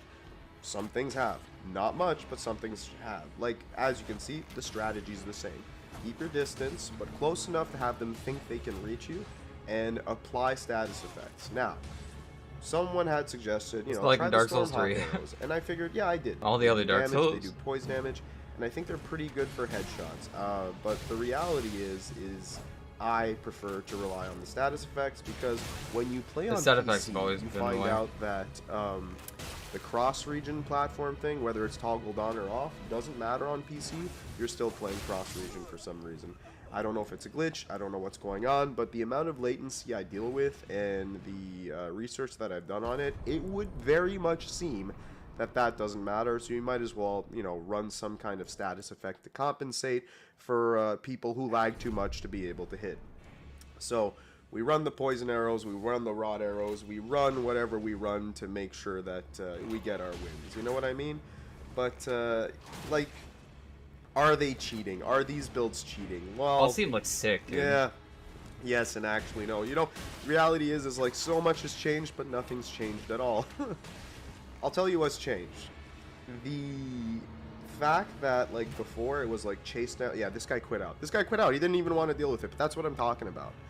Though I'll tell you, you know, what has changed? What has changed is now players are aware. Players know. Players see this. They see you pull out the black bow, they see you pull out the arrows, and they're like, "Fuck this, I don't want to deal with it." And to be absolutely fair, I do not blame them.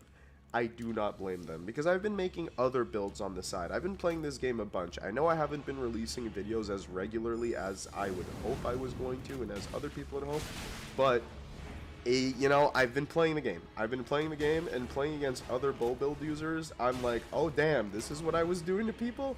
Holy shit. Feels like cheating. Feels like cheating. But there's a direct counter to it. And the direct counter isn't giving up. Don't do this.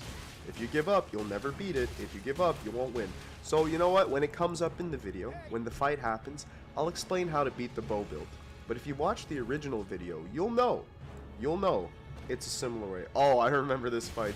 This is actually really funny. So homie lies down, and he just lets me start hitting him. So I'm like, you know what? I'll do a charge attack. See if he gets up. See if I can, you know, get a little fight out of him. And he parries me, nearly one-shots me, and I was like, oh, oh no.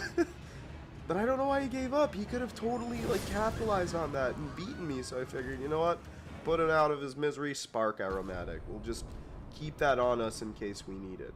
Also, I keep the, instead of using the pocket Melanias, I was keeping a Antspur rapier to apply Scarlet Rot and have the Scarlet Rot pots, because I was just dealing with so much late.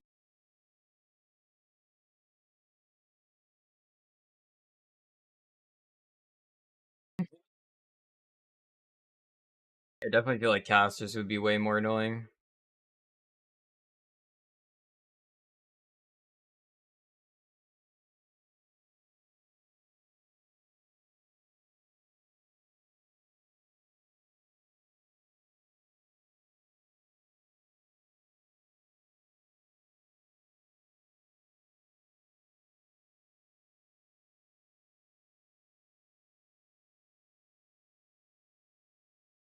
It's a video game. Probably a storytelling one though.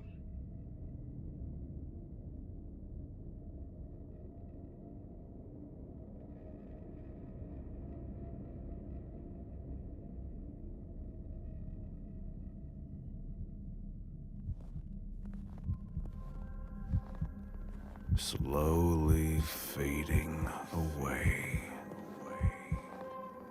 Do you remember how it all started?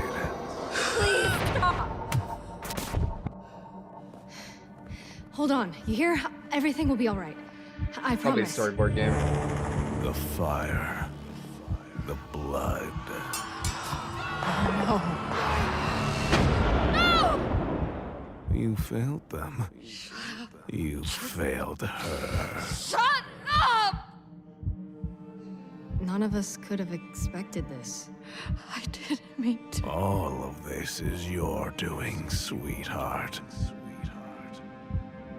I know that deep inside, you care. What is this mess? Alex? Alex! Hey, Wake up! Clean this mess and put some clothes on. Come downstairs when you're done. You have work to do. Yeah, on it.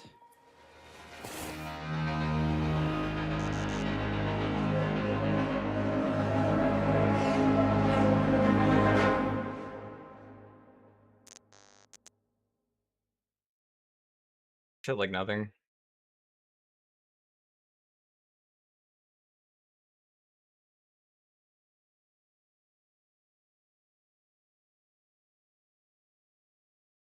I have two sides. Femboy Kitty, Barry.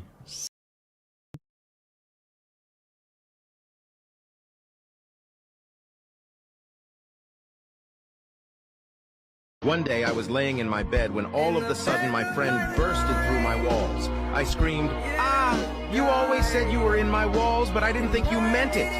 He put a finger to my lips, shushing me. He then started making out.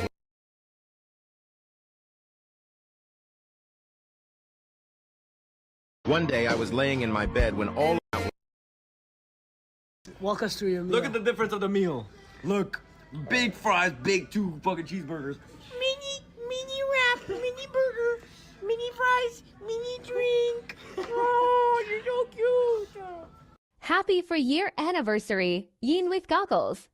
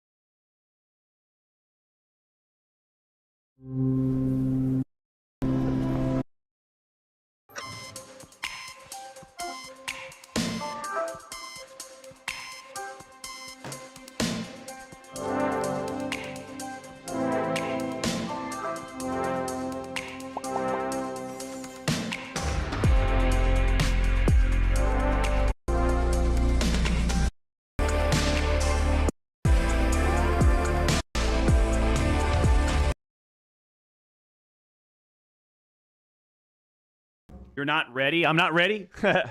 Watch.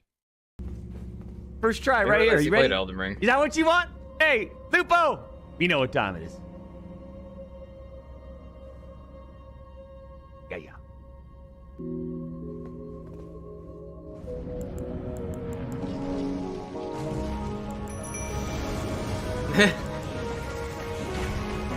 Instant Ash.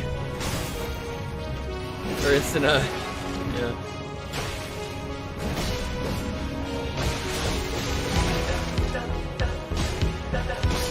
Just so much damage.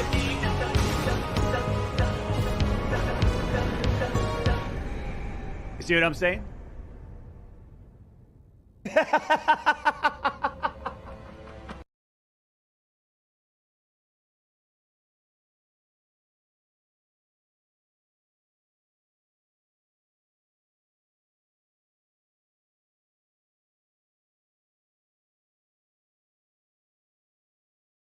This is the dude? Erica didn't tell me I was adopted. Anyways.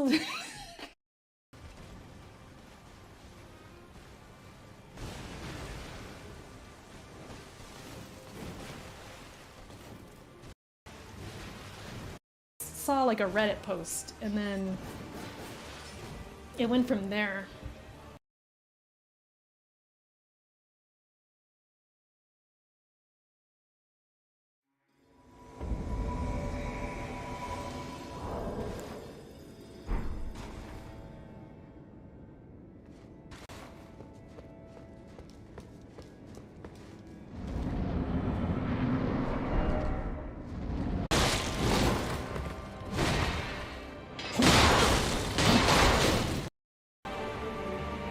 Does he take no hits? Is he just like a no-hit legend?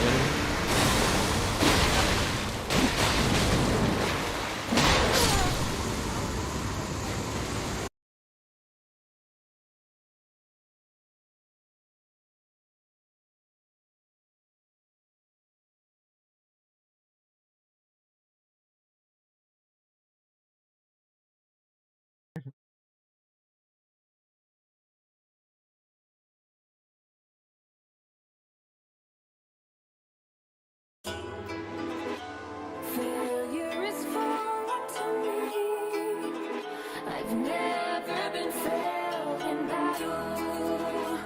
No one has shown me defeat. So I'll slaughter them all like cattle. My sword will fight for you like yours. Now it's your soul that you fight for. I'm the severed, I'm the blade, I'm the rotten and depraved, and the taker of your grave.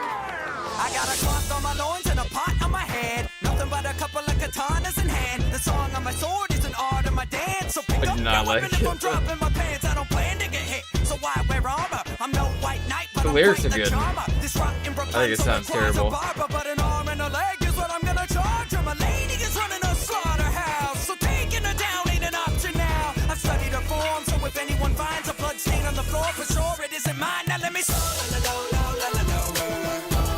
pretty please, I'm a man, let me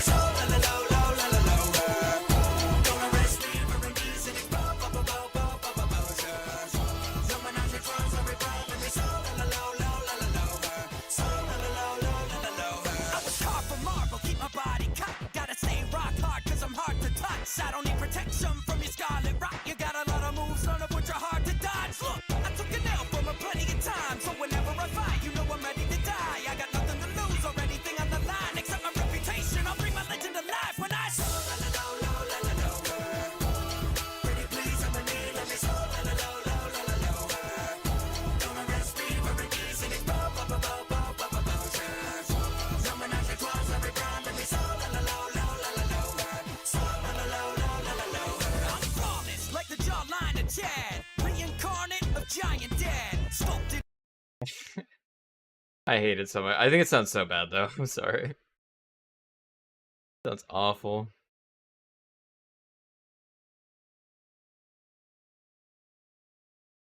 I was wondering what character this was though when I first saw the cosplay of Let Me Solo Her. Yeah, the beginning was good.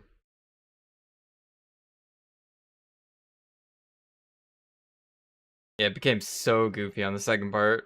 That is for sure.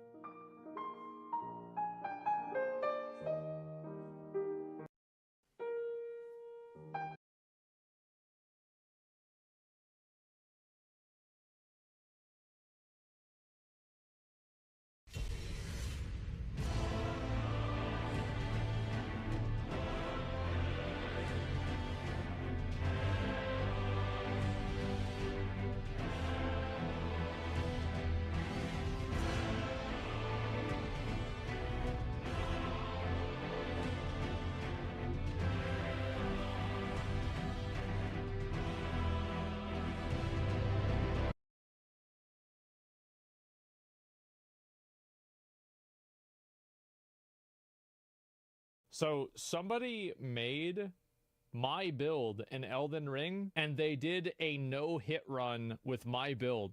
What is up, everybody? In this video, we're going to be no-hitting Elden Ring and all of its main bosses using the same build as the legendary Souls gamer, Asmongold. Oh my fucking god. For each main boss we encounter, we're going to be matching his exact weapons, upgrade levels, armor, and talismans that he used for that specific boss. Oh my god. You might be thinking that since this was the build he used on his first playthrough, it's probably a garbage build. It's not. But that isn't exactly the case. True.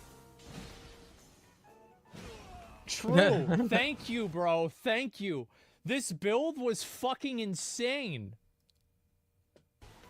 Look at this.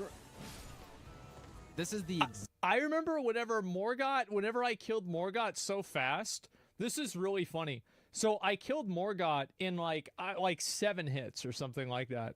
And then I remember going and watching Emmy play against Morgott whenever she was doing Elden Ring. And I was like, he has a pole arm? What's he doing with these like daggers that what the fuck? Like you could die to this boss? Like how do you die to this boss? Like I was just like so massively over leveled, it was hilarious. Dude, this build was nuts. Exact setup that Asmongold had in his first playthrough against By the way, Morgott. I've watched a lot of this guy's videos. Like he does no-hit runs for Elden Ring. Like he'll go and just like, you know, do like 5 a day. Gino You may have Machino had some on help YouTube. coming up with this build because I highly this was a really, really bad time. This was the worst fucking boss, man.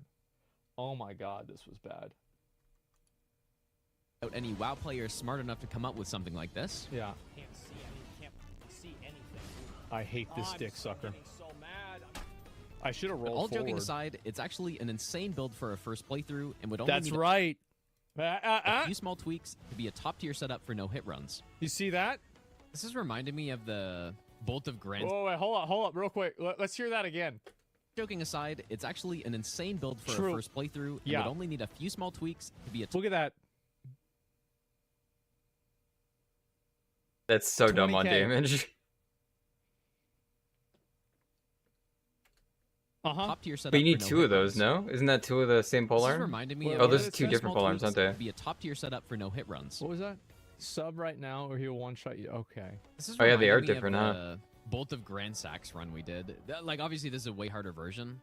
Do you guys Asmon remember that Ball. last year when we were doing the run request no hit runs and I was doing Bolt of Grand Sax and I just kept getting hit to stuff? Like, just every possible hit I could take, I have taken so far. Sens have guaranteed win on December 7th when they play Leafs. There's no way, dude. Sens are so bad. Is there something over there? Oh, he's just jumping So I off? want to see him fight some of these bosses. Oh, he's going up against this? Okay, yeah, this is exactly what I Oh, did. because he didn't want to get a no-hit. You Yeah, didn't want to this get was hit me. at the beginning, I guess.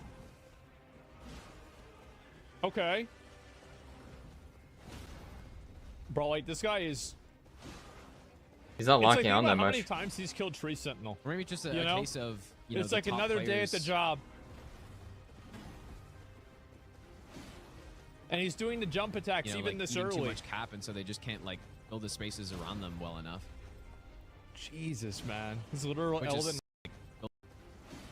Eating And cap? he's doing the jump attacks You know, even like, this eating too early. much cap, and so they just can't like fill the spaces around them well enough.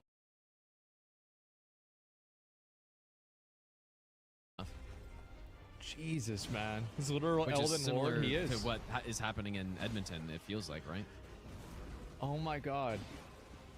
I want to see Margit. Yeah, I let me would say see there is a Margit. huge gap actually. Or there's a fairly sizable Margit's gap pretty between, easy. like him and McKinnon. I feel like Margit's Look at that, moveset's hella 200 easy. damage. right now. You remember back whenever I got the golden Halabardo and I one-shot Margit? Remember that, guys? That was a what a great day for me. Yep. There's a decent gap, but it's not like Gretzky gap. I'm surprised he hit him And I there. guess, I mean, to be fair, Lemieux was I insane thought he'd too, get him but- with the daggers because he has his hand up. Obviously, it's something I don't know.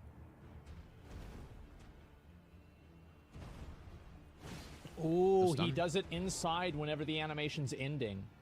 That's why. Yeah, that's what it is. You see how good this build is, guys? It's fucking nuts. McConnell was so jealous of your build.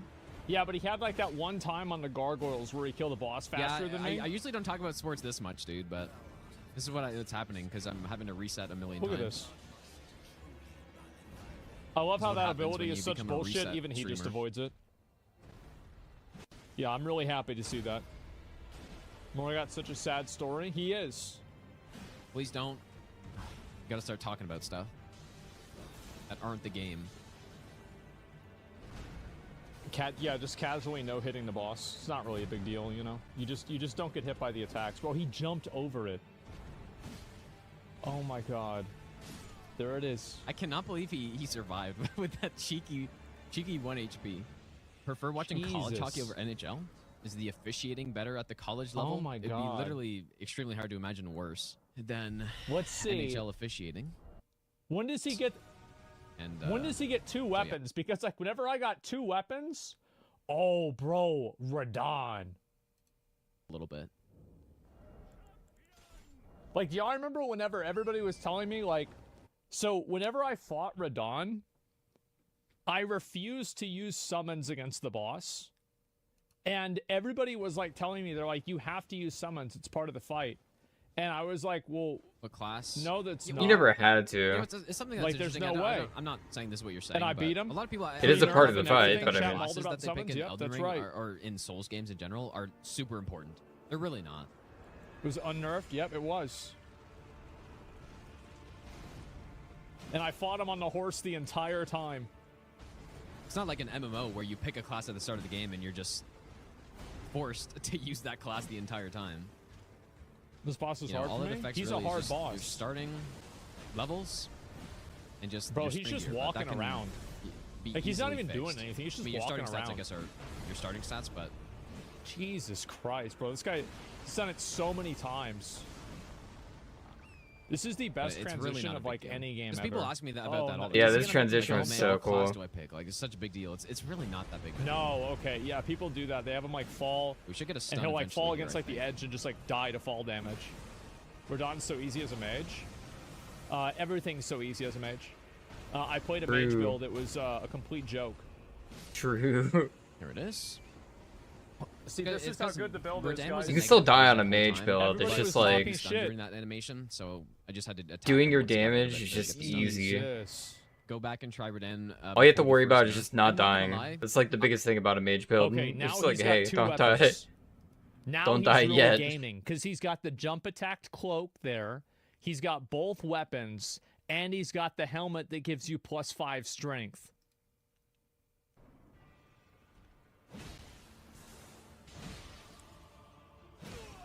That's so dumb. Dude, imagine wiping to this boss once. Imagine dying. That's Pretty wild to busted. think That's just that the way it this is. This is the exact Get setup that Halabardo, Asmongold yeah. had in his first playthrough against Morgoth. Dude. That's right. I do believe he first tried him. I did. Which is understandable considering this insane So, damage. I first tried him, and like I don't want to say this because it kind of breaks the thing, but I did the same thing. Like I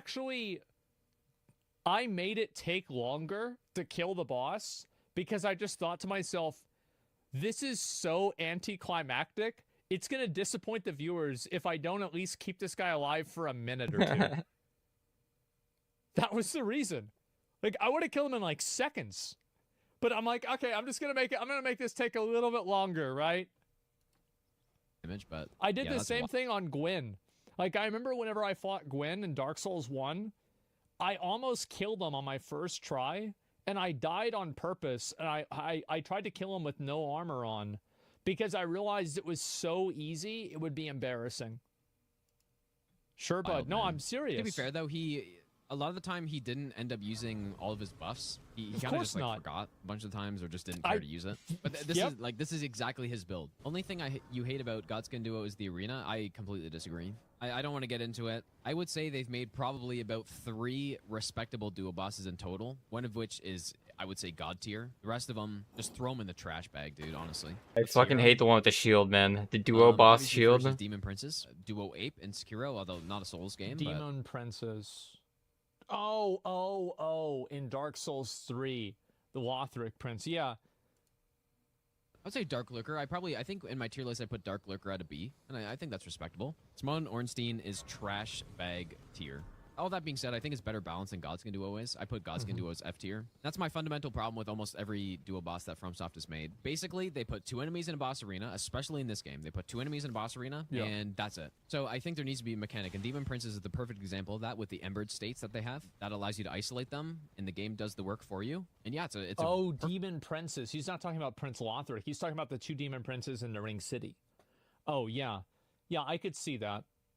Godskin Duo is easy. Well, I think that what he's saying is like, I think that his criticism is that with, I for hate the example, Godskin Demon Duo. Princes and the Duo Ape and Sekiro, The meta for fighting Ornstein and Smo and for fighting the Godskin duo is to have one of them walking into a pillar while you're fighting the other one. Yep. It's kind of like a very cheesy strategy that you're intended to use. So it's like you're effectively trying to game the programming of the fight. And so the two examples that he used are examples where there is no line of sight that you can do that with. And I think that's a good point that he brings up. Perfectly balanced duo fight, not to mention it's like just so cool. Moveset's really good, and you have the awesome face too. But that's why it's my #1 ranked boss for me personally in all of Souls games. The demon boss, and I of don't like course, the demon you know, boss that much. everyone talks about ONS being such an iconic boss and all that stuff. It is iconic. Which is true. I mean, it's absolutely true. Yeah. For me, what really makes that boss absolute trash is the glitches in the fight. But even if you See, remove he the didn't glitch, show the real boss. The real boss in this in this castle. Yeah. You remember me fighting that fucking Revenant Knight or whatever the fuck I it was? hated killing I that died thing to him too. like 7 times. I killed him kind of fast though. I died to they him more wouldn't than be this above boss. a C-tier boss for me at all. Bro, like this whole They'd be area. You guy was a was bad definitely boss. annoying though. Look at For that me. damage, guys. Look at that. Because they're missing the proper balance, and they're missing the mechanic that allows you to isolate. The enemies. teleporting one. Yeah, look at that. 2,000 And so damage. what you end up having to do is just kite them around. You know, try to poke yourself in and bait out attacks so that you can What? find an opening. I remember what Actually, attack the boss. 2.5k. Why would you not follow up? Literally fucking chunking them. Mountain of Giants, trash zone. It's a little unnecessary. I mean, if somebody made a mod for Elden Ring, I'd probably cut out a lot of it. Look at that damage. And he's only doing it with one attack, too. Whoa. 3,000. You just walk to the left? What the fuck? Most monsters, you can avoid their attack by walking around them. That's my secret in Monster Hunter. You don't want to get hit by an attack, move away from the attack. Oh, what a massive hit that was, dude. 3,000 damage. An insane headshot. Well, Gideon's a horrible boss no matter how you look at it, honestly. I think I put Gideon as the lowest ranking Gideon boss sucked. in my tier list. In all of Souls games. Oh, here's more. Gideon was awful.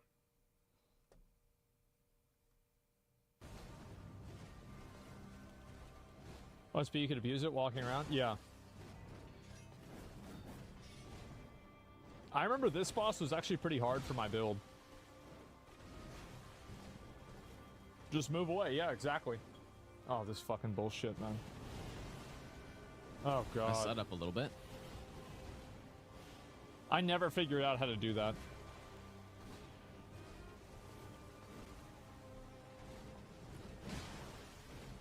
Blaine McCoy, yeah, love this fight. Dex versus Jesus, Dex. dude. Oh, I fucking hated it. This fight pissed me off so much. Yeah, I feel hated like this fight fight's too. actually pretty easy. It's just the waterfowl dance is so ridiculously hard. And I remember, wait, didn't I do that too? Where I just ran in, I realized that like if I impaled her, it would stagger her. I think I did that too. Yeah, he's playing it the exact way I did. Holy shit. Garbage mechanic. Yeah, it's a little annoying. Do people do boss attack avoiding runs? I don't know. Come on, input read it.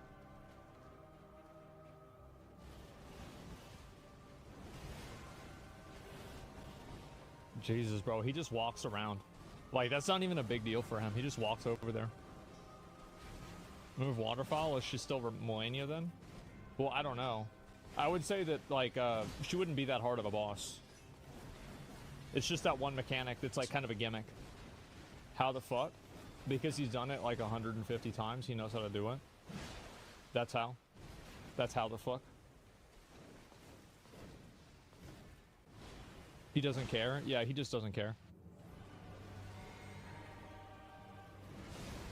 He just walks over Not there. the most stellar phase one I've ever seen. Yep, not a big deal. Probably everybody does his boss 150 times. I don't know. I remember it took me like 70 tries, I think, to kill this boss. Maybe it wasn't 70, it was like 40. Like, I don't know. I remember it took me a while. Like, at least a couple of hours. Jesus, look at that damage, guys. I really put together a great build, didn't I? This is really something special. She's already half health. Look at that. 2,000. 150 times? Yep, there it is. Took me 2 or 3 days. Boss is hard. Yeah. No, I mean, this is it is a hard boss. It's not like it's an easy boss.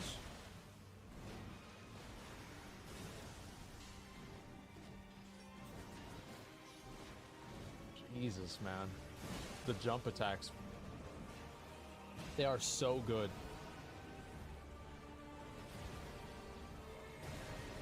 And fuck you up real quick. Yeah, exactly. There's no better game than this. Elden Ring is a top 10 game of all time. Definitely. In my opinion. Look at that, bro. Like, look at that, bro. Look at the damage. Jesus. Oh, wow. What a build. That was not a good fight, dude. Damn. That was really not good. Damn. Watch Malekith. Oh. God, I love Malekith. Look at that. Malekith's so fucking badass. Let's bring him to the center. Jesus. My Turbo, beloved. yeah, it was nuts. The gargoyles were OP. Yeah, the gargoyles I had a bit of trouble on. Not a whole lot. Not my best roll right there. No hit runs are always crazy. Yeah, I know. The Halabardo is the true best weapon in the game. Like, it's not Rivers of Blood or some fucking Moonveil Katana bullshit or some big hammer. Nah, bro. It's just dual Halabardos. That's it. How's this a starter weapon? What the fuck? I don't know if that roll on the first For projectile real? was bad or if it just looked. How weird is it a because, starter that weapon? we didn't- Alright, here it is.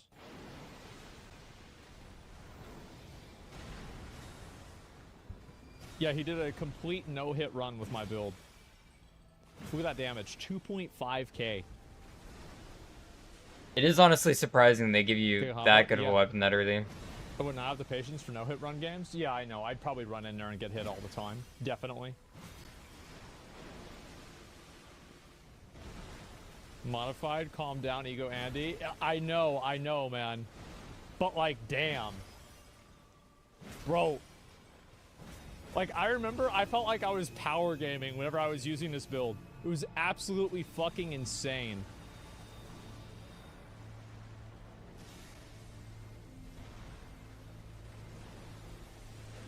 Game is goated. It is so good, man. Ooh, sparkly boys. I remember what I would do against this mechanic is I would just sit there and heal through it. Yeah, it worked really well. Oh, I didn't even know there was a wall here.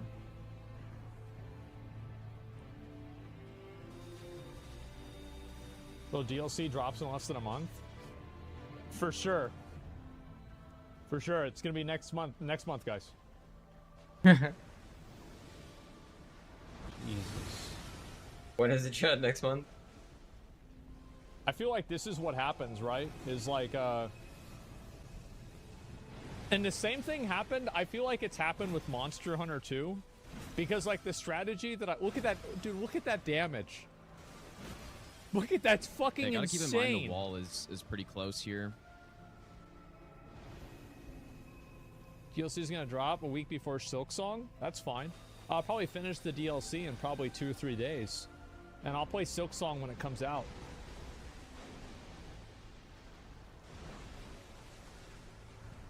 Monster Hunter 20-year-old franchise? It is. It's a very old franchise. I didn't even know that. Bro, like the tail. It's actually crazy, like... Isn't it crazy to think that, like... This game came out, and everybody had, like, expectations for this game. Bro, what a That fucker. was just, like... The expectations for the game were so high. And then the game not only met those expectations, but exceeded Went even them. higher. It was Like, just for like real. people expected it to be like the greatest game ever, and somehow it, It was even even better, better than than that. that. It was nuts, dude. Elden Ring launches. What a shitter, boss. Mm-hmm. There we go, man. Good game. That was genuinely a harder Elden Beast fight than most of the Master Run fights we got, because there's just such a terrible combination of Elden Stars with the flying attack and talk about the the build? mid-roll and all this nonsense It was combining it was a together, great, dude. great build. Observe the bald head. Take it in. Final moments of the bald head. There we go, dude. Yeah, the reroute paid off, man. Yeah, really fun run to do though, man. With like honestly True. such a sick build. Yeah, There what it a is. tough Elden Beast fight, man. That fight can be scripted. Like most of the time, that fight's scripted. Wow. The only way Watch it's the not Moog is fight? if he does exactly what he did there Okay. and swim at that weird angle. That's the only way it's not. Surely my character looks like Asmongold, right? Oh my default male God. character with just bald. Doesn't even have any eyebrows. Yeah, we started off easy kind of with this one. This was a really strong build. I honestly I would be shocked if anybody else had a good a build as good as this one. Because yeah, I mean this build's broken as hell, dude. So Is that right? much more smooth if you learn going in and thing. Man, look at the damage.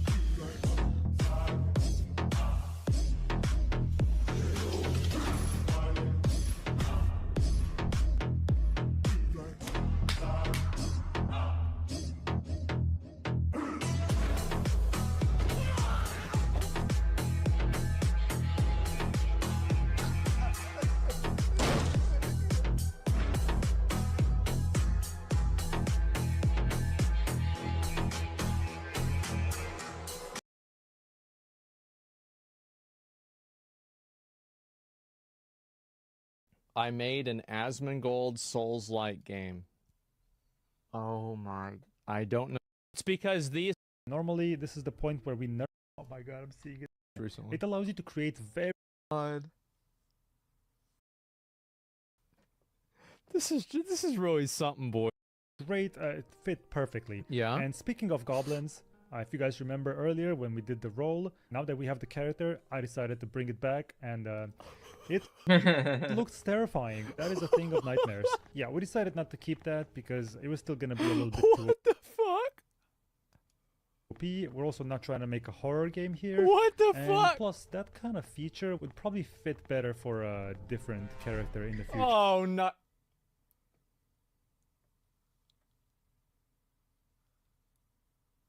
Oh my god. Of Asmongold's a lot of time. Wait, it's oh my god. The skeleton, we dragged him cinematic part of Unreal Engine. Oh my god. Okay. Okay. Oh my fucking god. Turns in defeat him. I don't even know if the end game works. And that's it. I hope you guys enjoyed the video. I hope you guys enjoyed the game. If you'd like to see more, don't forget to subscribe. And I'll see you in the next one. He turns into an... Wait, was that what I think it was? See you in the next one. Peace. Okay.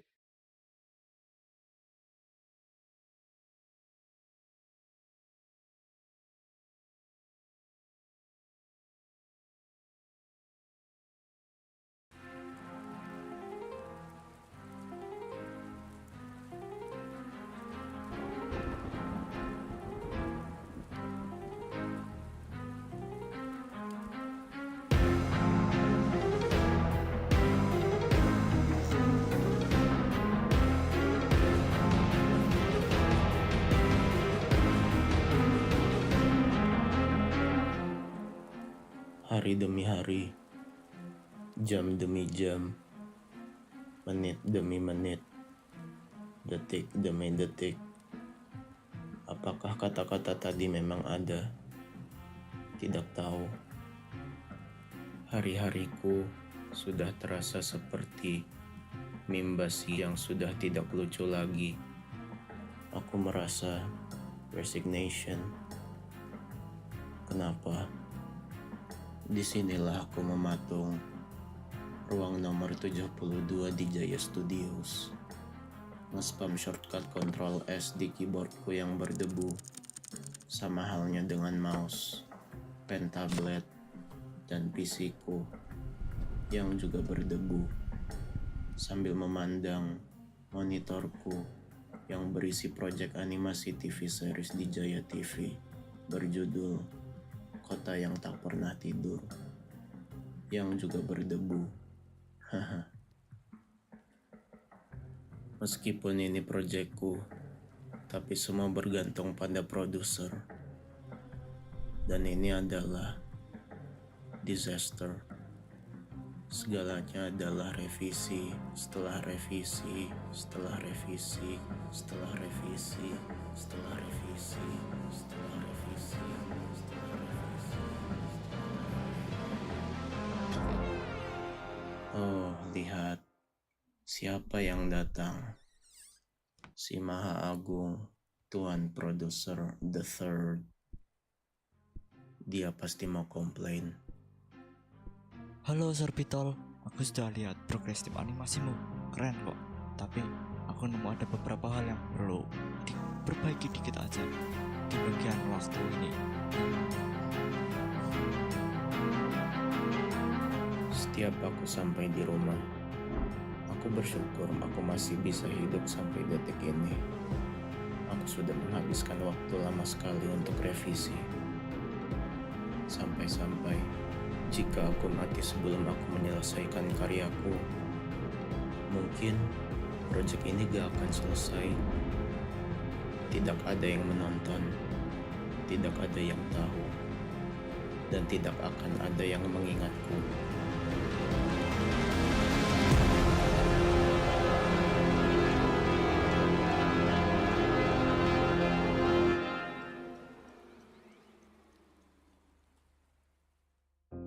Semua orang di studio sudah pulang, tapi aku masih di sini.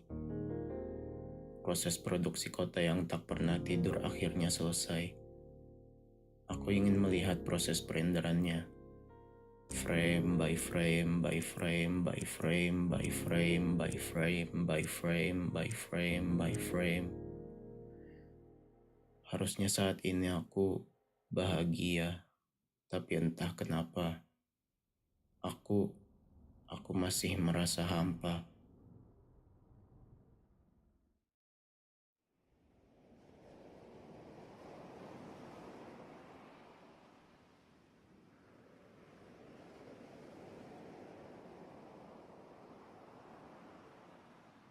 Hai Swag Beetle. Oh, itu salah satu tim animatorku. Selamat, seriesmu bakal dirilis nanti siang. Nih, aku belikan susu kedelai. Hi.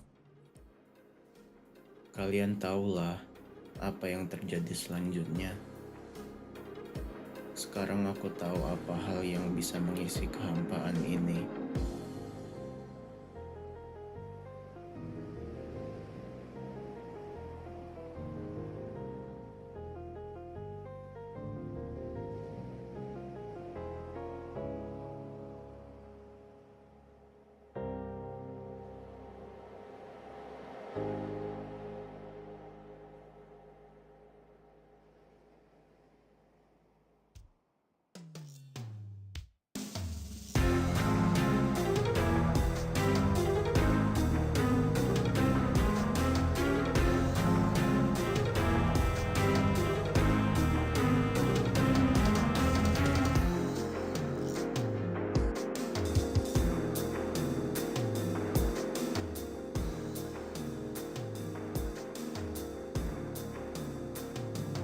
There was an English dub too.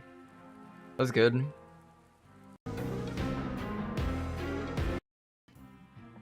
I feel resignation. I'll die before I finish this. That nobody gets to see it. That nobody will know. And nobody gets to remember me.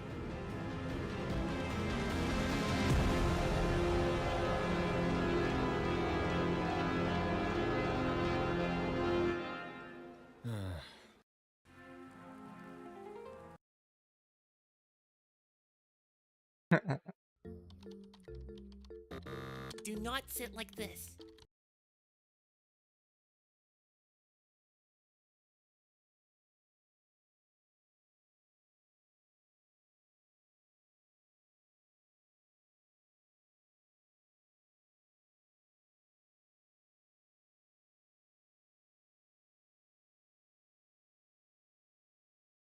There are many great starting classes in Elden Ring, but today we're talking about a secret starting class. Something you can get going before fighting a single story boss within a half hour of starting your new save file. The Bloodhound Knight. Their signature weapon, the Bloodhound Fang, is a favorite of speedrunners, but what's the big deal? It's Love the pretty Bloodhound powerful Fang. weapon, it's got some bleed and a flashy Ash of War, but it couldn't be that good. Or could it? To watch us do these runs live, follow me on Twitch. We'll be testing out some other secret starting classes soon. Make sure you're subscribed so you don't miss a single topical pop culture reference. Now let's join the gang and Foxtrot Uniform Charlie Kilo up some bosses in the lands between.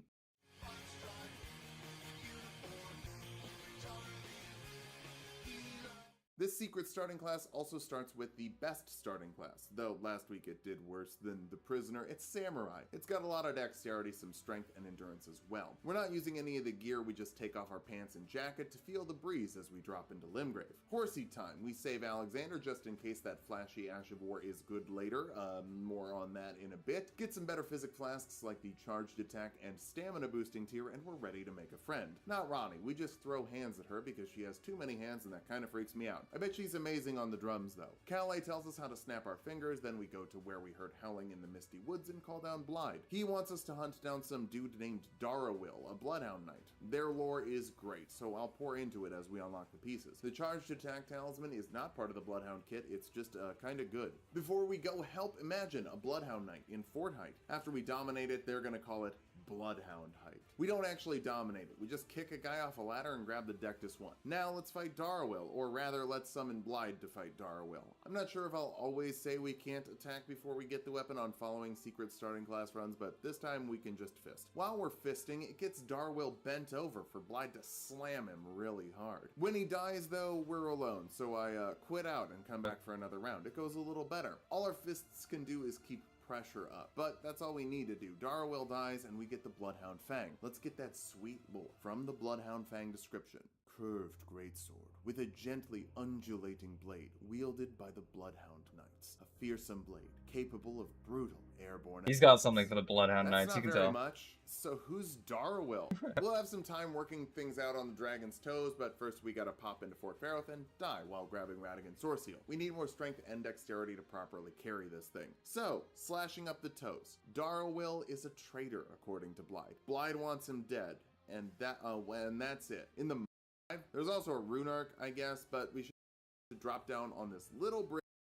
Good lord, look at this thing opening up the Clean Rot Knight duo. It's a can opener, and these two seem to have health, though. At least we get paid more with 20% more runes thanks to the Golden Scarab Talisman, but we can only have that on right now since we only have one pocket. Margaret has another pocket, but are we... Where do you get the Scarab one again? Great lore here. The Bloodhound Knights are trained and stay loyal, like a knight or a dog.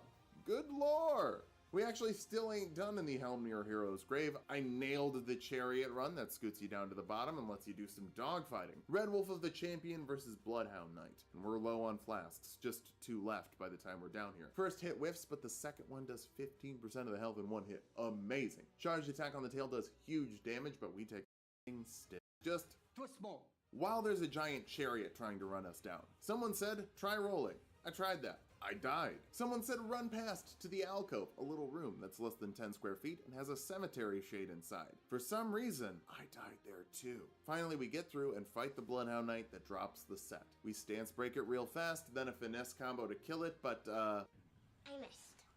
What does that mean? So we died and we get to do it again. Lesson learned. Apparently hit 2 of the finesse can't hit things that are standing still. 6 deaths just to get the Bloodhound Knight armor set, but that's gonna give us some great lore here. The Bloodhound Knights are trained as hunters and known to be unshakable trackers. Without the use of language, each knight chooses his own master. Once the decision has been made, the knight stays loyal for life. Okay, so the That's Bloodhound cute. Knights are trackers who work for someone they choose and stay loyal, like a knight or a dog. Good lore! We actually still ain't done in the Helmnir hero's grave. I nailed the chariot run that scoots you down to the bottom and lets you do some dogfighting. Red Wolf of the Champion versus Bloodhound Knight. And we're low on flasks. Just Flo vowed that there was only one lord he would ever serve. A true hours. We get a full finesse combo off, and it only takes 1 more R1 to does the dog die comment. It gives us our Bloodhound Knight Flow Spirit Ash and the final bit of Bloodhound Knight lore. Spirit of a Bloodhound Knight they called the Rabbit Stray will attack without pause immediately after being summoned. Flo vowed that maybe it's just that way their helmet is shaped. What the hell are these dudes? Whatever. We now have a second member of the doggy gang. After being summoned. It's definitely not the way they're just shaped. We can't actually bust. Good lord, look at this thing opening up all of our attacks. Because in the Dragon Barrow, there's a Somberstone 8, Somberstone 9. Because in the Dragon Barrow, there's a Somberstone 8 and 9, fall off a cliff, already fighting the moon. Let's just go burn. Burn, mother. There are many great starting classes in Elden Ring, but today we're talking... There are many great starting classes in Elden Ring.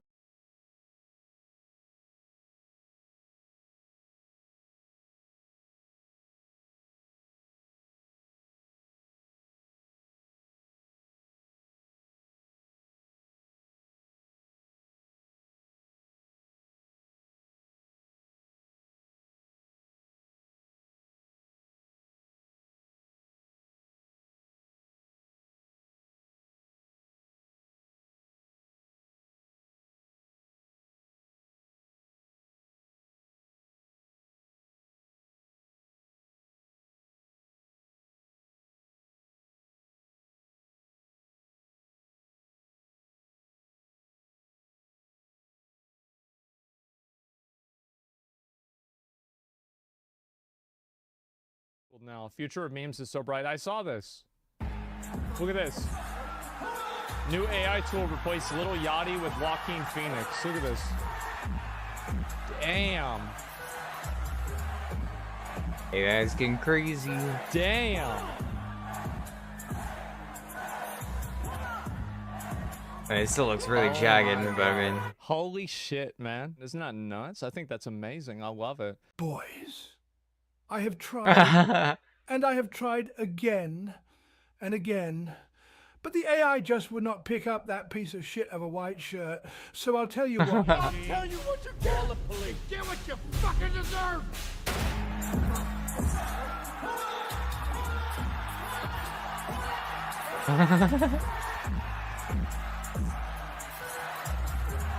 Wait.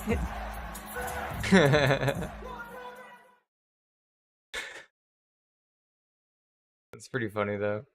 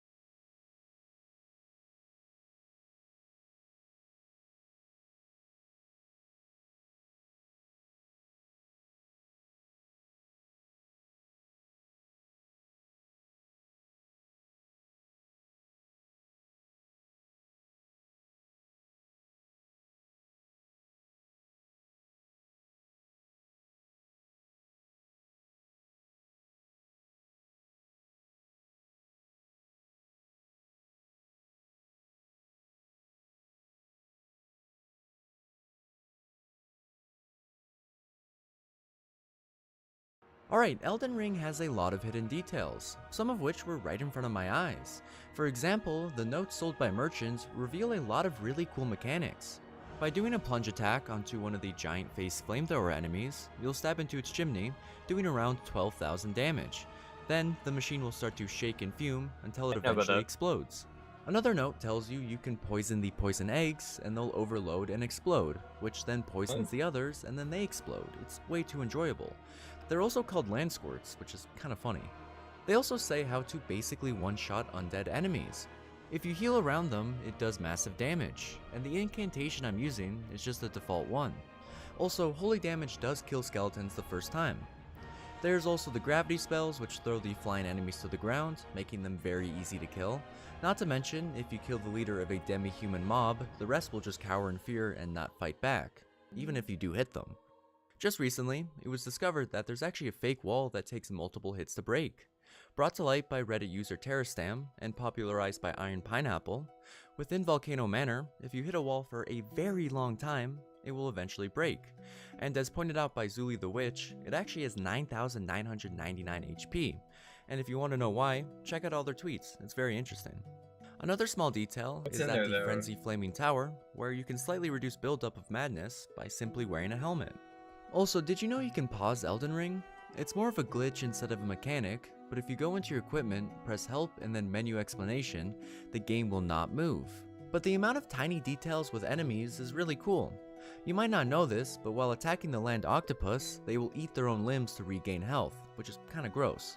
There's also the giant flowers that freak out when you set them on fire, and it actually burns away the poison. Another move to just look cool is the Storm Wall Ash of War, which when used creates a whirlwind effect that can actually deflect arrows. It has potential to it, and from what I know, it can deflect some boss projectiles. But if you like the video, subscribe, it does help out a lot. Now, we're all aware of the giant lobsters, and they're already a surprise enough, but what you might not know is one of them is not what they seem. and the lobster located near the bottom left part of the lake is actually a scion. And once that enemy is killed, it will drop a larval tear, which is used for rebirth, explaining the hidden enemy. But that isn't the only one, and there's actually many more. Some of which is the normal looking soldier, who's actually a bear, and another soldier who's actually a troll. It's really funny to come across, and the item drops are pretty good. While at the Church of Erith, you'll encounter Thops who asks for a spare glintstone key, and if obtained and given, he'll give you the Eurodician gesture and continue on his way. But there's a small detail that comes with the gesture. If you happen to wear any of the glintstone crowns and use the newly acquired emote, the stones on them will glow. But Elden Ring has a total of 6 torches, and with that many options, they're bound to do more than just light a room, and some of them actually have pretty cool effects. The St. Trina's torch, found on the mountaintops of the giants within a wagon, displays a cool purple color, but this torch's ability will actually put enemies to sleep. Another one within Nokron, called the Ghost Flame Torch, has a nice blue glow, and this time each hit builds up frost. But one of my favorites, which reminds me of Bloodborne, is called the Beast Repellent Torch, and it does exactly what you think. When equipped, rats and wolves will refuse to attack you. I love Bears will gimmicky also items just run like away, this. and you can chase them around. I did try it on the mini boss bear, but it didn't have any effect. Oh, by the way, as pointed out by Zuli, there's actually 7 torches instead of 6, the 7th being its own weapon and classifying as a spear. But while exploring, you might come across some of these statues, and I'd always recommend following the path they show, as it leads to shortcuts or secret caves. There's not much to them, but they are helpful. Another useful detail involves the trails left after you've killed an enemy. Depending on the color, you can tell if there's an item to pick up. In previous Souls I games, did you'd not have to know wait that. for the enemy to die and then kind of ragdoll around until the item finally appeared. Although now, if the color's white, then that means there's an item, and if yellow, then it's just ruins. Now, I don't know why I didn't look into it now, but Fia the Hugging Lady is actually pretty bad. If you decide to be held, you'll acquire Baldekin's Blessing, which takes away 5% of your max HP for a boost in poise, which just helps you not get staggered. Although, just go to your inventory and use the item, which gives you a 35% physical damage negation for around 15 seconds. But that doesn't mean ignore Fia, as if you've been to Altus Plateau, talking to her will initiate a very easy questline that I'm not sure if I wish I did. Tell me what you think. Now, there are a lot of these mines, and with them being the main place for smithing stones, it can be a must-need destination. But there's no reason for the enemies to be difficult. Since they're just made of stone, just use a blunt weapon, which as you can see does around 4 times more damage.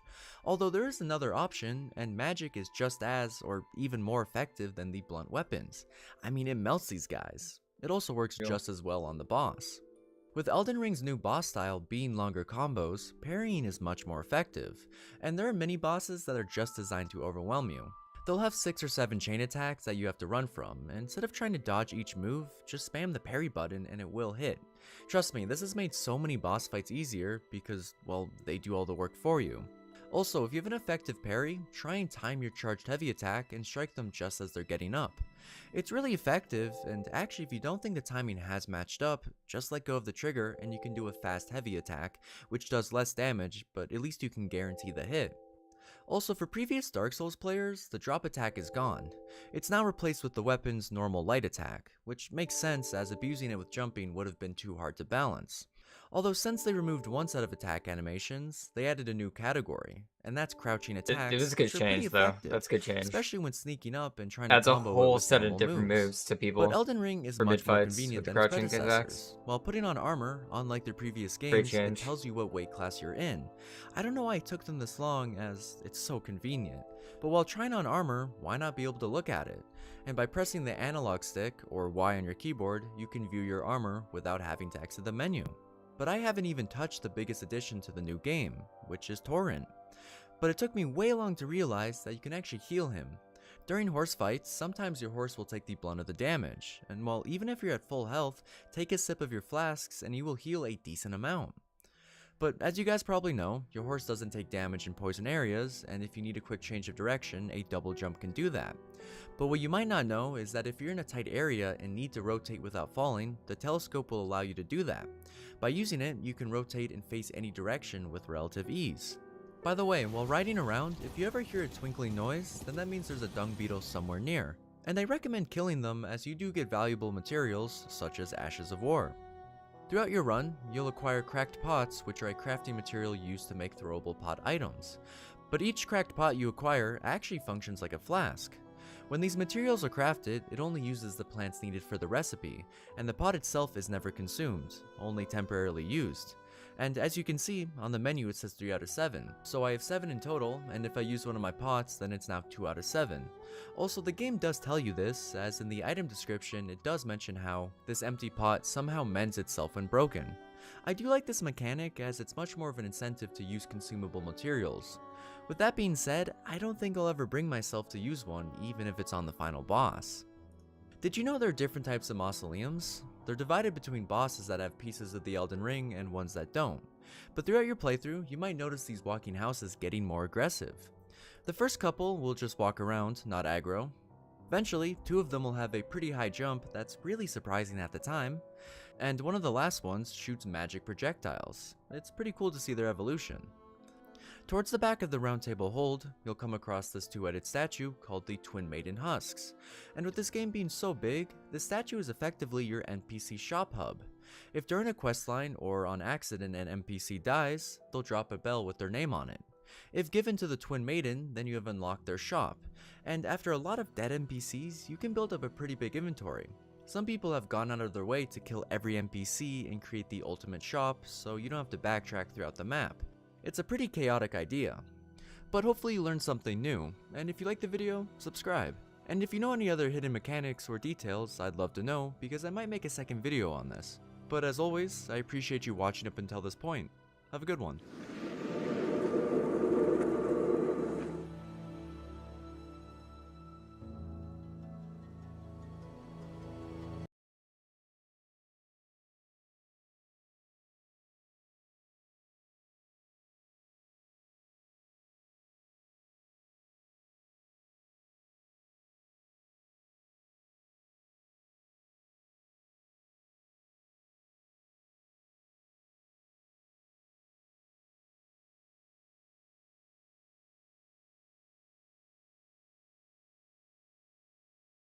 So I bet he's just gonna get killed by this thing. I'm assuming, right?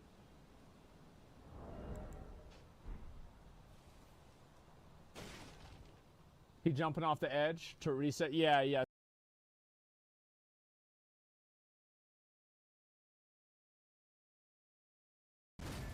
I believe... No! What? Okay. Terrifying sight. Oh no! The game crashed.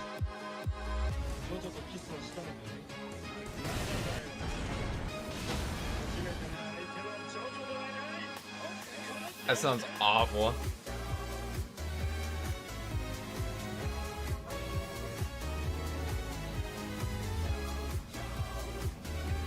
No way.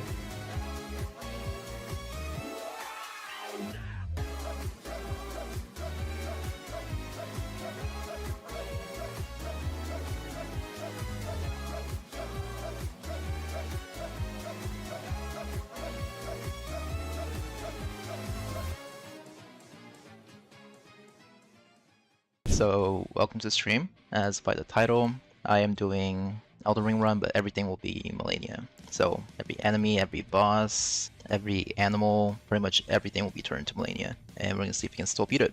Before I start, we do have some goals. First goal is we're not gonna level Vigor if we can help it. Because if you can dodge everything, we just, you know, put all those stats into Endurance. And then the next is gonna be the Jar Helmet. Get it. So we're going to do a little bit of Alexander's questline, and then obviously we're going to beat the game. As the stream goes on, I might add something or delete something. So let's just see how that goes. I think it's going to be a fun run. And here we are. And grab the Scion.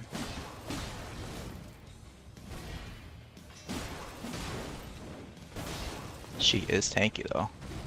Ooh, I'm really trying not to be really greedy right here. Don't want to die on our first boss. Oh.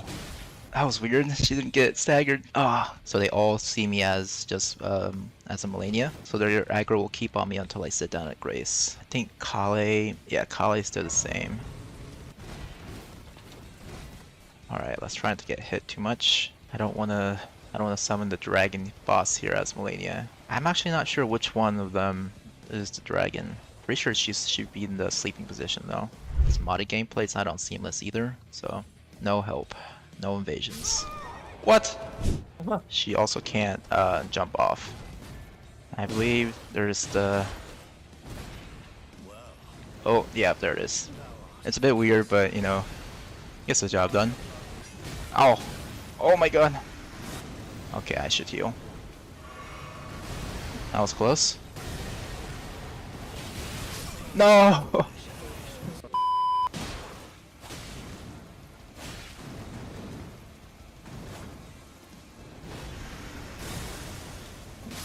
Yes! Oh my god. Yo, it's Fighter in the chat! What's up?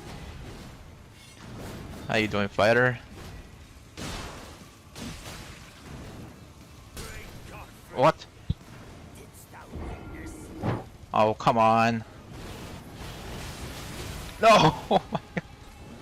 Thank god. Please. Oh. Let's use our remembrance. 40k. Yeah, I'm gonna have to start upgrading my katanas because he's getting tanky. Oh, I should also get the thing right by the carrier manor, the Horfrost Stomp. That's gonna be a...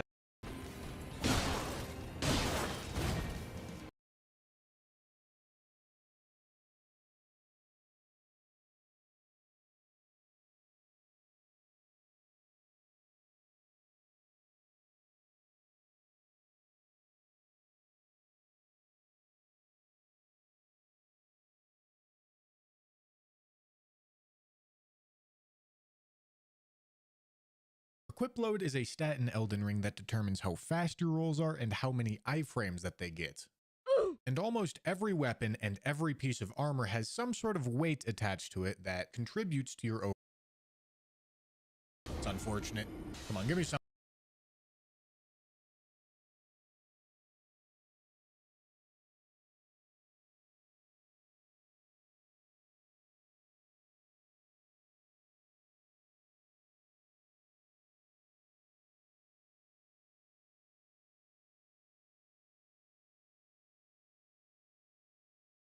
Malekith, the Black Blade, is a shadow-bound beast, and is the shadow to Queen Marika, the Eternal.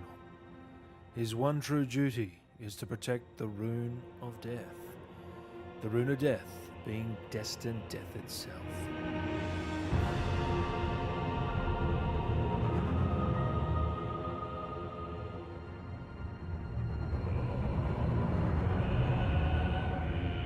In the lands between, the Erd Tree is a place for souls to rest. The Erd Tree is powered by those same souls. Things live, grow, and die, a cycle that has never been broken. Until one day, Queen Marika wanted a world without destined death. She didn't just want to live, grow, and die, but wanted immortality. So on that day, Marika would remove the Rune of Death from the Elden Ring itself, granting immortality not just to herself, but to all the demigods across the lands between. Hence the name Queen Marika, the Eternal. She would infuse the Rune of Death with her half-brother Malekith's Black Blade. Malekith was her shadow. Malekith, Queen Marika's loyal half-brother, bore a blade imbued with destined death. And there was not one demigod who did not fear him. Souls could no longer power the Erd Tree, and the cycle was broken. Malekith was now bound to protect the Rune of Death at all costs, for if the rune was to be stolen, the demigod's immortality would be no more. Before Malekith was bound to protect the Rune of Death, it was being used by the Godskins. The Godskin Apostles, once said to serve destined death, are wielders of the god-slaying Black Flame. But after their defeat by Malekith, the Black Blade, the source of their power was sealed away. The true Black Flame could once slay gods, but when Malekith sealed destined death, the true power of the black flame was lost. Hence why the black flame incantation is still in use, but not to the same degree it once was. Malekith was charged to protect the rune by Marika and was performing his duties as he saw fit, until the night of the Black Knives saw a group of assassins steal a fragment of the death rune and infuse it with their own daggers. These assassins were working with Ranni the Witch, but also had close ties with Queen Marika herself. With those same daggers, the assassins would strike, and they would kill the demigod known as Godwyn. Malekith was a shadow-bound beast given to his Empyrean. Marika's sole need of her shadow was a vessel to lock away destined death. Even then, she betrayed him. The assassins that carried out the deeds of the Night of the Black Knives were all women and rumoured to be Newmen who had close ties to Marika herself. As the evidence compiles, we are left to wonder, why did Marika betray her own? A mystery yet to be resolved.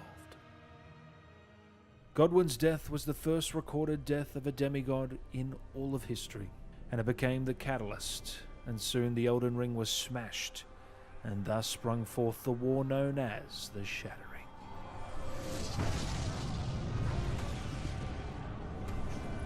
What could the demigods ever hope to win by warring?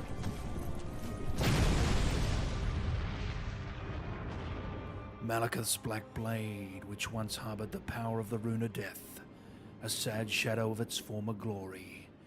After a fragment of death was stolen on that fateful night, Malekith bound the blade within his own flesh, such that none might ever rob death again. In his own shame, Malekith would become Gurunk, beast clergyman, and would bound his black blade to his own flesh, so no one would steal the rune again. But in doing so, he made himself eternally hungry for Deathroot. More. I am not sated. Feed me more. Death. Deathroot, a source that gives rise to those who live in death. On the night of the dire plot, the stolen Rune of Death enabled the first death of the demigod. Later, the Rune of Death spread across the lands between, through the underground roots of the great tree, sprouting in the form of Deathroot. I feel its stench on you, Death. Feed it to me. He was now deformed and an eternally hungry creature that had become the manifestation of death itself.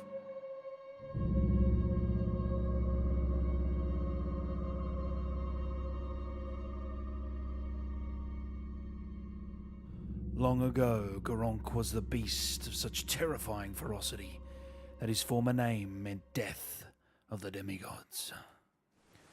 Gurunk could also be found howling in the night, and some see this as his starvation and depravity on full display, but others see the howling as a message to his sworn leader, Marika.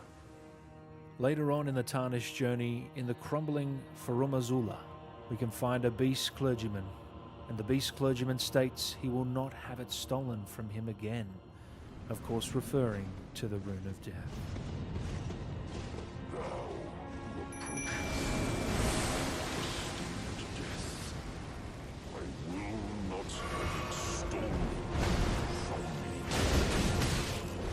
But if the Tarnish was to feed Gurunk the beast clergyman with all 9 death roots, the beast would vanish, and a different response can be heard upon the meeting in the arena within Farum Azula. The clergyman will recognize the Tarnished. Tarnished? Why wouldst thou? Why? 'Tis no matter. Hereby found. The distant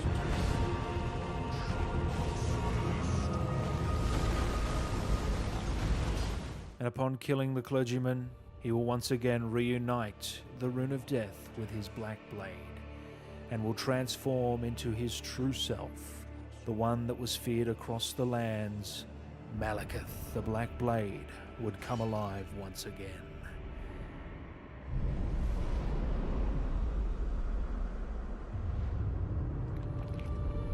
So badass.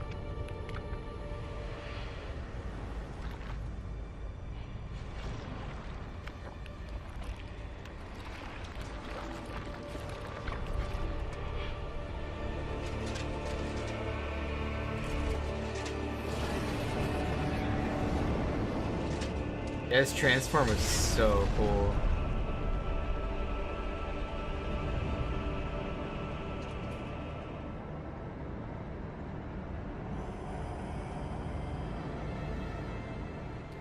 Upon killing the Black Blade, he would ask the Tarnish why.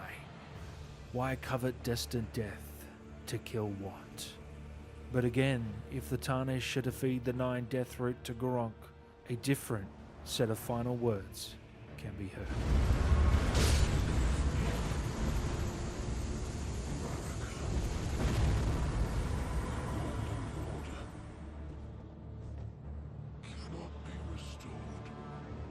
In a saddening realization, even in his final breath, he was bound to his queen, Marika the Eternal. Malekith the Black Blade was no more.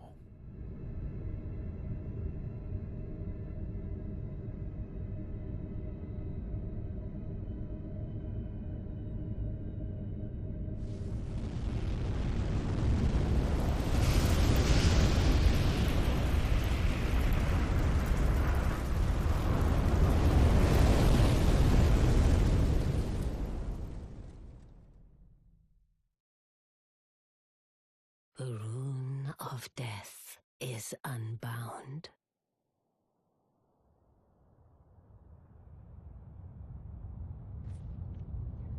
And the lands between are shrouded by death's dark fate.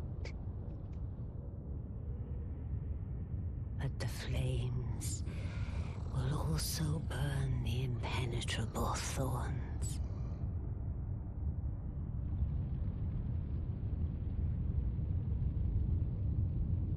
Farewell it is then.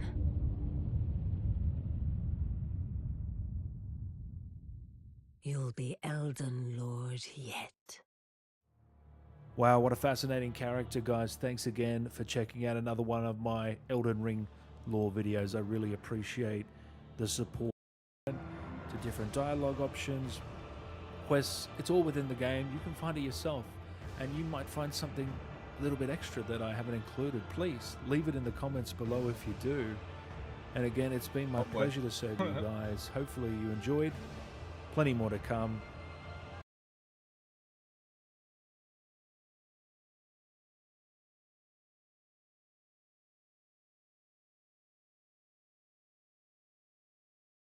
Yeah, same, dude. It was so sad.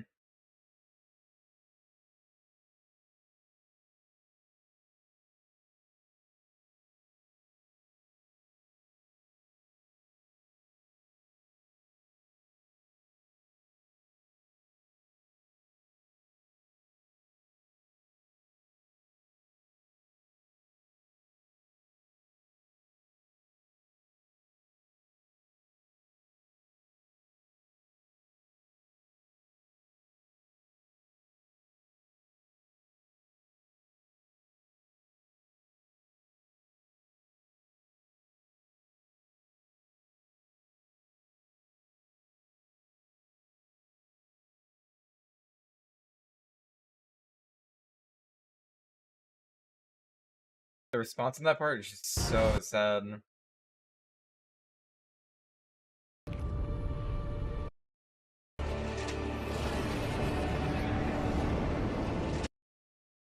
If the Tarnish should defeat the 9 death route to Gurunk,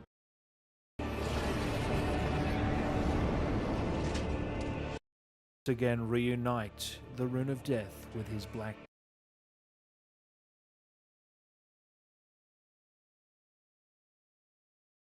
The beast would vanish, and a different response can be heard upon the meeting in the arena within Farum Azula. The clergyman will recognize the Tarnished. Tarnished? Why wouldst thou? Why? 'Tis no matter. Hear my vow.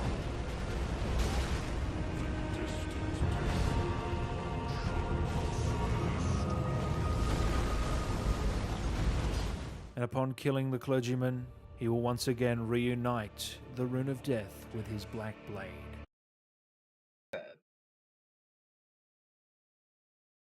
Granting immortality.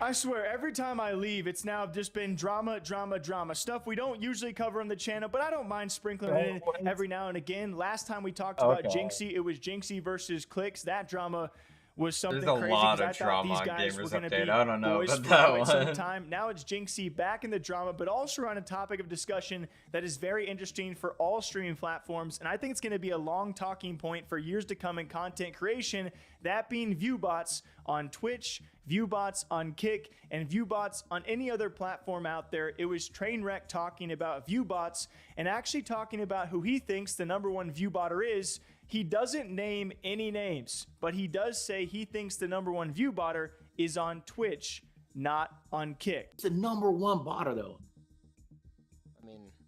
I mean, I know who you guys want me to say, but that's not the #1 botter. The #1 botter is on Twitch.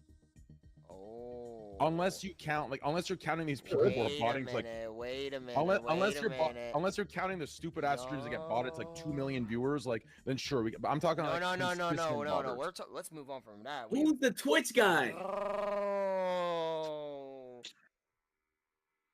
It's multiple people actually. Good PR. That was good PR. The plot thickens. The plot thickens. No, it's multiple people that are botting massively and making a lot of money from it. And by massively, is this more than 20,000, 50,000? How big are we talking? Careful, Train. Don't let him do that to you. I would never.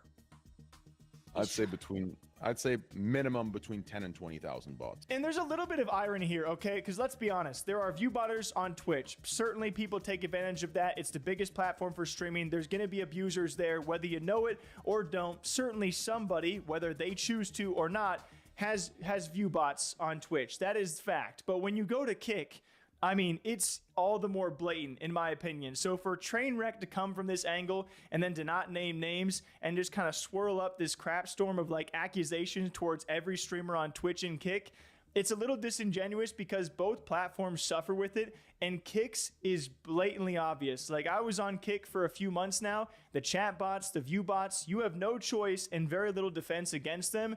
And so it's pretty freaking bad. This also led to other people assuming that Ronaldo during that call was maybe pointing a finger at Jinxie because he rolled his R's in the middle of it. And I'm going to be honest, when I played the clip, Ronaldo, I thought you were doing this. I thought you were implying Jinxie. Even if you've been rolling your R's in the past, everyone knows that is also a Jinxie thing.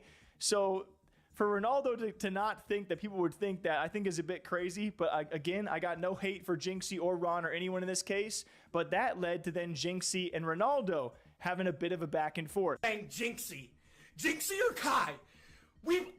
Kai does not viewbot, and I do not viewbot. I don't Mike think they Metzer, you fucking idiot. I know who viewbots on Twitch. It's not Jinxie. I don't actually think it's him. I'm not even just saying that. It's just everyone saying Jinxie. I would stand on business in this chat. I don't give a fuck. Wait, look at this chat. Not. Jinxie bots 100%. Whose chat is this? Oh, 100%. Who's the Twitch guy? And then Ron rolls his R. I've been doing that for 5 years, Ron, you retard! You made real fucking content. For once in your fucking life! Real is this guy retarded? Now you want to you want beef with me? Bro, I wasn't even talking about him! I've been doing this for 5 fucking years! Around when Eleden originally did it that you stole it from! You dumb motherfucker! Oh, okay. You dumb motherfucker! I wasn't talking about you! I was talking about Neon! You fucking idiot! You're a dumb motherfucker! That's what you are! I'm not talking about you! You dumb fuck! And so after all that, then Ronaldo ends stream and he tweets out some stuff, which apparently he doesn't want to be looped into it. I'm just saying, like, Ron, if you look back on the clip, and I understand where you're coming from. Like, you were, bro, like everyone who's just like fucking around when they're just like messing around, they'll do something silly or say things weird. Someone rolling their R for fun. I don't think he was implying Jinxie, you know? Like, Jinxie does it a lot, but I mean, it seems like he was just like getting silly with it in the moment, is kind of what I mean. rolling R's for a long time.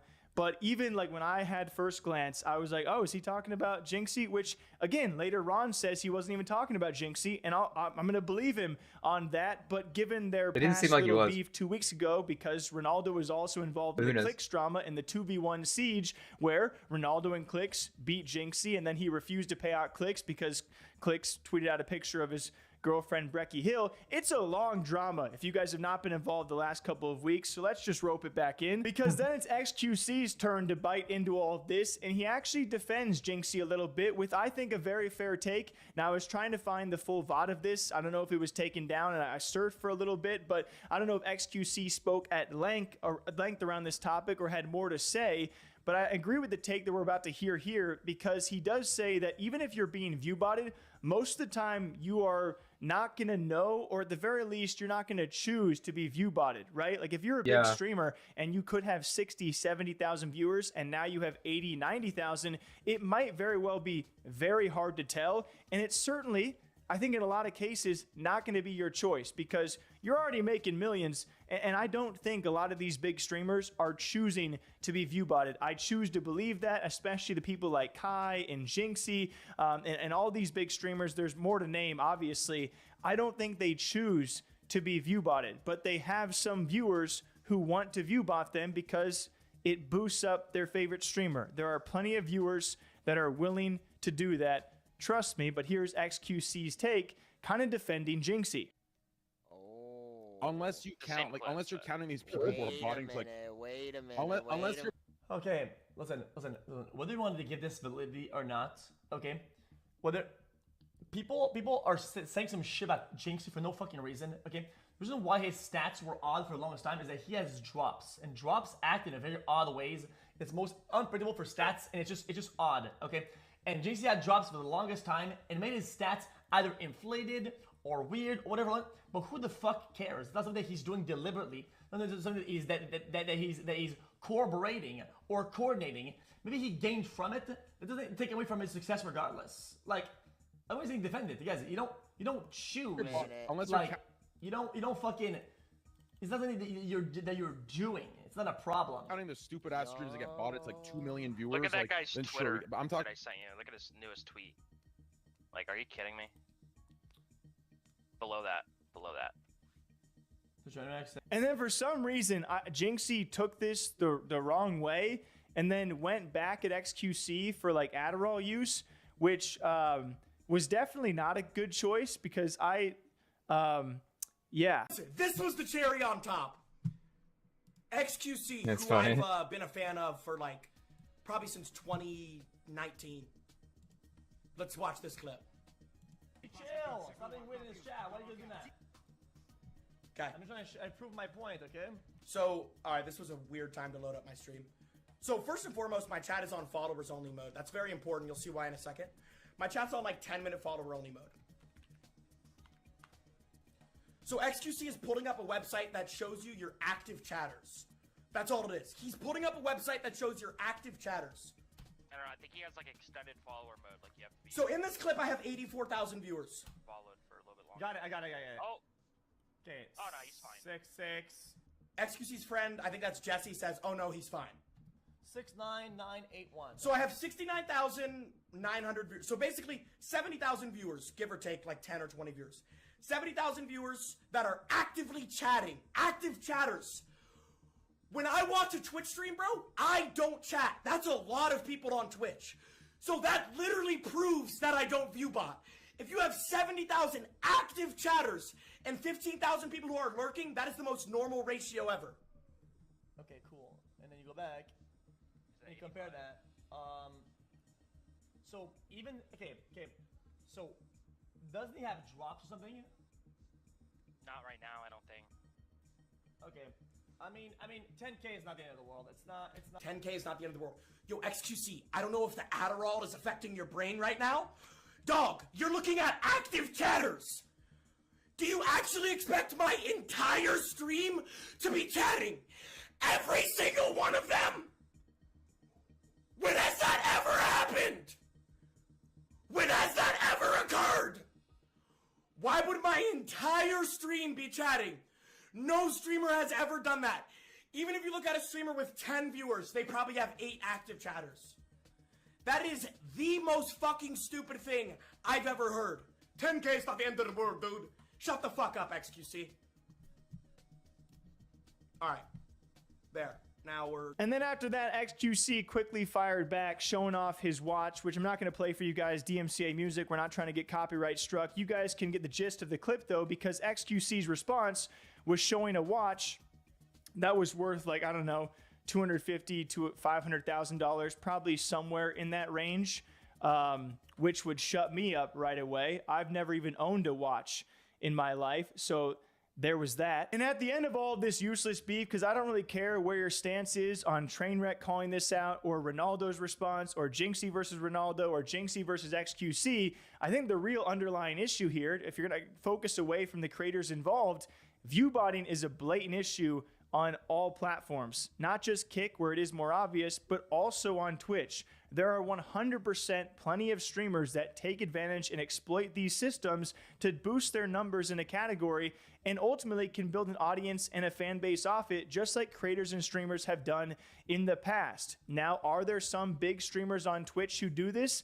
Maybe. I don't know for sure. Trainwreck didn't name any names because it's a pretty bad accusation to make, and it's very hard to back up nowadays and actually fully accuse someone of viewbotting, but it's definitely an issue, and that's what we should be going after, you know? But it continues to pit Twitch versus Kick, which is overall good for the competition, good for the industry, and Jinxie has been involved in a lot of heated back and forth as of late. What do you guys think about that? Till next time, take care of yourselves. Have a great, safe weekend, okay? See you back here soon. Take care.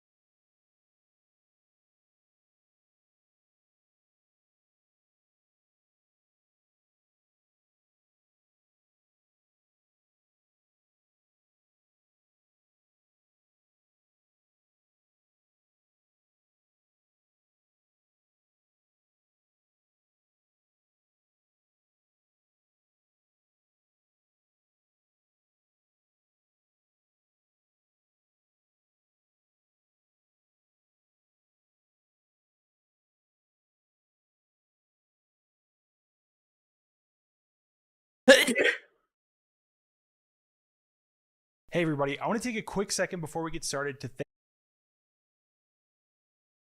Sorry, I had to start some laundry.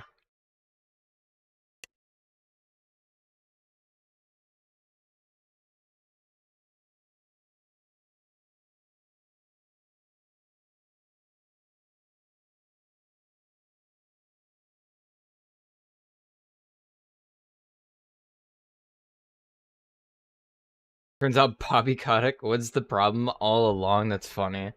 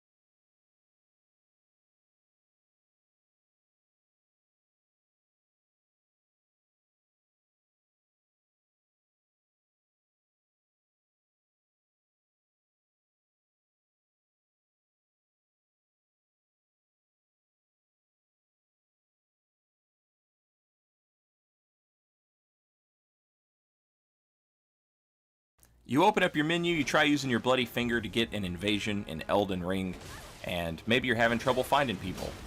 And you're thinking to yourself, what is going on? Where is everyone? Am I all alone? The answer is no. The answer is you've probably pushed yourself outside of a popular matchmaking range. Alternatively, maybe you're watching a Twitch streamer do invasions, or you're watching a video on YouTube and you see them doing invasions, and you see them say something like, I'm 36 plus 5. And you think to yourself, that's just 41. What is this person talking about? Elden Ring takes into account the highest weapon you have upgraded and applies that to your matchmaking. So you're level 36 with a plus 5 weapon. Alternatively, you can be level 80 with a plus 15 weapon, or level 150 with a plus 25 weapon. It's important to remember that a weapon that upgrades with somber smithing stones counts as 2.5. Damn. So a plus 1 Carrion Knight Sword is actually a plus 2. It rounds down for the purposes of matchmaking. A plus 2 Carrion Knight Sword is plus 5 for the purposes of matchmaking. And then at plus 3, it's up to plus 7. The game will remember the highest upgrade you've had. So if you do Patch's quest, Irina's quest, Rajier's quest, these quests all end with you getting a weapon that is plus 7 or plus 8. This is how the game tries to force players who aren't upgrading their weapons into higher matchmaking ranges. A good idea. As they level up, as they progress through the game. Sometimes you'll fight a guy, they do no damage, and you're thinking to yourself, what is going on here? They probably have like plus 2, Moon Veil, or like a plus 1 Moon Veil, but in their inventory they have a plus 8 Rajier's Rapier. So they're counted as a plus 8 player, but they're using a plus 1 weapon because they don't know any better. But when you're making a build, when you're doing invasions and you make a build, it's important to remember that if you don't want to go to plus 8, don't do any of those quests. Alternatively, if you're in the blacksmith's menu and you accidentally upgrade your weapon too many times, don't leave the blacksmith's menu. Just quit the game. Go to your dashboard and quit the game. And the game should not remember that.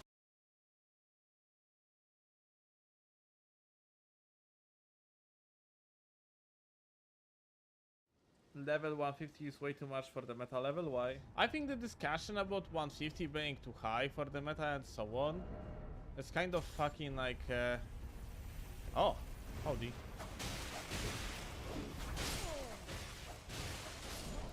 Okay, alright, wait. What the fuck? The topic of level 150 equals, oh, there is no builds anymore. It's fucking weird thing, man. Because it is up to like what you define as a build. Or more like what you define as the standard of a build. What 150 is enabling are essentially hybrid builds. And why hybrid builds wouldn't be the standard? Why the standard would be like a pure one-stat oriented thing instead of, let's say, like some sort of the hybrid? I think the hybriding aspect is more fun. Damage output would be, let's say, insanely higher on 150 in comparison to 125, and therefore like the gameplay experience would be affected negatively, then I can understand why 150 is essentially a bad thing. But yeah, but it is not the case. It is not really the case. It's just you have like a way more freedom with these plus 25 additional points, because on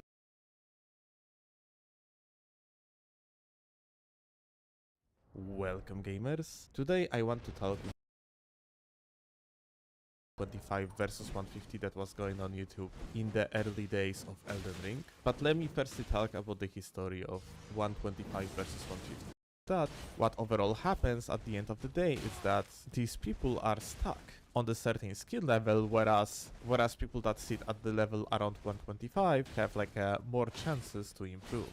That being said, it is only my perspective, and maybe it was related to the time at which I was participating. 150 always sounded better to me.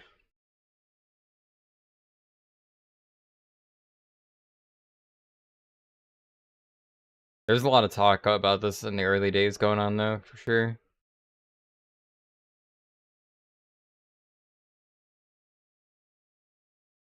What is happening, guys? Cowboy here, and this video is going to be a little bit different. None of the shit that I have you will ever see in a dueling scene. Just to look, I mean, for the sorcery build, you're never going to see Moon. You're never going to see Comet Azure. The only of these spells you might see in a duel would probably be Moonblade. That would be it. You know, for the strength stuff, you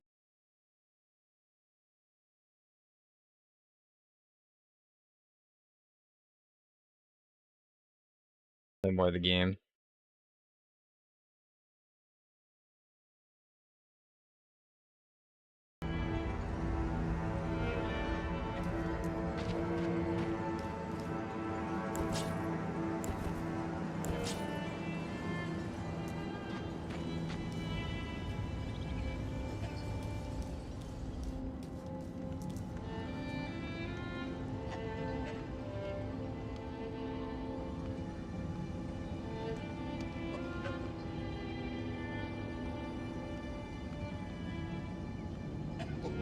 Sorry, man.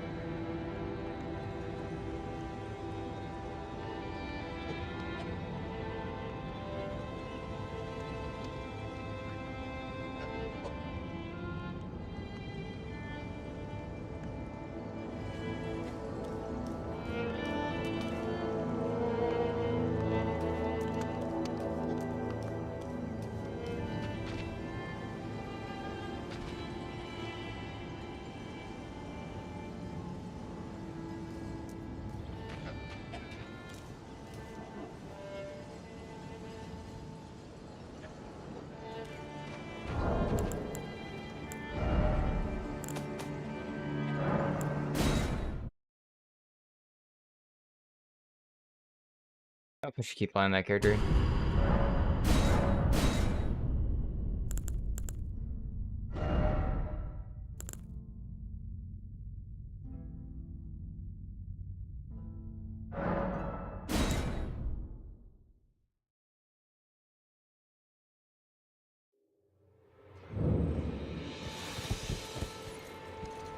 I was probably gonna delete this guy.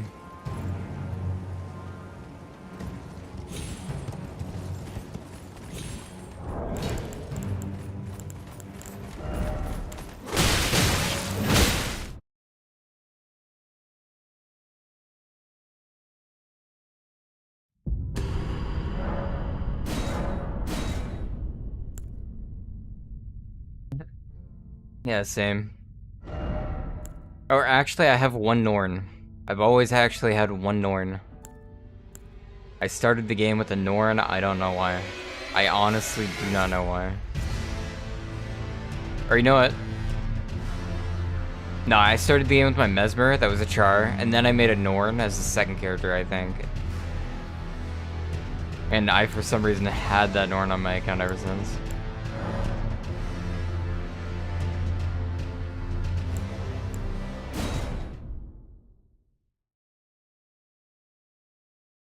I used to have a Sylvari too, but had to make room for a,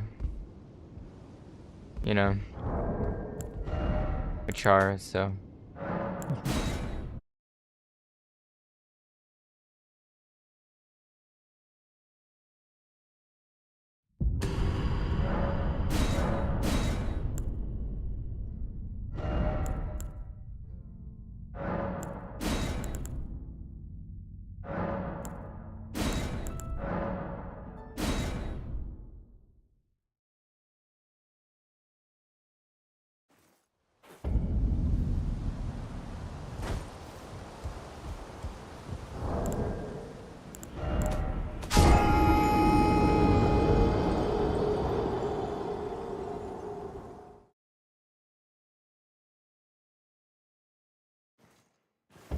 Pretty much.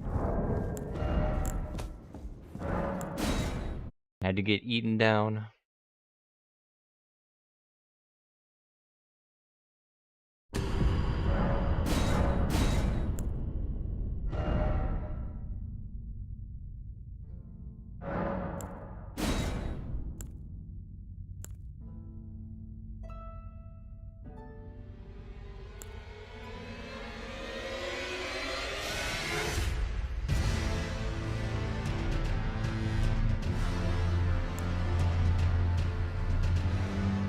The thing that sucks about the modded character is I can't play the normal version of the game on them because they'll load in invisibly.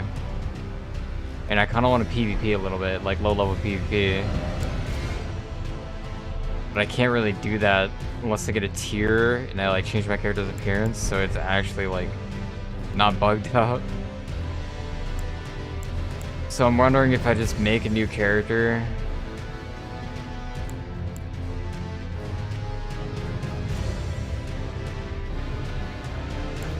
Well, it's changeable, it's not permanent. Like, I just have to go get a tier, beat a certain part of the story, get reborn, you know? Then problem solved.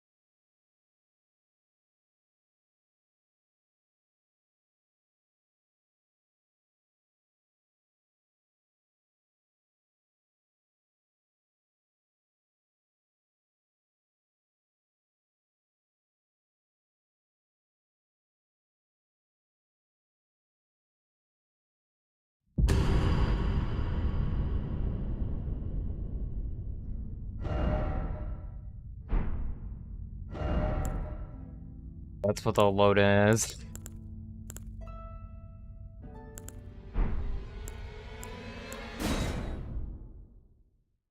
Did I just make? Did I just make another character for Dex?